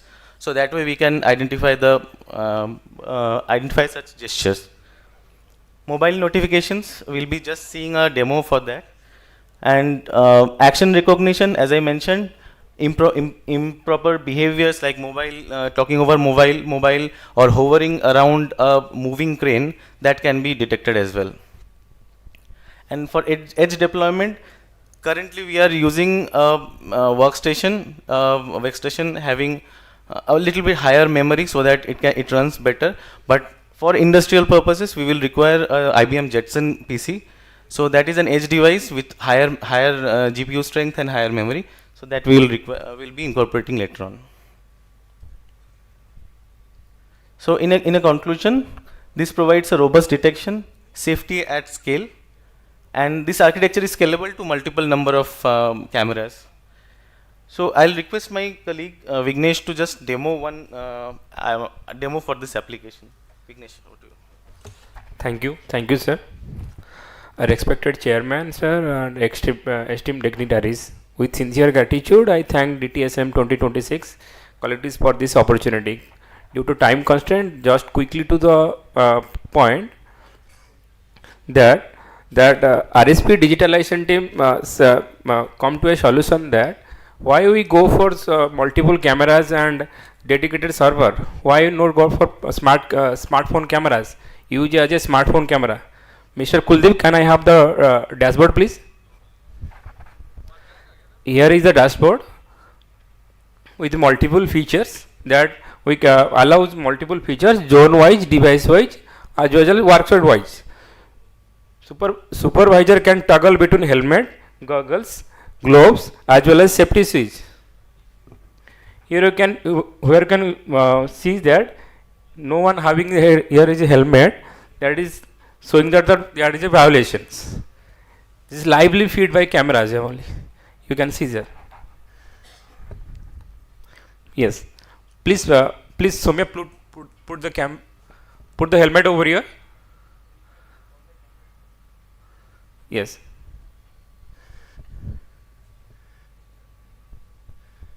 No violation with green bounding box will be clear. Yes. Thank you, sir. Over to the analytic part. Can I have the analytics dashboard, please? Yes. This is still work in progress, and a lot of things are yet to be finalized. Just to give you an idea, the first chart shows the cumulative violation count zone-wise, area-wise, as well as device-wise. The next chart displays the day-wise violation count for the particular device or zones. As you can see in the demonstration, the smartphone. Okay, over to you, sir. Abhishek Mishra, sir. So my colleague Abhishek has one more presentation, like two more slides. He'll just showcase the ongoing digital transition. Sir, if you allow us for two more slides. Yeah. Good afternoon, everyone. I am Abhishek Mishra, Deputy Manager from this license department, Sale RSP. I will quickly but just go through two use cases that have been implemented. Basically, why do we need this license? Because we have safety risks, low margins, massive data, and we are capital intensive. That means like we need efficiency at scale, monitoring for 24/7, and low margins mean like we are operating like 6 to 7% of margins. We need efficiency, high level of efficiency, and our decisions should be guided by the data. So I will demonstrate two use cases: coal handling plant digitalization and 3D visualization of the blast furnace, which is an ongoing use case which will be merged by digital twin.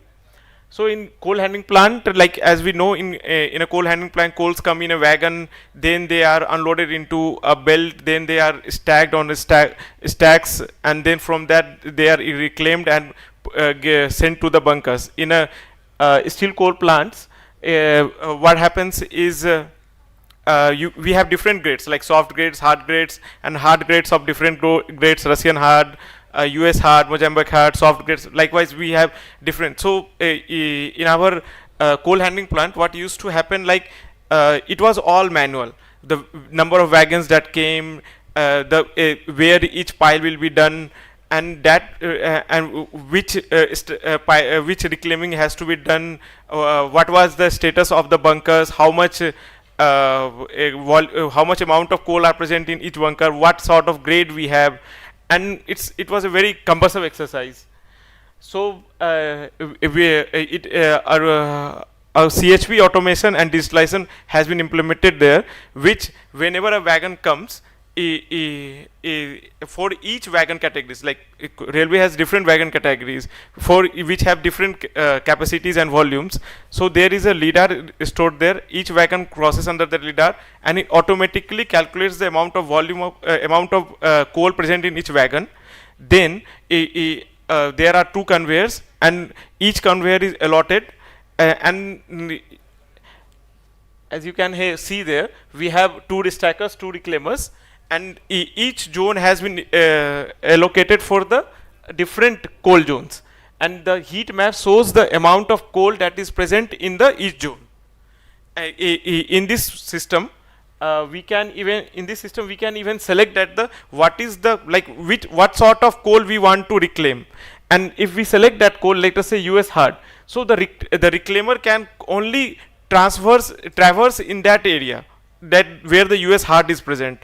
And we can also allot the bunker. So if the bunker has like we are saying we want to reclaim 100,000 tons of coal, but the bunker has the capacity of like 500 ton, it will not reclaim. It will say that no, the bunker will get overfilled.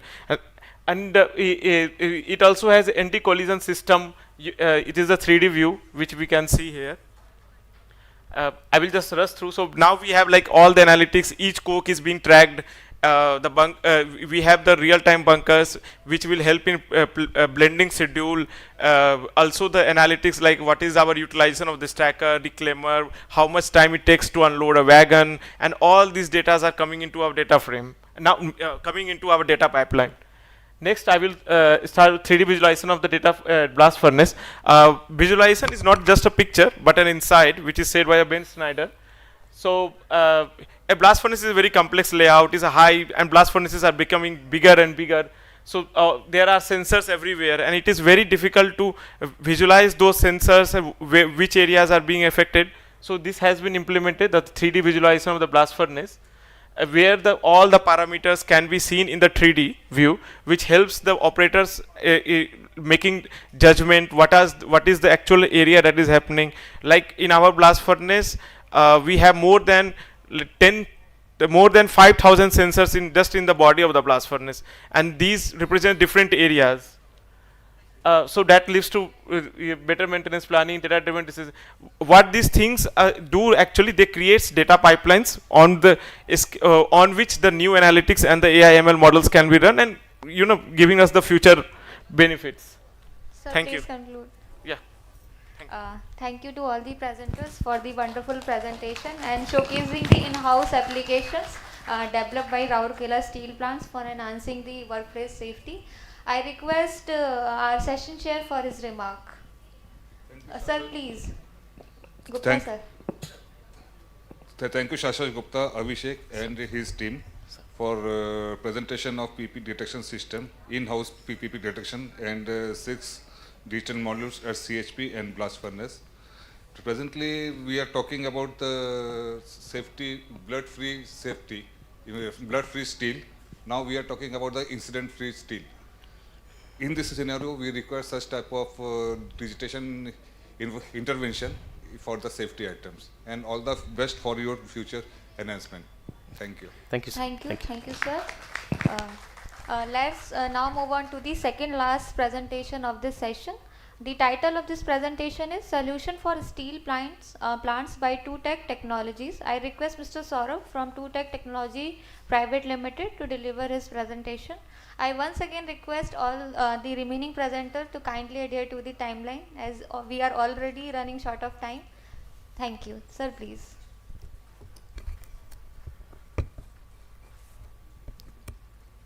Namaskar. Good afternoon, everyone. I thank you, DTSM organizer and SAIL, from my heart, that to giving us this opportunity to present our company towards you. So Tutech Technology is a new young company, 5 years. We started with 2 employees, and within these 5 years we grown up to 200 plus. So here our initiatives are with AI/ML, digitalization, and then testing as a service. Please continue. Next, please. And during this journey, we have already delivered global solutions to more than 50 projects across 30 clients across the globe. And we are certified with ISO and SOC Type 2. And we have technology partners like industry giants like Informatica, Relto, Databricks, etc. Please, next. And this is our area of operations, mainly with the AI/ML, data clouds, digital engineering, and so on and so forth. Please. So these are the partners with whom we have been working. Next, please. So AI/ML is now influencing our day-to-day life very much. So I think many of us have seen such initiatives. This particular left-hand side, this chaat masala counter I have seen in Middle East, and the next one is in Kolkata. So please move on. So this is the safety which RSP just now presented. So we are also in the same league. So I do not want to emphasize more on the technical things. I'll just request my friend Shaunak to click the demo so that I can show you how it is working. So please click the demo, please.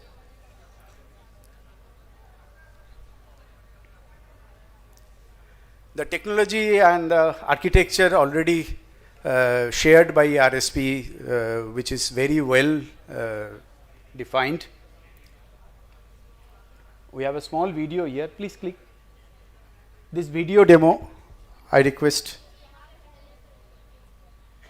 Yes. So you can see in this, please start from the beginning. So we have been talking about the violation of using mobile phone. So for a fraction of a second, this person open up the mobile phone and it is capturing see, this person just picking up the phone from his pocket. So phone detected, policy violation it is showing. So at the same time, we can define the geofencing.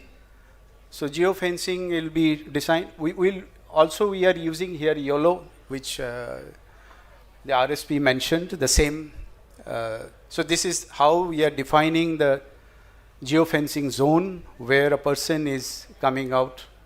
So it is detecting the helmets, whether he is wearing any mask or wearing any jackets or not. So now there are the reports options are also there, which can be triggered immediately or it can be asynchronous as well. And it can detect, it can be sent through mobile phone as an SMS or WhatsApp. It can be integrated as well. So these are the typical reports are created. Next slide, please.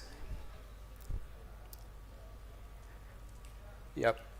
So this is another application we are working on it. This is the tender evaluation where the multiple requests coming from different department as an indent or note sheets, which can be also extracted, integrated with the e-note sheet program. So these are the some sample which we have created. So multiple documents has been coming to the procurement department, which will be ultimately fed into the system, and the AI-driven engine will be compiling all those information and making one single RFP. So that was the intent of these applications, and post to that, so it will create the common bill of material compiling all those within very few minutes. And After that, when it will be published to the, it can be integrated with GEM portal or the sale portal as well. And when we are receiving the information or the submission from the different vendors, so it can also go through all the documentations and check. There are different agents will be for that. For document agent, there will be compliance agents. And so based on the all technical, yeah, you can click the next one. Yes, please. So based on that, so it will, so I'm showing you, sorry, the flies are also getting interested in AI. So this is the menu, all the options are there where the approval screens are there, and then the vendors can register here. Also we can, in RSP also we have seen that they have created a vendor analytics as well, so we can find out the risk parameters of a vendor based on its previous interactions with the departments. So similar kind of report we can generate it with the help of AI. Then the master data, where we can configure different templates for different kind of tenders. We can have different categories of tender. It can be works, it can be supply, it can be both. Departments, geography, currency, language as well. So those options are there, and it can be configurable and based on the requirement. Then there is an interesting part of the evaluation weightage. We can give the evaluation weightage based on our requirement, whether it is a 60-40 with the technical and commercial, or there could be many more, so which can be added very easily, and defining the sections. So please go to the next slide, please. Yeah, the third one you can click. So this is where the different documents which is coming as an intent from the departments are coming, and it is uploaded in the system, and system will crunch. I'll just show a small demo on this. You can just bit it forward. Yeah. So we are setting the basic information. When the opening of the bid, all the dates can be, date and time can be defined. So after that it will be frozen. So no further entry can be done. Then we choose the tender template. So tender template is basically all the sections which we have created for a specific type of tender. And based on the documents which we have received as an indent, so it can also add new sections. So administrator can add new sections into it. Here the technical weightage for a particular tender we can define, or it can be defined globally. Both options are there. So this is one section. So eligibility criteria, KPI. So now if I click the AI draft, so the AI will work on behalf of us. So it will, what will do, it will start reading all the documents and create a composite document, and depending on the different requirements, it will find the synergy between the requests and create one single RFP, which is whatever may be the possibility. And based on that, the BOM will also be created along with a estimated bid value. So based on the previous data and experience, it will be creating. Please move it forward, please. Yeah, the draft is created, and so eligibility criteria is updated based on the requirement we have received. Penalty clause, and this BOM is also created along with the bid value sum. So again, it is editable with the, there are maker checker options are there, multiple levels of checking we can give, and at every level, every officer has the right to add new things or alter or give their comments. Please, next slide, please. Now, this one is a chatbot which we call the knowledge assistant, where we have implemented it in multiple organizations, but this one we have, as the all informations are very secured for individual organizations, so we are not presenting that. This is a live example is there. If time permits, I can show you this one. It can support multiple languages. All Indian languages so far available with the Bhashini app. You must be knowing the Government of India app. So that 17 Indian languages it does support. So we can ask any questions. We have implemented it with Ministry of Statistics for their all survey, whatever they have been doing across the country. So those data is being collected and put into the server, and it can be interacted with that. Please go to the next. So this one is again, the effort is a manless yard. So similar thing what RSP just now has shown. So similar, we have been doing it, few things here. They're identifying the wagon. So from the wagon, the OCR is being done from the wagon ID, and yes, there are multiple categorization of wagon by Indian Railway, so it can understand that. So what is the capacity and what is the type of the wagon, and then further it can inspect the body of the wagon. We do not have the picture from the top. If the top picture is there, then we can also identify whether the inside of the box is correct in the whether it is soiled or broken, so that can also be identified. So now this is the advanced perimeter protection with the help of the perimeter intrusion detection. So similarly with the computer vision, we can identify that. There are some blind spot where we are recommending that IR based. Other than that, that DAS is also available, where acoustic sensor can be used to identify with the sound or the vibration. So that can also be implemented. So this is another way we can secure our perimeter. So please go to the next slide, please.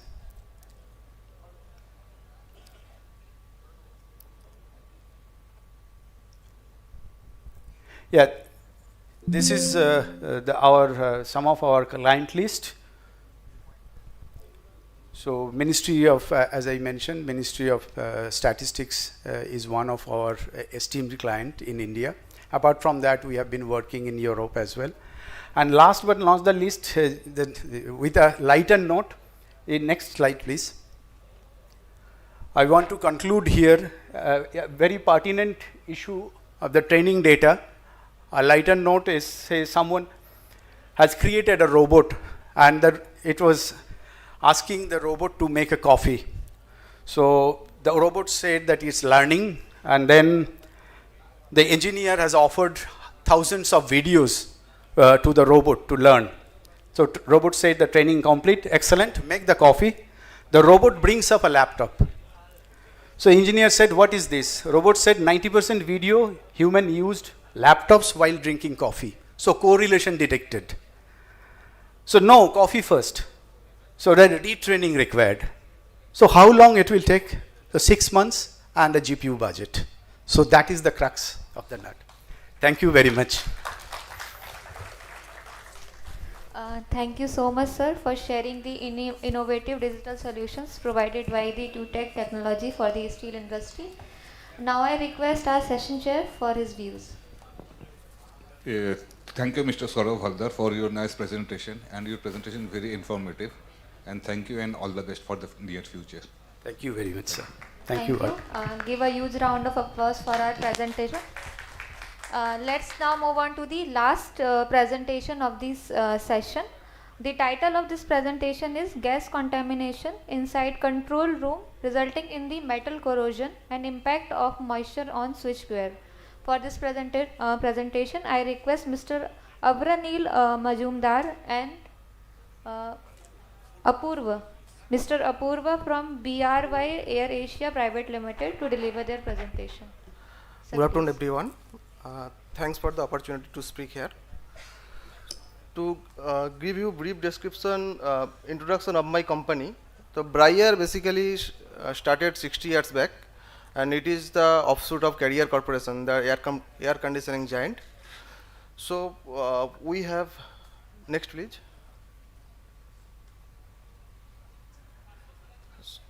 Currently we have total 14 plants in 6 countries, and we have offices across the globe, and currently it is operated as a Indian MNC, and we have strength of approximately 1700 plus workforce.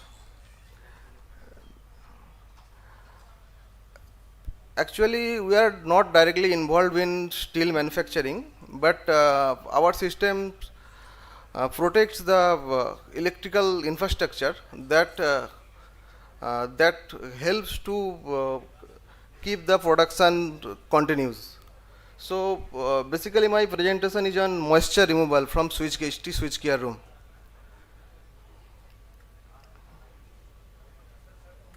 Next please.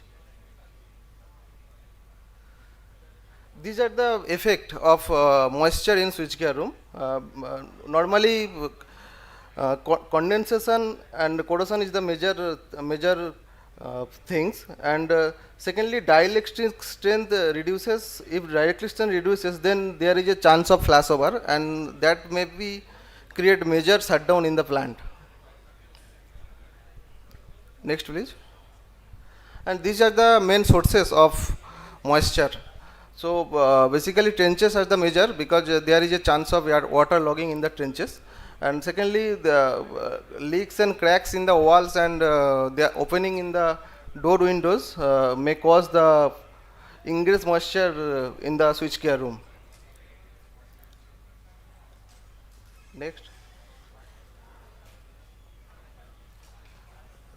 This what we do, we basically control the absolute moisture inside the room and maintain the constant RH irrespective of ambient condition. Secondly, we maintain the positive pressure in the room. We can maintain the ventilation in the room also, and we also control the temperature of the switchgear room.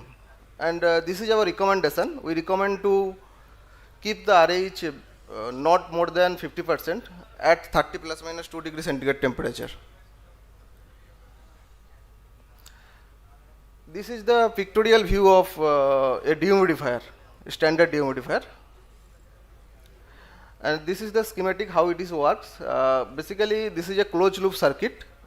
We take air from the room, then we treat it and cool it and send it to room again. And this activity continues. And this is the heart of the rotor. This is the heart of the dehumidifier. This we call rotor. And basically, this is a metal silicate that absorbs the moisture when air passes over it. Besides steel, we basically works in pharmaceutical and food industry, and our majorly customer business in pharmaceutical only. Approximately 70% we doing business in pharmaceutical. This is our customers. We have installation in Tata Steel, Meramandali, Jindal, Angul. In Cell, we have one installation in Barmil also, and we have working with CSC and WBSCTCL. Thank you. This is gas phase filtration. My colleague Abronil will continue about gas phase filtration. Thank you.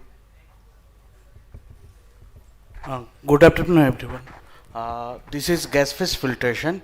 Basically, you may have problem of card failures in DCS panel or SCADA panel or PLC panel because of the gases like ammonia, SOx, NOx, H2S, chlorine, which is coming from the your byproduct plant or coke oven or blast furnace. So for that, I have the solution for gas phase filtration. Next. This is for the e-corrosion, by which gases are related for the e-corrosion, like coke oven gas, blast furnace gas, ammonia gas, etc. Next. fact the gases are generated with your plants like H2H, NH3, SOx, NOx, etc. Next slide. This is the gas level indicated in ppb as per ISA level. For G1 mild condition is good for your health of the PLC panels or SCADA panels. G2 is okay, but G3 and G6 is severe for the failure of the cards of your PLC and SCADA panels. Next please. We did the corrosion monitoring coupon test in your Celiscope plant for COB11 gas exhauster room. For before the condition was great in silver and copper. After 1 month the condition was very corrosive as you see. So after conditioning that we suggest some solutions for the corrosion removing. Next please. The prevent caused by acidic gases like hydrogen sulfide, sulfur dioxide, nitrogen oxide, also ammonia for this solution. Next please. This is a thin bed machine. It can be used for your rooms also. Next please. This is a deep bed machine.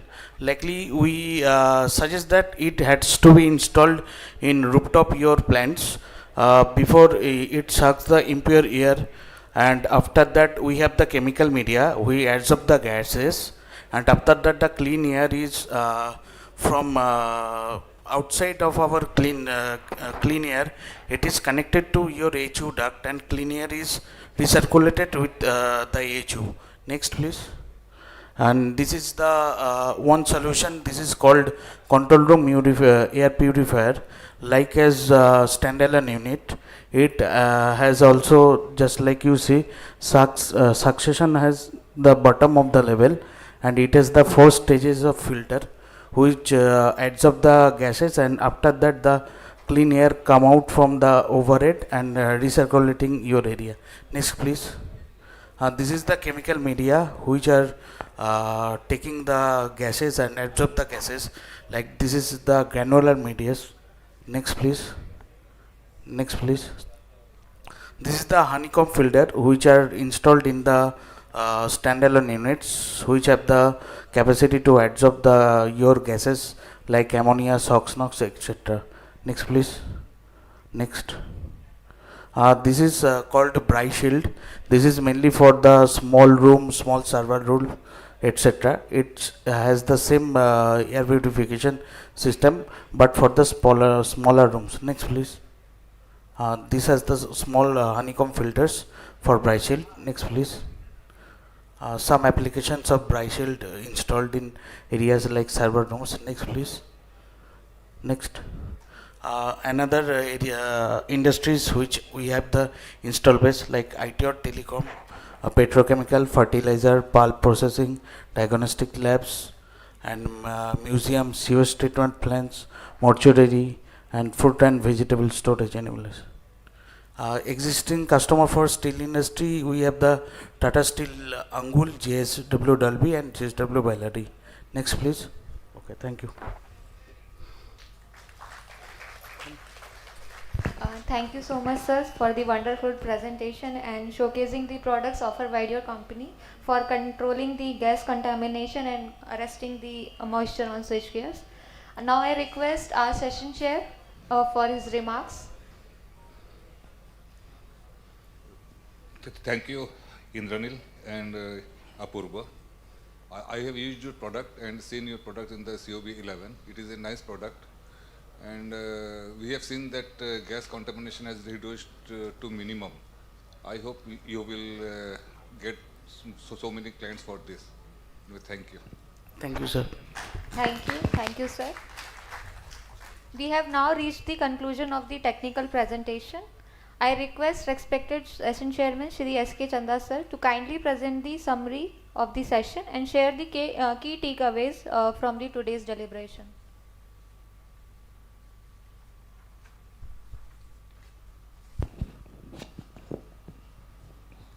All the presentation is very good, and especially the presentation by Mayur Bhatak. He has demonstrated about the cyber resilience. Actually, in our expansion, we should consider these things before during the stage. And all the presentations are very good, and all the best for all of them. Thank you. Thank you so much, sir. We shall now proceed with the felicitation of our keynote speaker and our presenters. I request S.K. Chanda sir and Ankur Malhotra sir to kindly come forward to present the mementos to the presenters and the keynote speaker.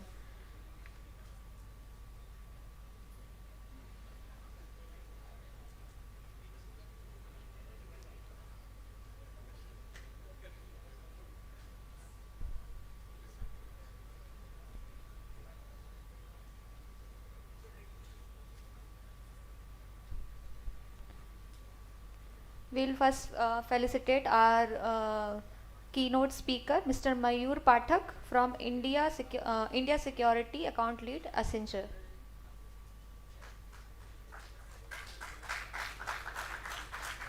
Please give a huge round of applause for our keynote speaker. Sir has delivered a very good session on the cyber security.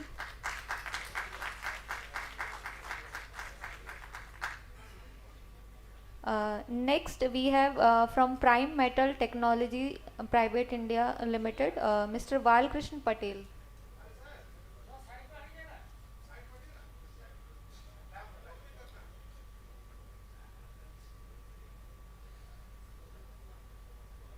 Please give a huge round of applause for the sir.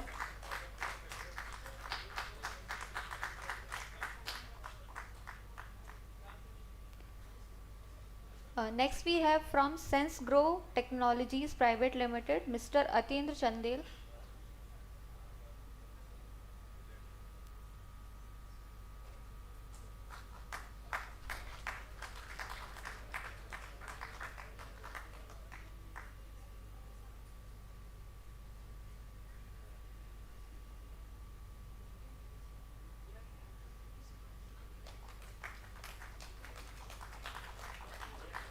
Next we have from SAIL STDT, Ms. Neha Gupta and Mr. Setu Raman Kanan.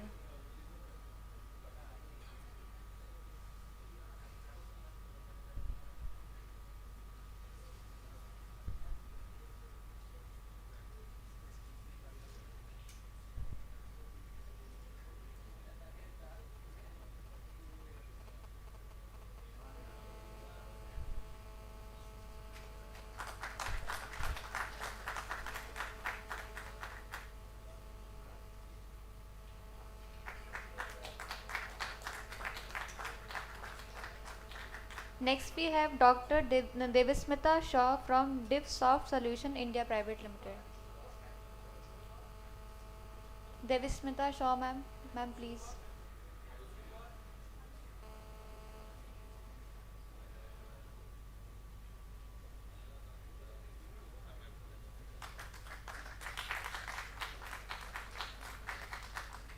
Next from SAIL ISP, Pushpak Chatterjee sir. Followed by them, Mr. Kalyan Bhandari and Mr. S.K. Padi from SAIL ISP.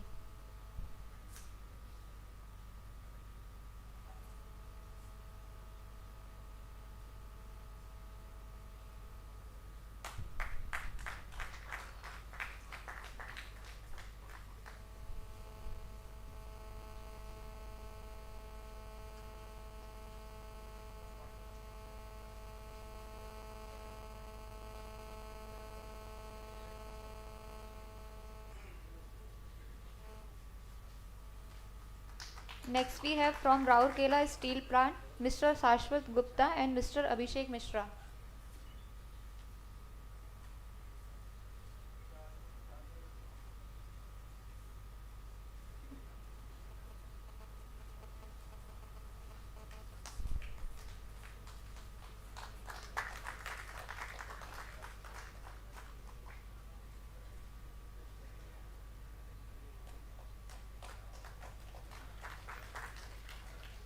Next we have Mr. Saurabh from 2Tech Technologies Private Limited.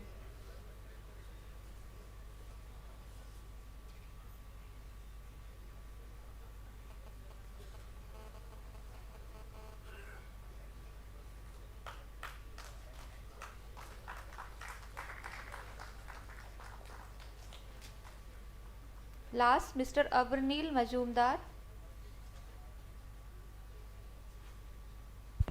So I just want to acknowledge ISCO that the demo which I have shown with the PPE kit, the video is the ISCO has given us. So we are very much thankful for sharing this with us, with CGM sir, Mishra ji. Thank you very much for all your support. Thank you, sir. Last, we have Mr. Avarnil Majumdar from BRY Asia Private Limited.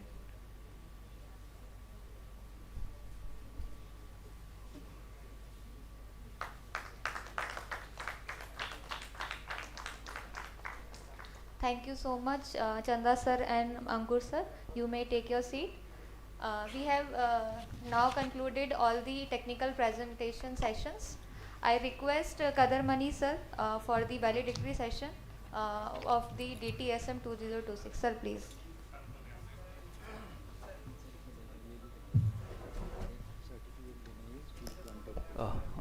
Thank you, Jyoti. Very good afternoon to all. Respected ED, SDTD.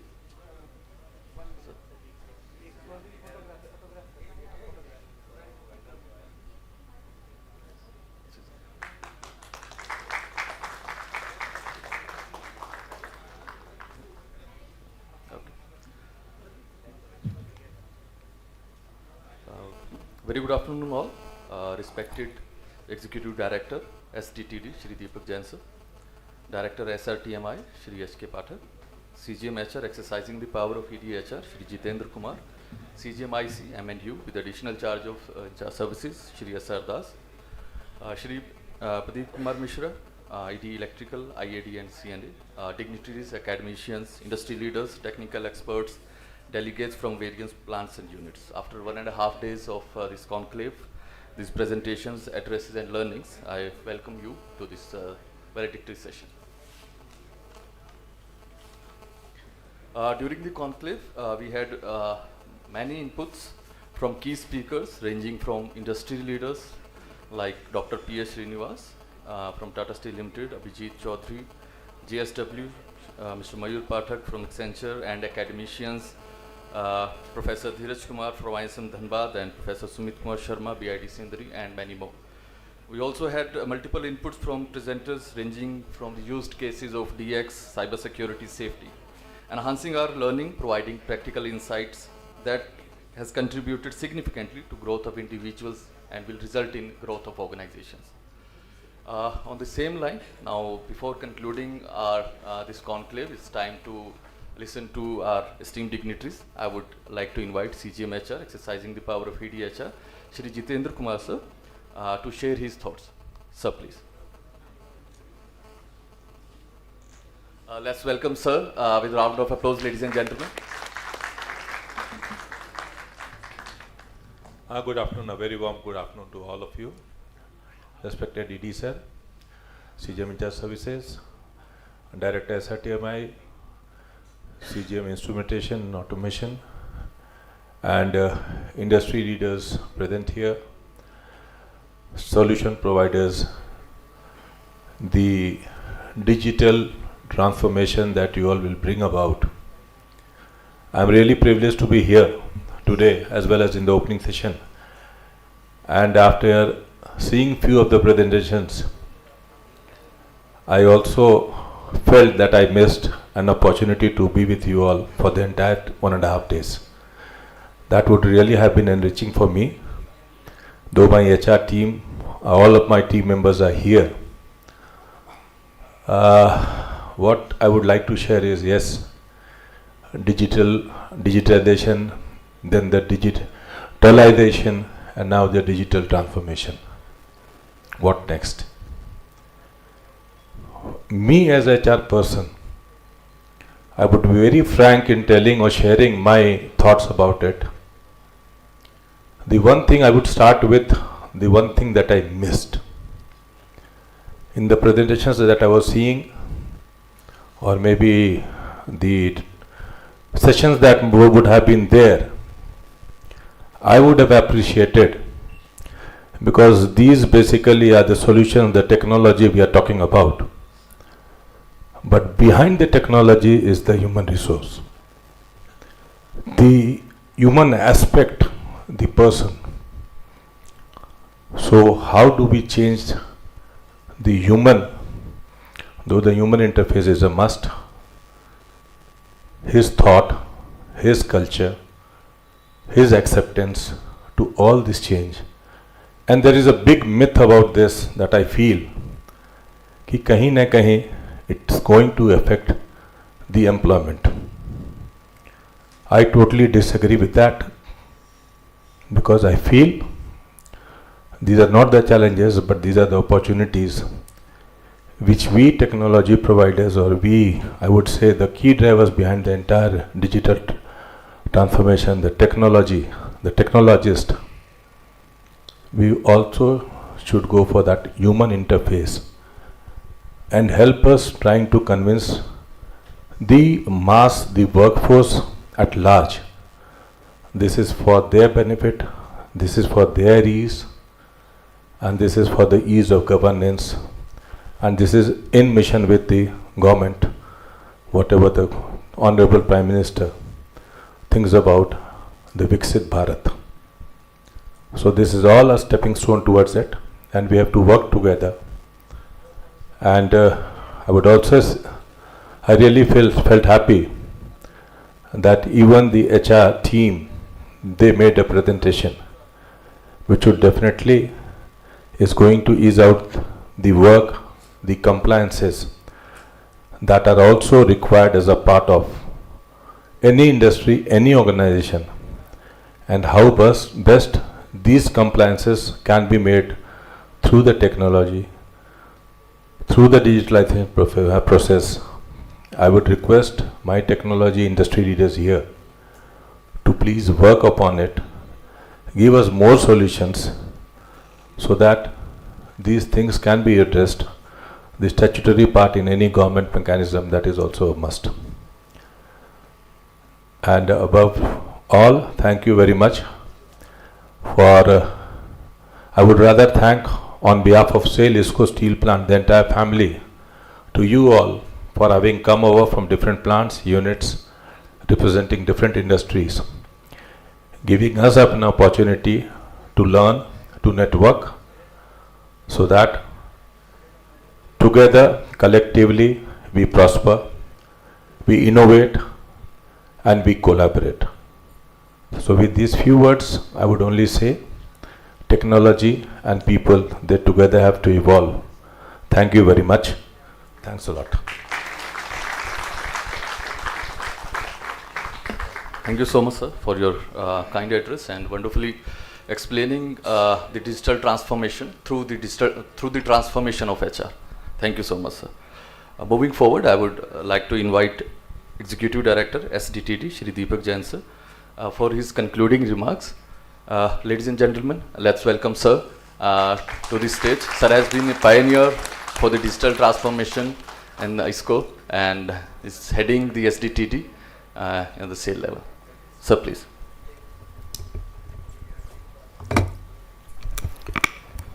So, sabhi ko namaskar. Very good afternoon to all of you. I think we are running behind schedule, but it will be unfair on my part to wrap this up quickly without mentioning the extreme planning and the very well executed program that we have witnessed in the last 1.5 days. So I would request all of you to give a big round of applause to the organizing team. Under the leadership of my friend Pradeep and the entire team, of course the management has backed up the entire endeavor. But you must realize that to organize a program of this scale, a lot of planning has to go on. It takes months of planning. So the several teams that have worked, and there are people from, I can see, all across the functional areas of the plant. We have a system of departmental digital officers. So they are also part of this organizing team. People who have taken care of the food, people who have taken care of the technical program, scheduling, reception, hospitality. Everyone has done an splendid job. And even the cultural program yesterday was in a class of its own. So once this has been done, it's also important to understand what we have taken away from a program of this magnitude, this scale, and what Jiten sir was telling, that that of course any transformation is basically a change management exercise. Every individual, the biggest strength of any organization, they have to first of all realize that to bring about the change, they have to start changing themselves, and they have to begin by understanding that digital technologies and techniques and the models, the processes, they are not really going to make their work harder, or they're not going to make them obsolete, but it's the other way around. They will be finding new challenges, new ways of working, and ease will be the prime outcome of all these exercises. Also, if you recall seeing our Honorable Prime Minister's visit to France recently, he explicitly expressed that India is no longer a consumer of problems or solutions. India is a provider of solutions now, and we have to place ourselves at that place where we can start supplying to the world. Instead of consuming the large languages model that are there, we have to start building our own, and we have to go there. The vision should be there, and we can start in smaller steps. In our plant level, in our working level, we have to first of all embrace the technology and think of ways in which, don't wait for the management's clearance or something. There are many things that can be done on your own to ease out your own pain areas, your own line of working. So we have to start from there and gradually build on to bring a very, very strong company and the organization that we are working in. Lastly, I would like to really acknowledge the presence of the solution providers. Of course, there are we have witnessed people from the big companies, Tata Steel, Jindals, Accentures, McKinsey's, and then the many startups. And just so you know, let me, Pathak Savez and his team has yesterday told you about the Ministry of Steel's great, rather I would say, their vision to rope in the solution providers, the startups, and even to fund them so that they can take up projects and establish themselves as a real solution provider. SAIL is also is coming up with a policy like that. It's very soon going to come out, and this policy is called SAIL Udyam Setu policy. It is under approval, and where we will empanel startups and solution providers based on certain domains like computer vision, video analytics, predictive maintenance, and use of generative AI. And so many domains have been identified in which we'll be inviting applications, and then we'll be empaneling vendors so that they can be entrusted with award of work in as short as possible manner to leverage their powers and technologies. So we look forward to taking you on board. The entire management is with you, with all of the individuals of the organization as well as the external solution providers.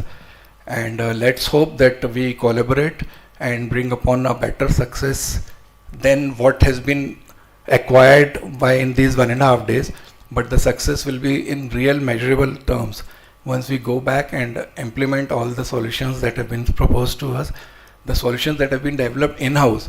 Also, we should not stop there. We have to see to it that if ISP has done a good thing, like I also mentioned on the opening ceremony day, then they have to ensure that other plants benefit from what they have done, so that the wheel is not reinvented and things once created are adopted by everybody.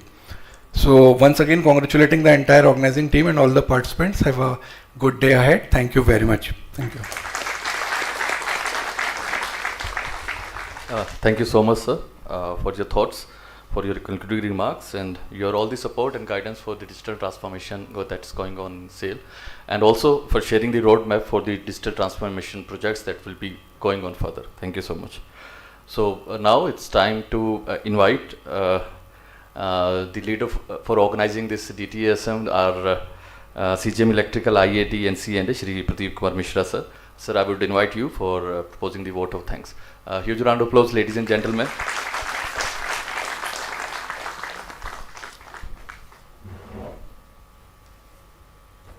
A very good afternoon to all of you. I'm sorry that we are late for lunch, but the sessions were so engrossing and people were so enthusiastic about the sessions that it took long to finish. So again, sorry for this delay, but I will try to wrap it up quickly. It's a moment of both a privilege and a moment of great satisfaction to deliver the closing remarks. As Jain Saab has said yesterday during the inauguration session that because of the rain I was little bit worried and इधर से उधर भाग रहा था, तो जैन साहब ने अपने इनॉग्रेशन स्पीच में कहा था कि प्रदीप ऐसा भाग रहे थे जैसे कि उनकी बेटी की शादी है. तो now it's very rightly said Jain Saab, and the time of Vidai has come. So it is making me sad, but again I am happy that this DTSM'26 has been able to deliver what it was meant for. Thank you all.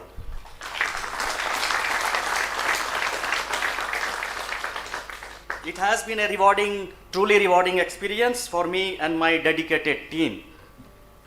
I would like to thank my director in charge, Shri Surajit Mishra sir, for giving the constant guidance, support and encouragement to do this. I would also like to thank ED Work sir, the entire team of EDs, ED Finance, ED Projects, CGM in charge HR, officiating ED HR, and the whole ISP team for continuously supporting us to achieve what we have done today. I would like to express my sincere thanks to ED Sale Digital Transformation, Sri Deepak Jain sir. This started with a few of my team members. We were discussing that कि कुछ ऐसा करते हैं जिसमें कि और हम लोग इसको फास्ट फॉरवर्ड हमारा जो डिजिटल हमारा जो प्रोग्रेस है उसको बढ़ा पाएँ. तो दे टोल्ड मी कि सर एक कॉन्क्लेव करते हैं, एक ऑपरेटिंग कमेटी का मीट करते हैं. Then it came to my mind that we have organized a similar program in 21, which was DTSM'21. So I encouraged them to utilize that brand name of digital transformation in steel manufacturing, and we decided to hold a similar program in that line. Then immediately I took my phone and I called Deepak Jain sir. He was traveling, he was going to Europe for a training. I asked sir, I need your blessing and I am going to do this program and I will need all your support. So he has been very kind and his team was very kind to continuously guide us and give us all assistance which we needed. Thank you sir. Thank you sir, and thank you your team. Also I would like to express my sincere thanks to Hemant Pathak sir.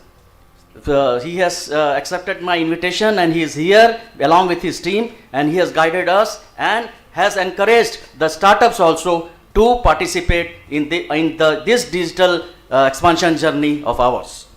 I will fail to do my duty to not mention the exhibitors, the technology partners, the vendors who have come up and enthusiastically supported us, not only for setting up stalls but giving us such beautiful presentations and providing us solutions, guiding us in our future endeavors. I want to place on record my sincere thanks to Shri Srinivas of Tata Steel, Shri Abhijit Chaudhary of JSW, Shri Dhiraj Kumar, Deputy Director ISM Dhanbad, and Shri Rajak and his team from BIT Sindri. I want to thank the delegates across sale units and leading industry, academia and technology partners. The true success of this enclave lies not merely in the presentation delivered but in collaboration initiated, the knowledge shared, and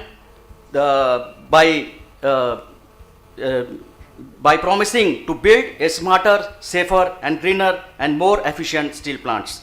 Thank you all for all your valuable participation. We wish you a safe journey.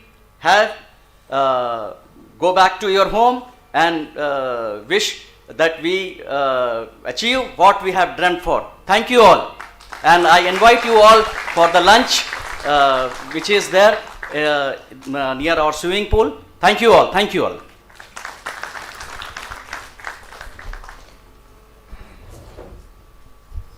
Thank you, sir. With this, We have reached to end of this 1.5 days digital transformation in steel manufacturing conclave 2026. Thank you all for your kind and gracious presence over here for 1.5 days for these deliberations, all the presentations. Thank you so much.